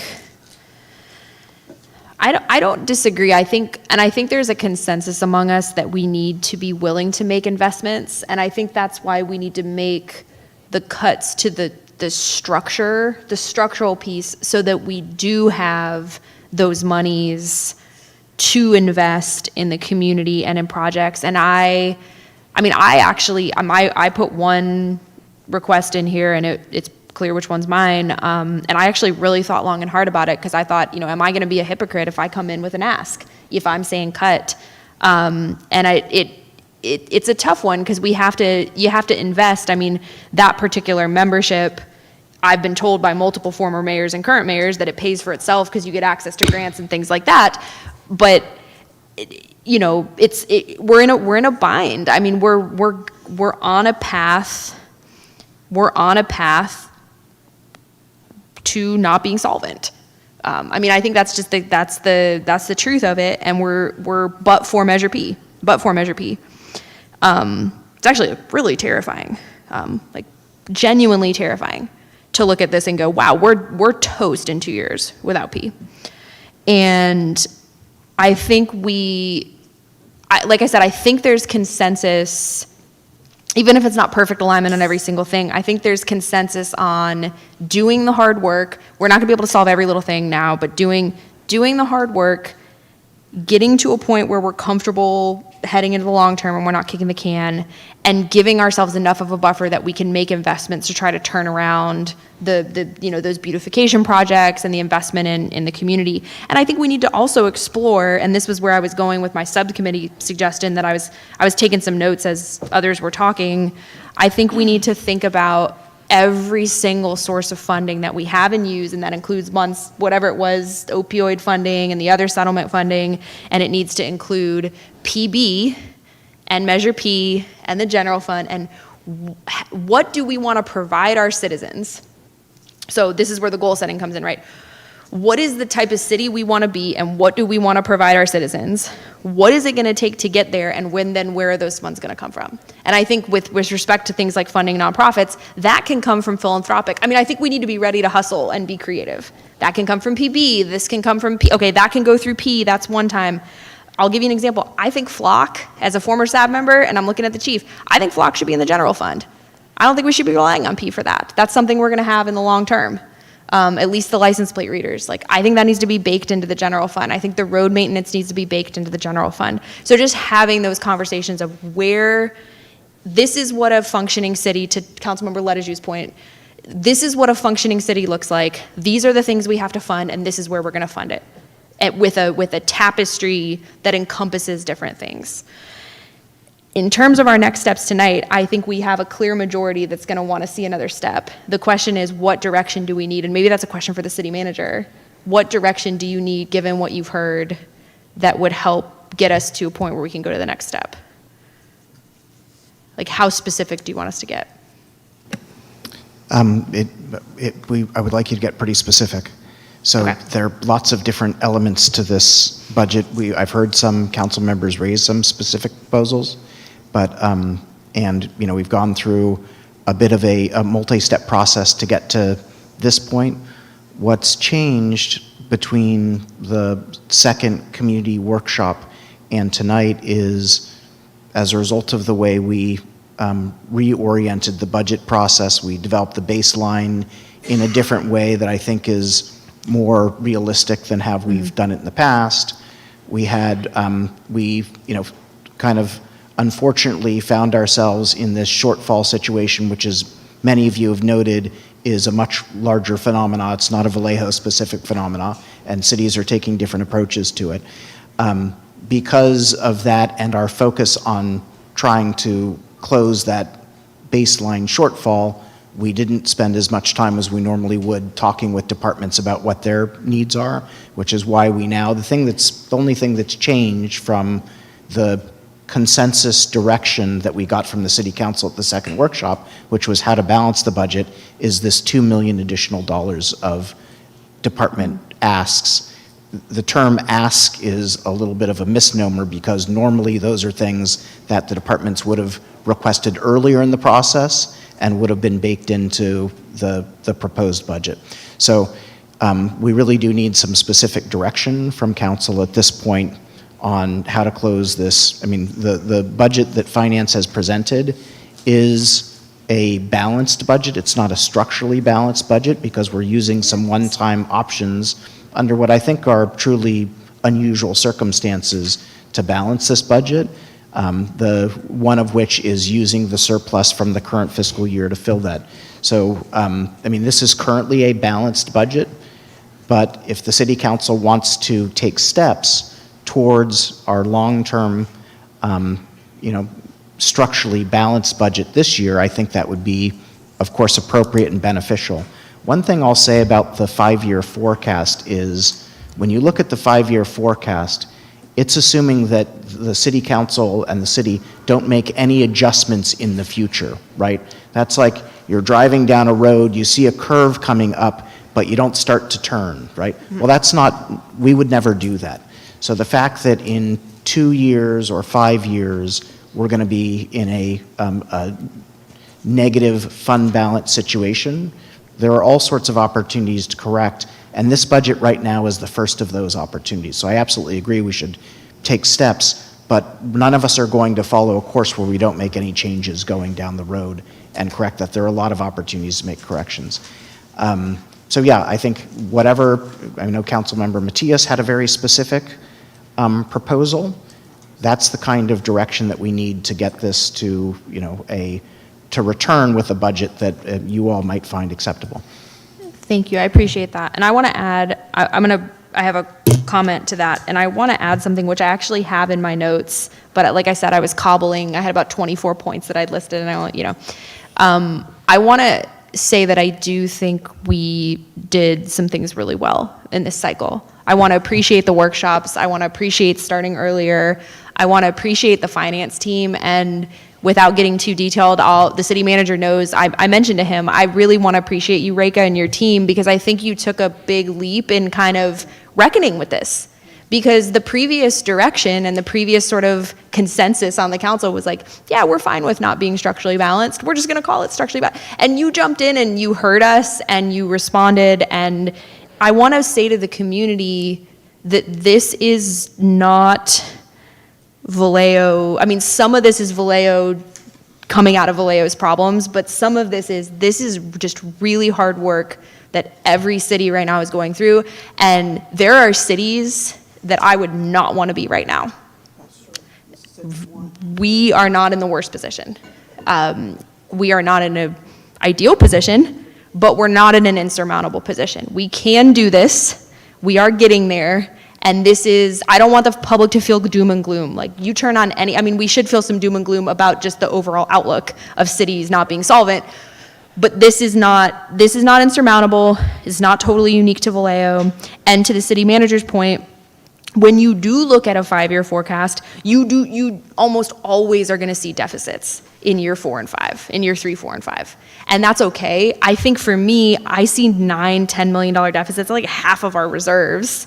And that to me, like one crazy policy out of the White House and we're sunk. So that for me, I think too, is leading me to a point of sort of a little bit more of a conservative approach.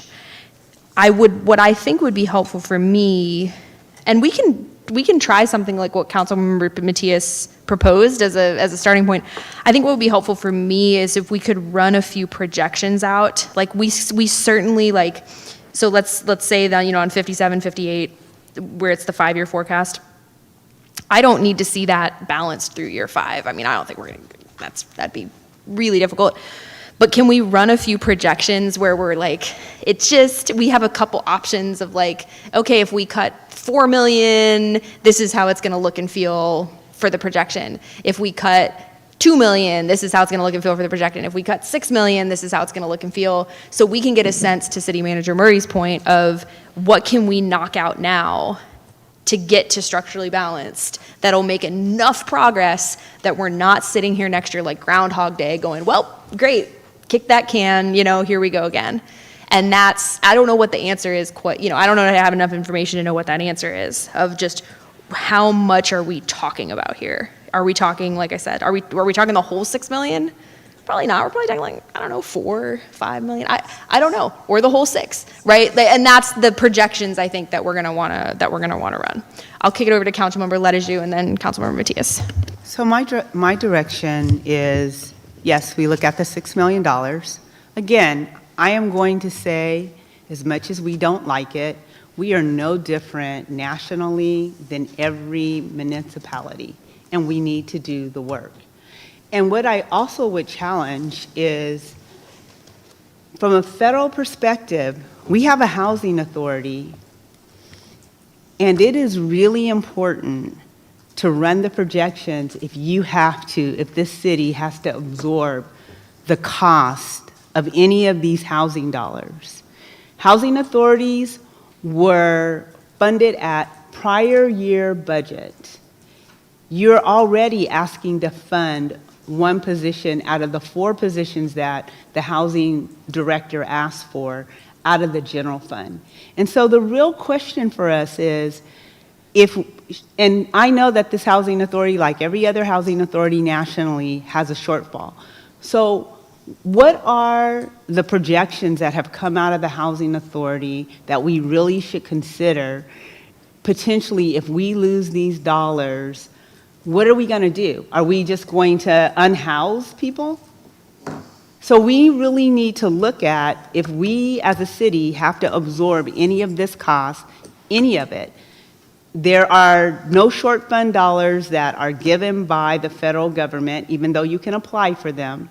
What would we do, and how would that impact our budget?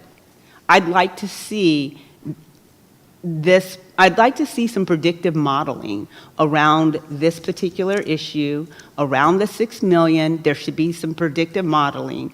We added, 2.5 million extra dollars, Director? 2.1.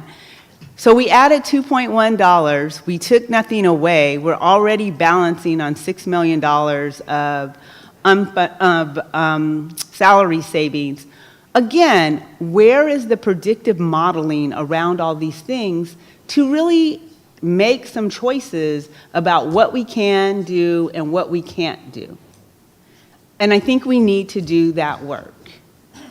And so I'm requesting that that work be done so we can make some real decisions around the vacant positions of $6 million, potential dollars that might not be available to this housing authority that would put our residents potentially on the street if we don't have the dollars to keep them there. This is really important, what comes out of the White House right now. So that is my request, predictive modeling around $6 million of vacant positions, predictive modeling around whatever today is unfunded at the housing authority and potentially what we could lose at the housing authority. Thanks. Councilmember Matias.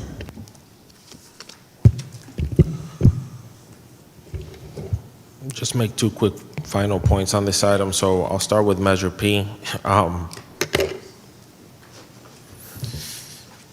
My name was on the ballot measure, and I keep repeating that because it came at personal cost to me. I was getting dragged online, and what we told the voters was, this tax measure, those dollars are going to go to strategic investments that the city makes to catch up on decades of underinvestment across several areas, whether you're talking about our youth, economic development, our public safety, you name it.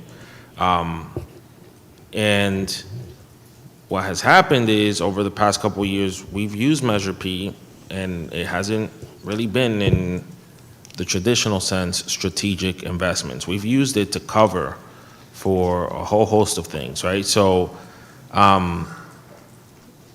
instead of it being strategic investments, now hearing you, Mayor, it's like it's become a lifeline to the city.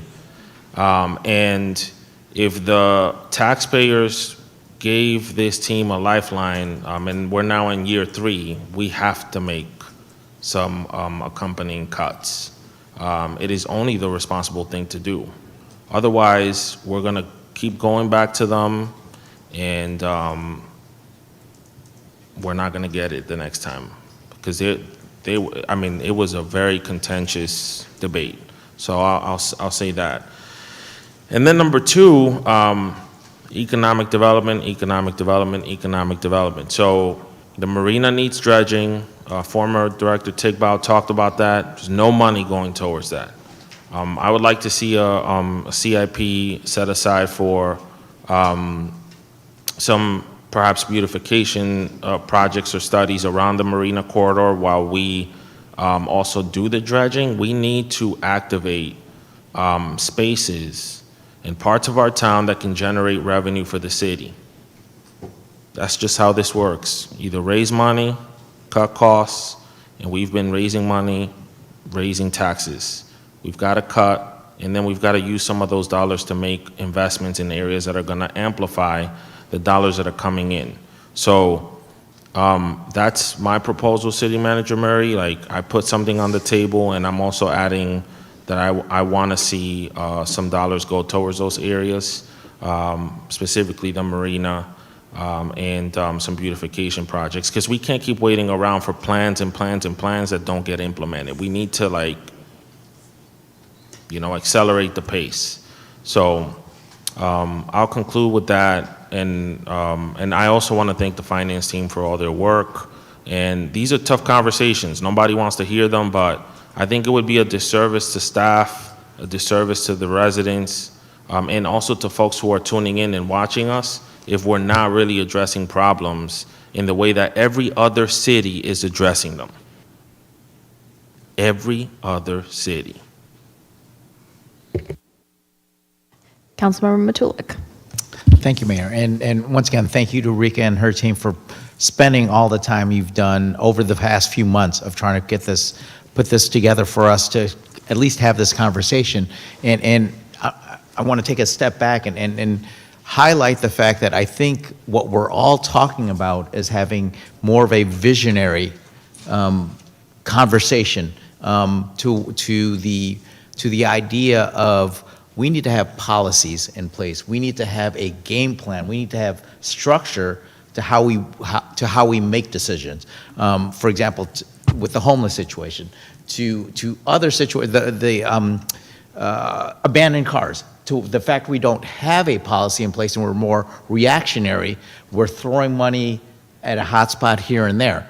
And this speaks to a lot of things we've all been talking about, is that without a game plan, and I think it starts with, to a certain extent, the org chart, and then working our way down to figure out what do we really need versus what do we have to have type of conversations. And this is where a lot of that money conversations will point to once we figure out the correct org chart. What's the right, where's that happy medium where we need to be as an organization for a lack of better terms, is get rid of the fat, if there, whatever their fat is there, and to identify where do we need to have these policies in place to make these structured decisions that'll help us lead to where do we spend our money. And so this is where I'm hoping that we can get to that conversation at some point. I think we've started that conversation, but we need to get to the implementation and action portion for us to get to that decision-making process. So, I mean, it was Councilmember Matias brought this up before, is, for example, our CIP. So that's actually a 5-year program that we actually understand of what's slated on there. But every year we seem to cut into that CIP. If there is a shortfall, that we cut into that CIP to say, well, we'll do this next year when we have the funding. So that's the typical practice that I've seen, and it's not just in this city, but it's across many municipalities.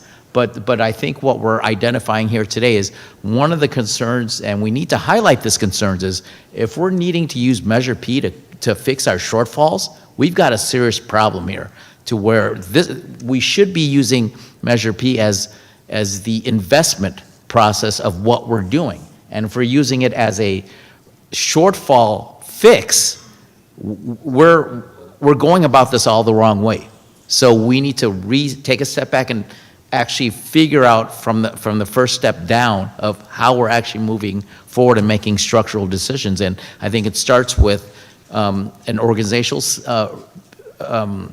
reevaluation, along with how we put policies into place to help us dictate what our next steps of how we spend money and how we make decisions. All right, Vice Mayor Bergenser. I agree with what's been said. I think I really like to focus in on what we need to do right now, and I think Councilmember Matias came up with a plan. I think that we should try to feather some of that out. I think that's the low-hanging fruit. Like, it hurts the least to cut off the vacancies. Maybe we, I agree, we keep the essential workers, or the essential departments, but everyone else has to be rejustified. They need to be eliminated, and we need to come back with a plan of how we're going to continue on. But I think that's a good start, and I think we need to make some hard decisions and move forward. It's not going to be easy, but I think that we all know that it needs to happen.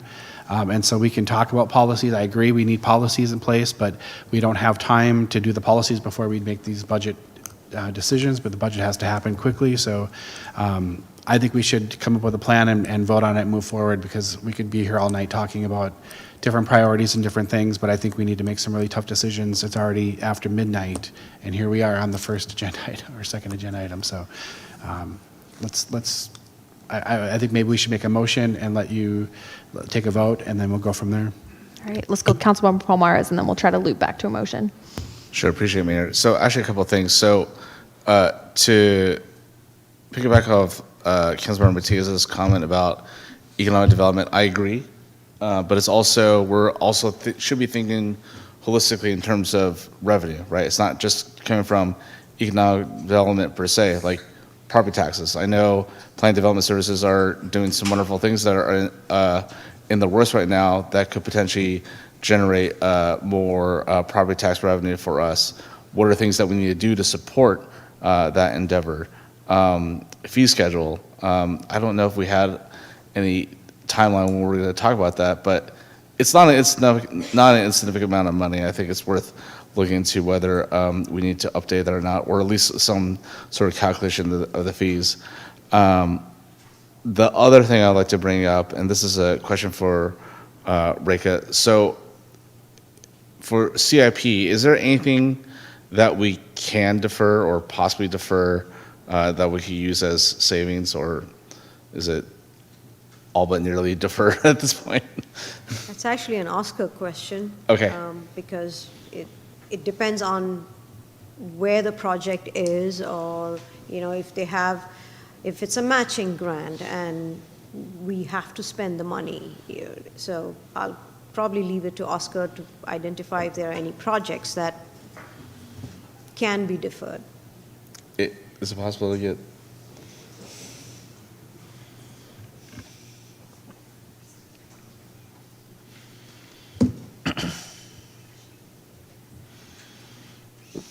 Good evening once again.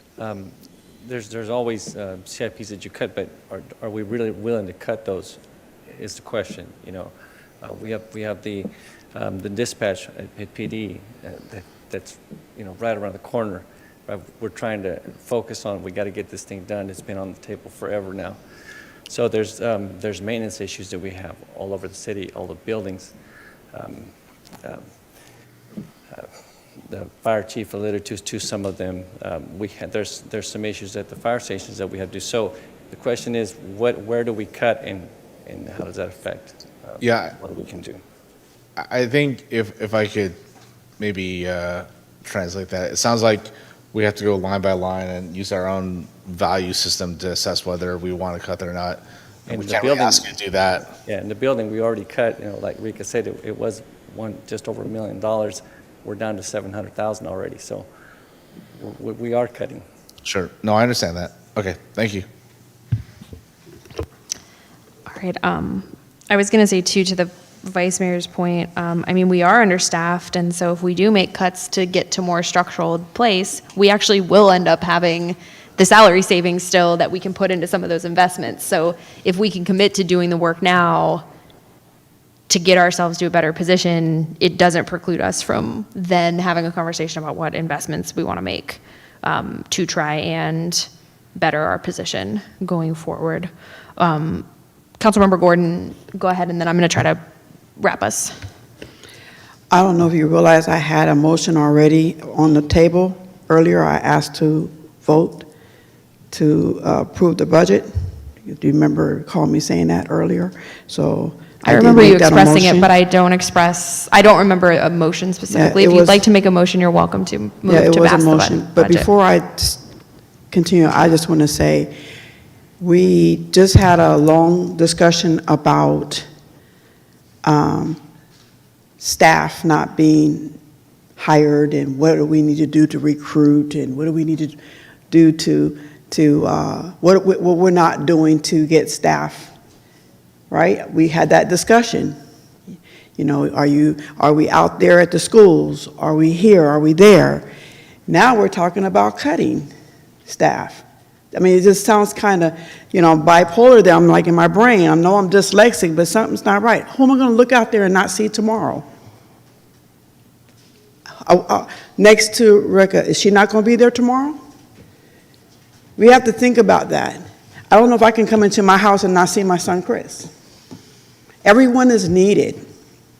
I just want to go on record that this staff has been wearing more than one hat. I remember a time when I go to Dawn's office and she would have 4 staff members. I don't know how much she has now, but I think it's only like 2 or 3, if that. So people are already wearing more than one hat and at lower dollars. We say, what are we doing to get more staff here? Are we competitive? Are we this? Are we that? We need our staff. And I mean, because I've been here for a long time, and I know what it's like not to have staff. And so we have millions of dollars going here, and we're okay with that, but we're not okay with having staff. We're complaining about little things, but in my mind, we need staff here, and I do not think that we should be talking about cutting staff. I think we should be doing what we can to help support our staff, and I also think it's more important to know that they're not making, as we all know, San Francisco's making, Richmond's making, even Oakland is making, and yet they still choose to come here to help our city. And that's just all I want to say about it. Thank you for letting me speak. All right, go ahead, Councilmember Leteju. I want to respond because I think it's really important. And Councilmember Gordon, I agree with you that we need staff. And our staff are valuable across the nation in every capacity that we all serve, because we're all staff somewhere. And the reality is, as we look at federal dollars, state dollars, and local dollars, we're all being stretched, no matter where you work in the nation. And we're all being forced to make some really hard choices about how we're going to operate our government. And that is why it is really important, out of the city manager's office, is to be able to come back with predictive modeling around, if you do X, if you do Y, this is what you need to give up, or this is going to be the cause and effect. That is part of business. And we are in a time and a place where, as much as none of us like this conversation, we're having these hard conversations everywhere. We have to have the hard conversations, we have to do the analytics so that we can make some decisions, understanding what the pros and cons are when we're making those decisions or what the risks are.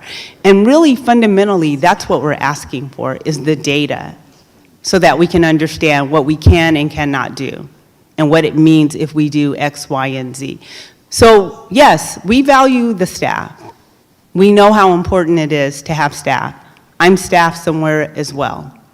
But the reality is, everybody's having to do something different because we have less dollars to do it with.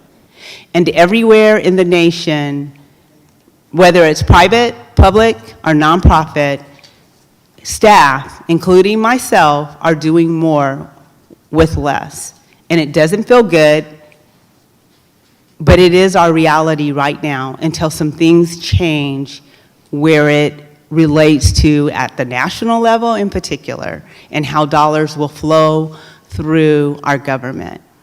So we really need to be realistic and look at it so that we can move forward and get through the next, I say really the next 4 years, as all of these changes are coming down. And I will tell you, as someone who works in housing, the comment I made earlier today, it's a real serious, it's a very serious comment.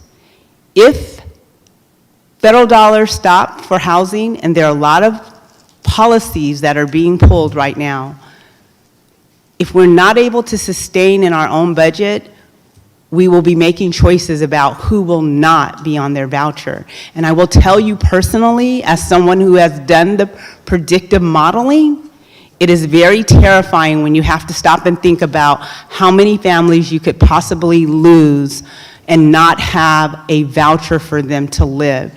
And so I don't like these conversations, but these are our realities, and we have to look at what does this all mean and make some choices. So I think my inclination is to kind of combine some of the direction. I think we need to do some predictive modeling. I think we need to do the exercise of which vacant positions we want to freeze and see how much money that saves us. And the nice thing about that is that allows us to then still do the organizational reassessment and do the broad vision discussion. And those positions aren't going to go away. We can then make decisions of what to change going forward. I guess I'll turn it back to the city manager, is that if we do those sort of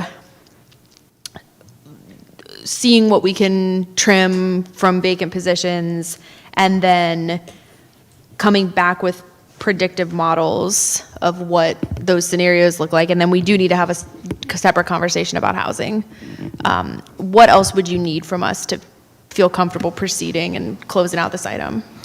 So I think that's sufficient direction regarding the staffing.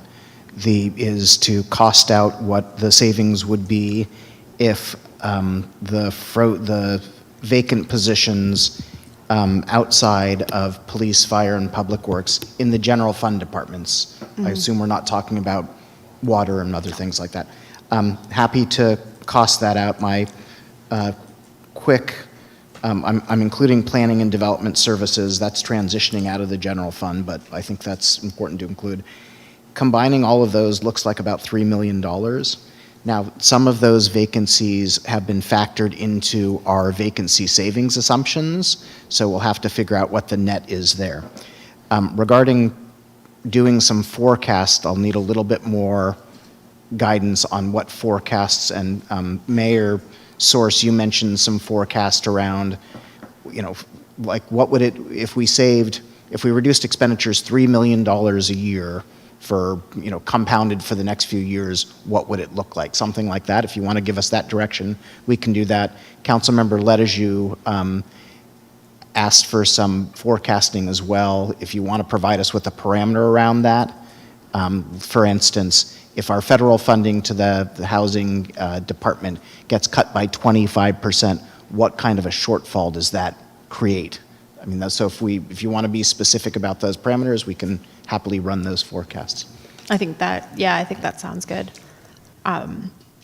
Maybe to run, depending on how easy it is to run the forecast and how much time each one takes. I mean, I think we want to do one with the full $6 million cut, and maybe one or two with less than that, and go from there. And then the federal funding, I mean, gosh, I worry that we need to model it with it getting cut 100% at this point. But yeah, maybe I'll defer to Councilmember Ledeju on that. What you think a reasonable? I will tell you, the federal government is trying to do a block grant to the state.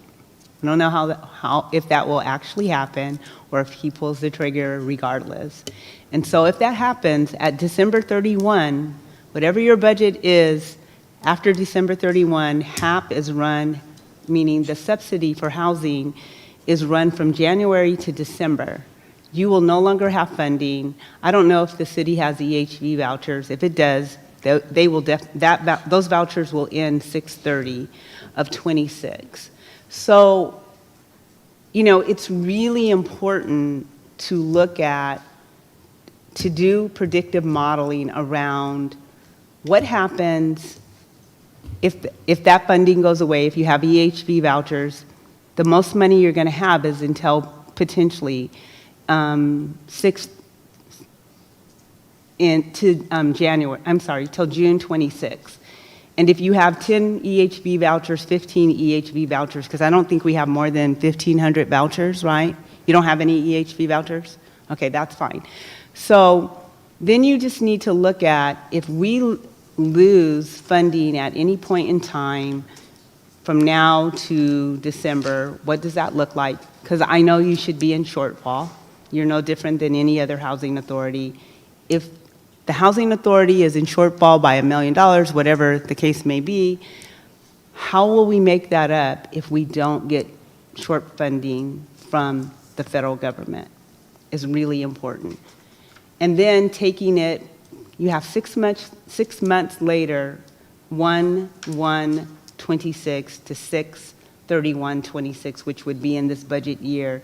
If we potentially lose, like you said, 25%, 50%, how would we potentially be able to make up those dollars? And if we're not able to make up those dollars, part of your predictive modeling is to say, if we can't make up these dollars,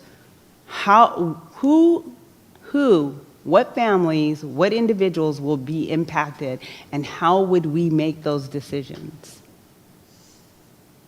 It's really important.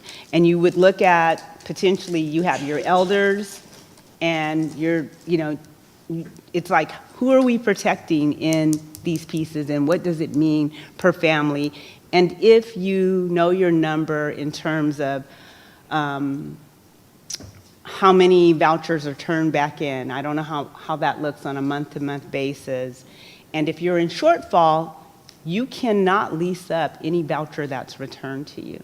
And so I'm just asking us, from a housing perspective, we are talking about keeping people housed, housing more people. This is a real problem right now for every housing authority throughout the country. And I just submit that to us when we're talking about all of these things. What does that look like in this process? All right, Councilmember Matias, and then Matulik, and then let's, for real, come up with a plan. I just want to make sure the rest of the stuff I mentioned does not go by the wayside. So in addition to that exercise, Mr. Murray. Oh, the Measure P and piece, yeah. No, I just want to make sure that in addition to the vacancy analysis, you also identify an additional 1 million in cuts.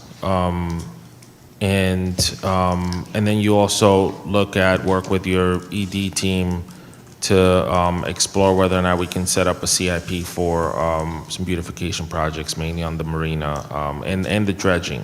Because right now there's 240,000 that I saw that's set aside for the dredging, and former Director Tigbau said that we have not done any maintenance on that for several years, and we're looking at least $1 million there. So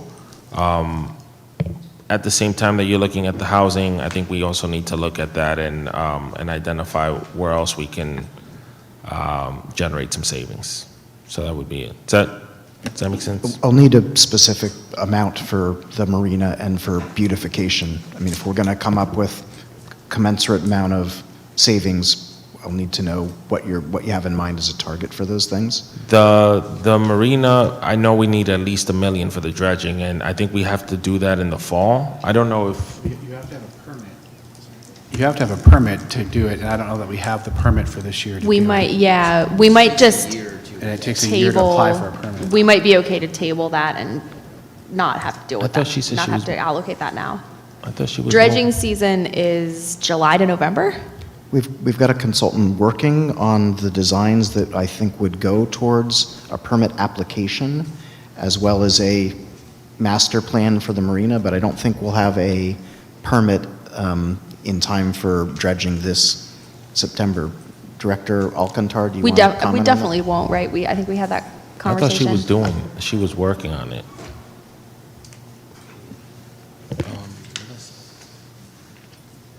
We are submitting a permit for the removal of Dock A.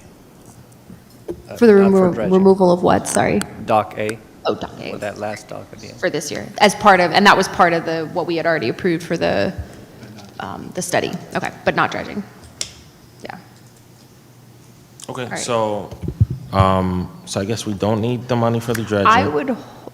I would say hold off on dredging, and we're going to see what Congressman can do for us. And if we did need funding, we would do it in next year's budget, because it would be next dredging season, which would be next July to November. So I think we're okay, but we need to have a plan. We need to develop a plan. But I think we're okay not trying to find money this year, Okay. is my instinct.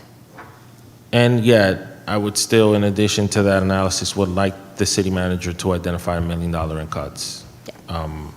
Because some of the proposed options in the staff memo, and I don't want to spend time reading through it because it's super late, but I can sign off on some, like personally, I'm not speaking for council.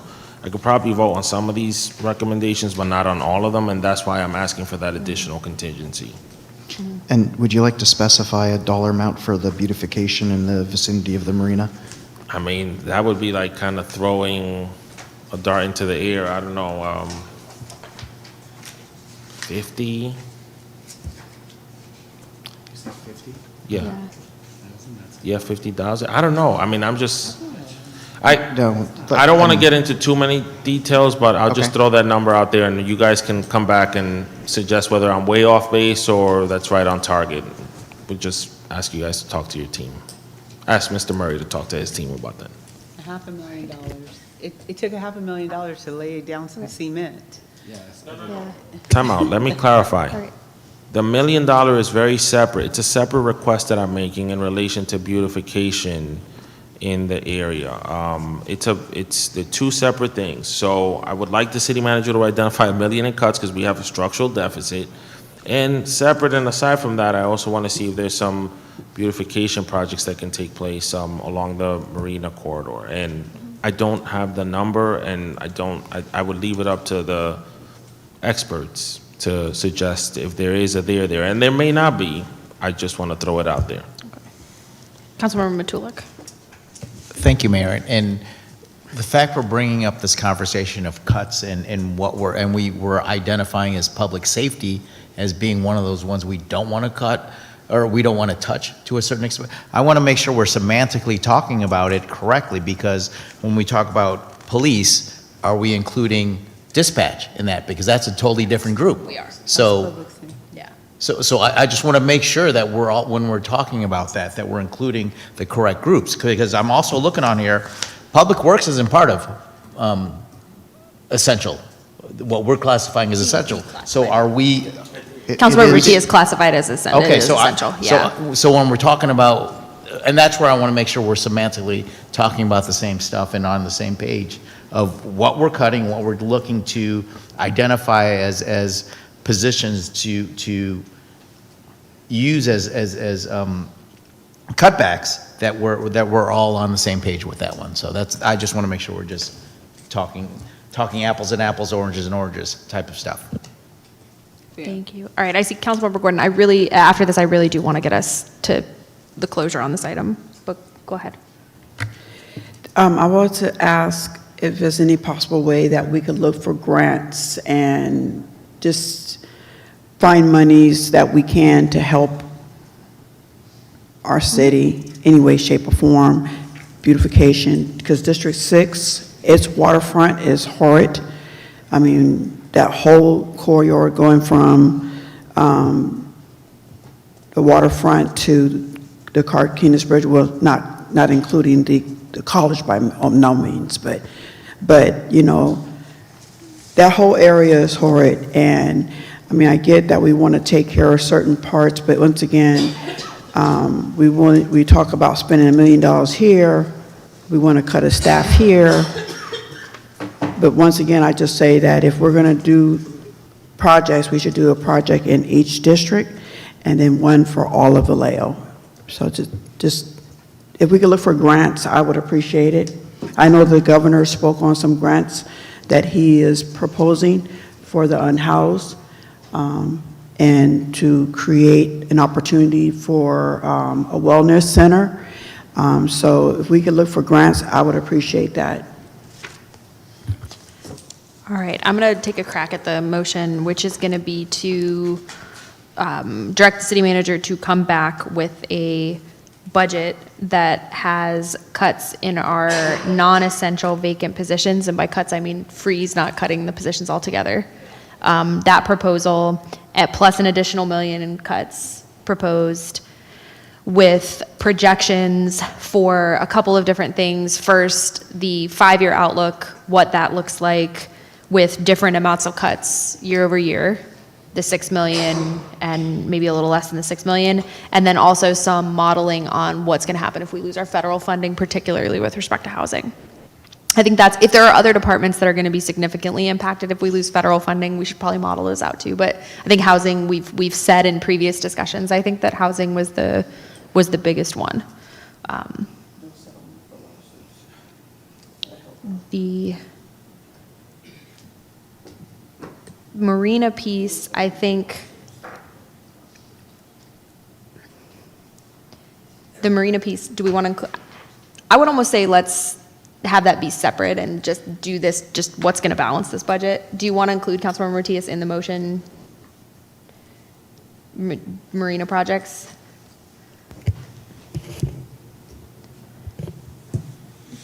It feels a little bit, look, I feel like we need to get the core done first and then maybe put the other stuff in place. Because we are still going to have P, we're going to have South, like we're going to have things that we can direct funds to. We just need to get the structure in. You can't use P for that. You can't use P for that. For beautification. Good luck. I don't know. I'm asking. I don't know. It's yeah. That's not one of the priorities. So yeah, I see what you're saying. Yeah. So We're looking for other grants. I'm. The grants from the waterfront could be, we're looking at extending that grant, so there's other ways that we can do that. So we were looking at extending the current grant for the waterfront project to extend down, further down, so maybe we can extend that and find that through grant funding and not have to have it be part of our city budget for this round. Okay. Mm-hmm. All right, so we won't include unless staff suggests something at our next meeting. We'll have it in mind. If they need to. Let's keep it tight. Let's keep it with the cuts. Let's keep it manageable. So the proposed cuts through freezing vacant positions, not essential, keeping all the essential departments, the additional $1 million, the predictive modeling, and that's the motion. I think we're ready to vote on it. Go ahead, quickly. Can I ask a question? Can we have separate votes so that way it doesn't get confused that, because I may not agree with one, but I do agree with the others. I mean, can we have separate votes? Like, I do want to keep our essential workers, of course, but I don't want to do cuts on staff either. Can we have separate votes? That one I don't we mind can't being by myself, just 2 votes. That one we can't split up. That one's a package deal because we're saying look at all the vacant positions and we're freezing all the ones that are non-essential. That one can't be split. The predictive modeling can be split off of the vacant position and cuts, but the salary cuts have to be in one. We can vote on we might as well vote on the motion on the table and then we can go from there. Can I ask a clarifying question? Go ahead. I just want to, I think it's important Councilmember Gordon, so on the, you made a comment about the positions aren't being cut, they're actually being potentially frozen, so not actually cut out of the budget totally. Thank you for where clarifying they that, yeah. disappear. But for a point in time, for a certain amount of positions, depending on what the recommendations are, those positions may not be hired in this budget year, but not cut out. So I just wanted, if you don't mind, if I made that clarification. for Yeah, you. and that was my. Thank you. My wording, when I tried to correct my wording a couple times. When I say cut, I mean, we're cutting from the budget. We're not cutting the position. Yeah, we're not cutting the position.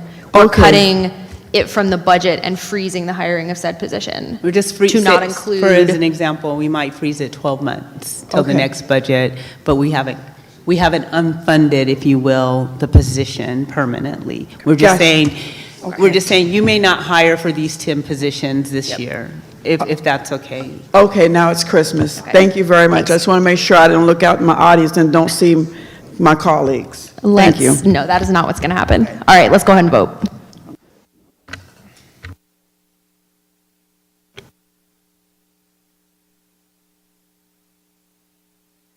Motion carries unanimously. All right, can that close out this item then? And we'll figure out how and when we want to bring that back. I'm going to make a suggestion, which is that I conferred with the city manager briefly. We do not have to adopt the CIP, which is item 9I, tonight. So I'm going to propose that we continue that and we continue J. And that we go back now and go back to C and knock out these LMDs.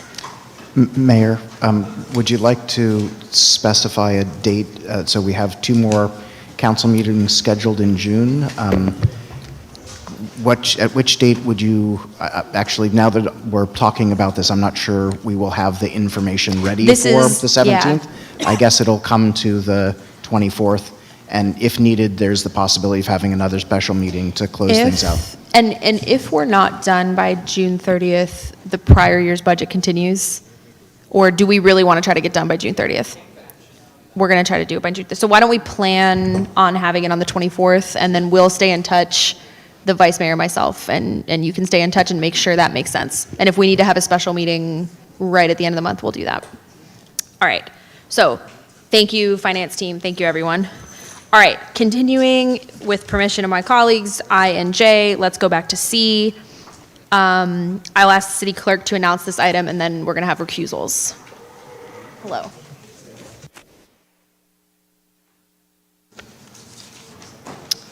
Hold a public hearing and adopt a resolution approving the engineer's report and ordering the levy and collection of assessments on properties in the Glen Cove 3 and Glen Cove 3 2015 landscape maintenance districts for fiscal year 25-26. All right, thank you. And as I own real property in the district, I will be recusing. Councilmember Lejeune has already recused, apparently. So she also will be recusing. Hopefully she doesn't have to say that personally, and I'm going to pass it over to the vice mayor. Just to state those reasons, you live in the assessed property. Oh, I'm sorry. Thank you. So it's my understanding that we are going to start the clock, but we can start it for 30 seconds instead of being 2 full minutes. Is that correct? It's not an ordinance how long you start the clock So for. let's do 30 seconds to sign up for each item, please, so we can roll through these.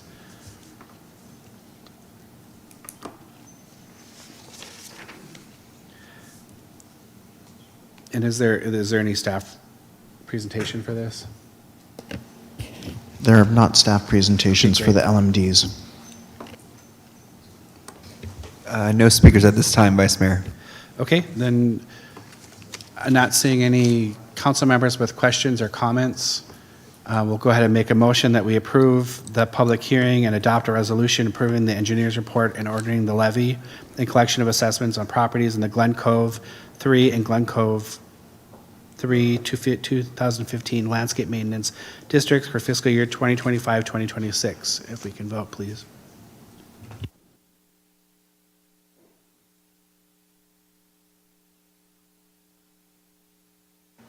Motion carries unanimously with Mayor and Councilmember Letters abstaining due to conflicts. Okay, if we can call item D, please. Hold a public hearing and adopt a resolution approving the engineer's report and ordering the levy and collection of assessments on properties in the Bordoni Ranch, Carriage Oaks, Garth Ranch, Hidden Brook, Hunter Ranch 3, Marine World Fairgrounds, Marine View, Northeast Quadrant, South Vallejo Business Park and Town and Country 2V Landscape Maintenance District for fiscal year 25-26. And does any council member need to recuse themselves from this district? Okay, then we'll start the public hearing. If we can open the clock for 30 seconds, please.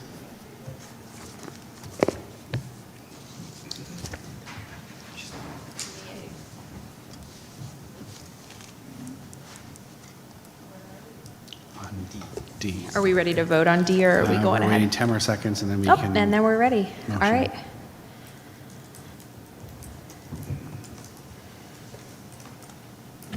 No speakers at this time. All right, let's go ahead and, I move that we hold a public hearing and we adopt a resolution approving the engineer's report and ordering the levy and collection of assessments on properties in the Boarding Ranch, Carriage Oaks, Garthy Ranch, Hidden Brook, Hunter Ranch 3, Marine World Fairgrounds, Marine View, Northeast Quadrant, South Vallejo Business Park, and Town and Country 2-5 Landscape Maintenance Districts for fiscal year 2025-2026. all right, let's go ahead and vote.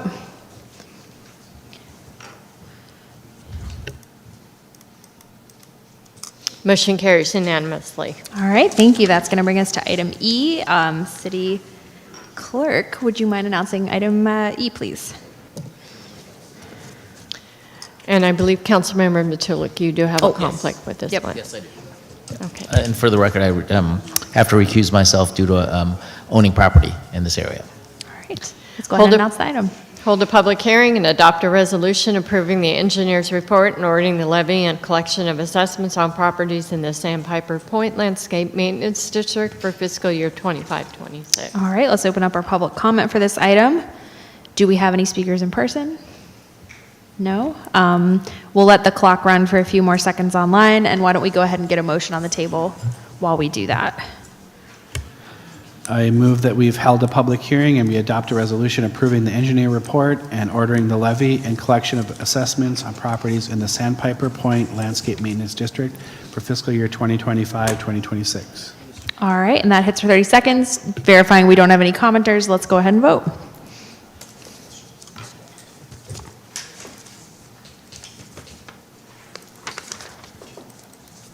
Motion carries unanimously with Councilmember Matulik abstaining due to a conflict. All right, let's go ahead to item F. I'll ask the city clerk to announce this item, and I'll ask someone to go get Councilmember Matulik. Conduct a public hearing, consider and adopt a resolution confirming and levying assessments against residential and commercial properties for unpaid garbage bills to collect unpaid sums. All right, thank you. And we'll go ahead and open the public hearing and open public comment. And do we have a staff presentation on this item?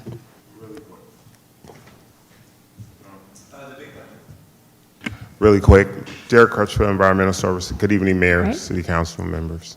Derek Crutchfield, Environmental Services Manager, Natasha Gallatin, the city's recycling coordinator. Garbage service is mandatory in the city of Vallejo for all businesses and residences. A property owner may elect to have their tenants put the garbage in their name, but ultimately the responsibility follows the property. In the event that the tenant does not pay the garbage bill, they are ultimately, the owner of the property is ultimately held responsible for the garbage bill. And Recology has provided us a list of businesses and residences, and in the event that the bill is not paid by July 15th, it will go on the 25-26 tax roll. All right, thank you. Do we have any questions from council on this item? Do we have any public comment on this item? None at this time. All right, are we ready for a motion? I move that we have conducted a public hearing and considered and adopting a resolution confirming and levying assessments against residential and commercial properties for unpaid garbage bills for collect unpaid sums. All right, let's go ahead and vote.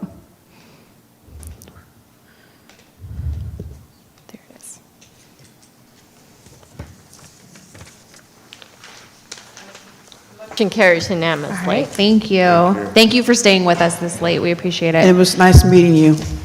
All right, we have done G, we've done H, we're going to continue I, we're going to continue J, and that is going to get us through the action calendar.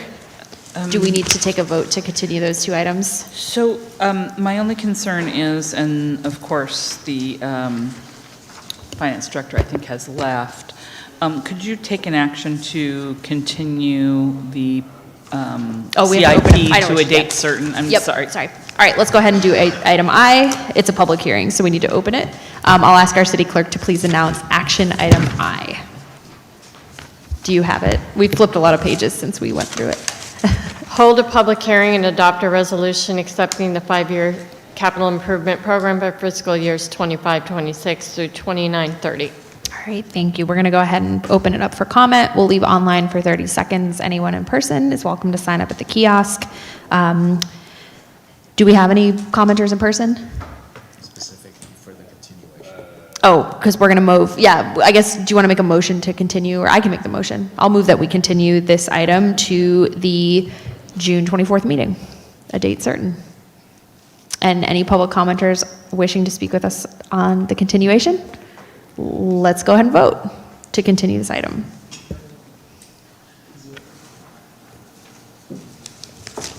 Everybody vote? There we go. Motion carries unanimously. All right, that's going to bring us to our information calendar. We have none. That brings us to the city manager's report. We have no report this evening. Thanks. We already continued it. We went a little haphazard. And city attorney's report. None. All right, that's going to bring us to our second community forum. Do we have any speakers in person for the second community forum? And we'll open up the clock for folks online. No in-house speakers. All right, We do have one speaker online. all right, let's go ahead and call them. Phone number ending in 374. Please unmute yourself by hitting *6. You have the floor. For those who used to watch council meetings years ago, the city charter required weekly council meetings. The council meet with rare exceptions every week. The current schedule is obviously not working. I'm not sure what the resolution is, but there should be some way of scheduling meetings such that they don't last until after midnight. In addition to that, the not directly related, but directly related, was the fact that Measure P money is accounted for separately from the general fund. That makes it very confusing, and I believe it takes the responsibility away from the city council for determining what money will be used for maintenance, such as dredging the marina. For a riverside city that has had such a beautiful marina, this absolutely is ridiculous, the condition the marina was in. Thank you. Great, thank you. That is going to, unless we have any other commenters, that's going to bring us to report of the presiding officer and members of the city council. I'll defer mine. Councilmember Gordon. Thank you so much. I just wanted to say that I want to give thanks to our city of Vallejo, to the Ever Wonder, and La Russell for a wonderful Vallejo Field Day. It was over 400 attendants from every walk of life. It was amazing. I want to say thank you again to the community for coming out and supporting and enjoying themselves. I also want to say I had one home group visit. They were sharing their concerns, my ambassadors. And then I also want to say I attended the Portuguese Festival here in Vallejo. The next one will be on the 24th in Benicia. But it was a beautiful one. I want to say thank you to Joe. I'm going to spell his name, Brasia. He's a board member, for inviting all of us. And it was just, we walked from St. Basil to the Portuguese Hall, sorry, the Portuguese Hall. And I'm just tired. But I just want to say thank you. It was wonderful. So don't forget, we do have various graduations this upcoming week from John Finney, Hogan Middle, Luma Vista, and also Vallejo High School, which I do plan to attend at least one or two. Thank you so much. That's my report. All right, thanks. Councilmember Matulik. Thank you, Mayor, and just wanted to share that I want to thank Supervisor James's office, teaming up with STA and along with Caltrans for having the open house for the Diversion Diamond. I think it was a good success, a very good success of informing the public of the upcoming construction. Want to also thank the Pisa Sinayon group for putting together a great, it keeps growing year after year. I mean, last year was 10 to 12,000. I think the projection this year was about 15,000 people that showed up. So hopefully we can use that model for other community events that we're looking to put together forward. And then want to highlight that this Saturday we have a grand opening for there's a new Little Caesars that's going up in District 2, right at Meadows, and so just want to share that out and look forward to the economic development that's going to bring to the city. So that'd be the end of my report. Thank you. Councilmember Palmares. I'd like to congratulate my baby brother for, he's going to graduate from high school tomorrow, so, from MIT. Councilmember Letajou. So I just want Vallejo to remember 707week.com is live, and we will begin 707 Week on Sunday, July 6th, with a VIP lunch party. Monday, there'll be a kickoff celebration. The 8th, Taco Tuesday and Talk. And then Wednesday, 7/9, there's going to be a listening session with Supervisor Cassandra James and a Playhouse remix. And then Thursday, there'll be a job fair, seaweed, tailgate. Friday, art walk collab with showing of 707 films and more. And then 7/12 will be second Saturday's collab with cook-off and hangout. And 7/13 will be books and brunch. So again, it's 707week.com. All right, thanks. Councilmember Gordon, quickly. I really want us to get out of here. Sorry about that. I forgot to mention that Caltrans is going to be having their meeting regarding the Sonoma Boulevard project for on the 24th. So just keep that in mind. All right, and with that, our next meeting will be, we're anticipating a special meeting next Tuesday, the 17th. We are planning on having the sheriff contract up for a vote and potentially other public safety items, but really focusing on the sheriff. That'll be after our Vallejo Flood and Wastewater meeting. Our next meeting after that will be on the 24th. We've continued many items to that, so that'll be a full agenda, and we will go ahead and adjourn 12:53 a.m. in memory of Sly Stone.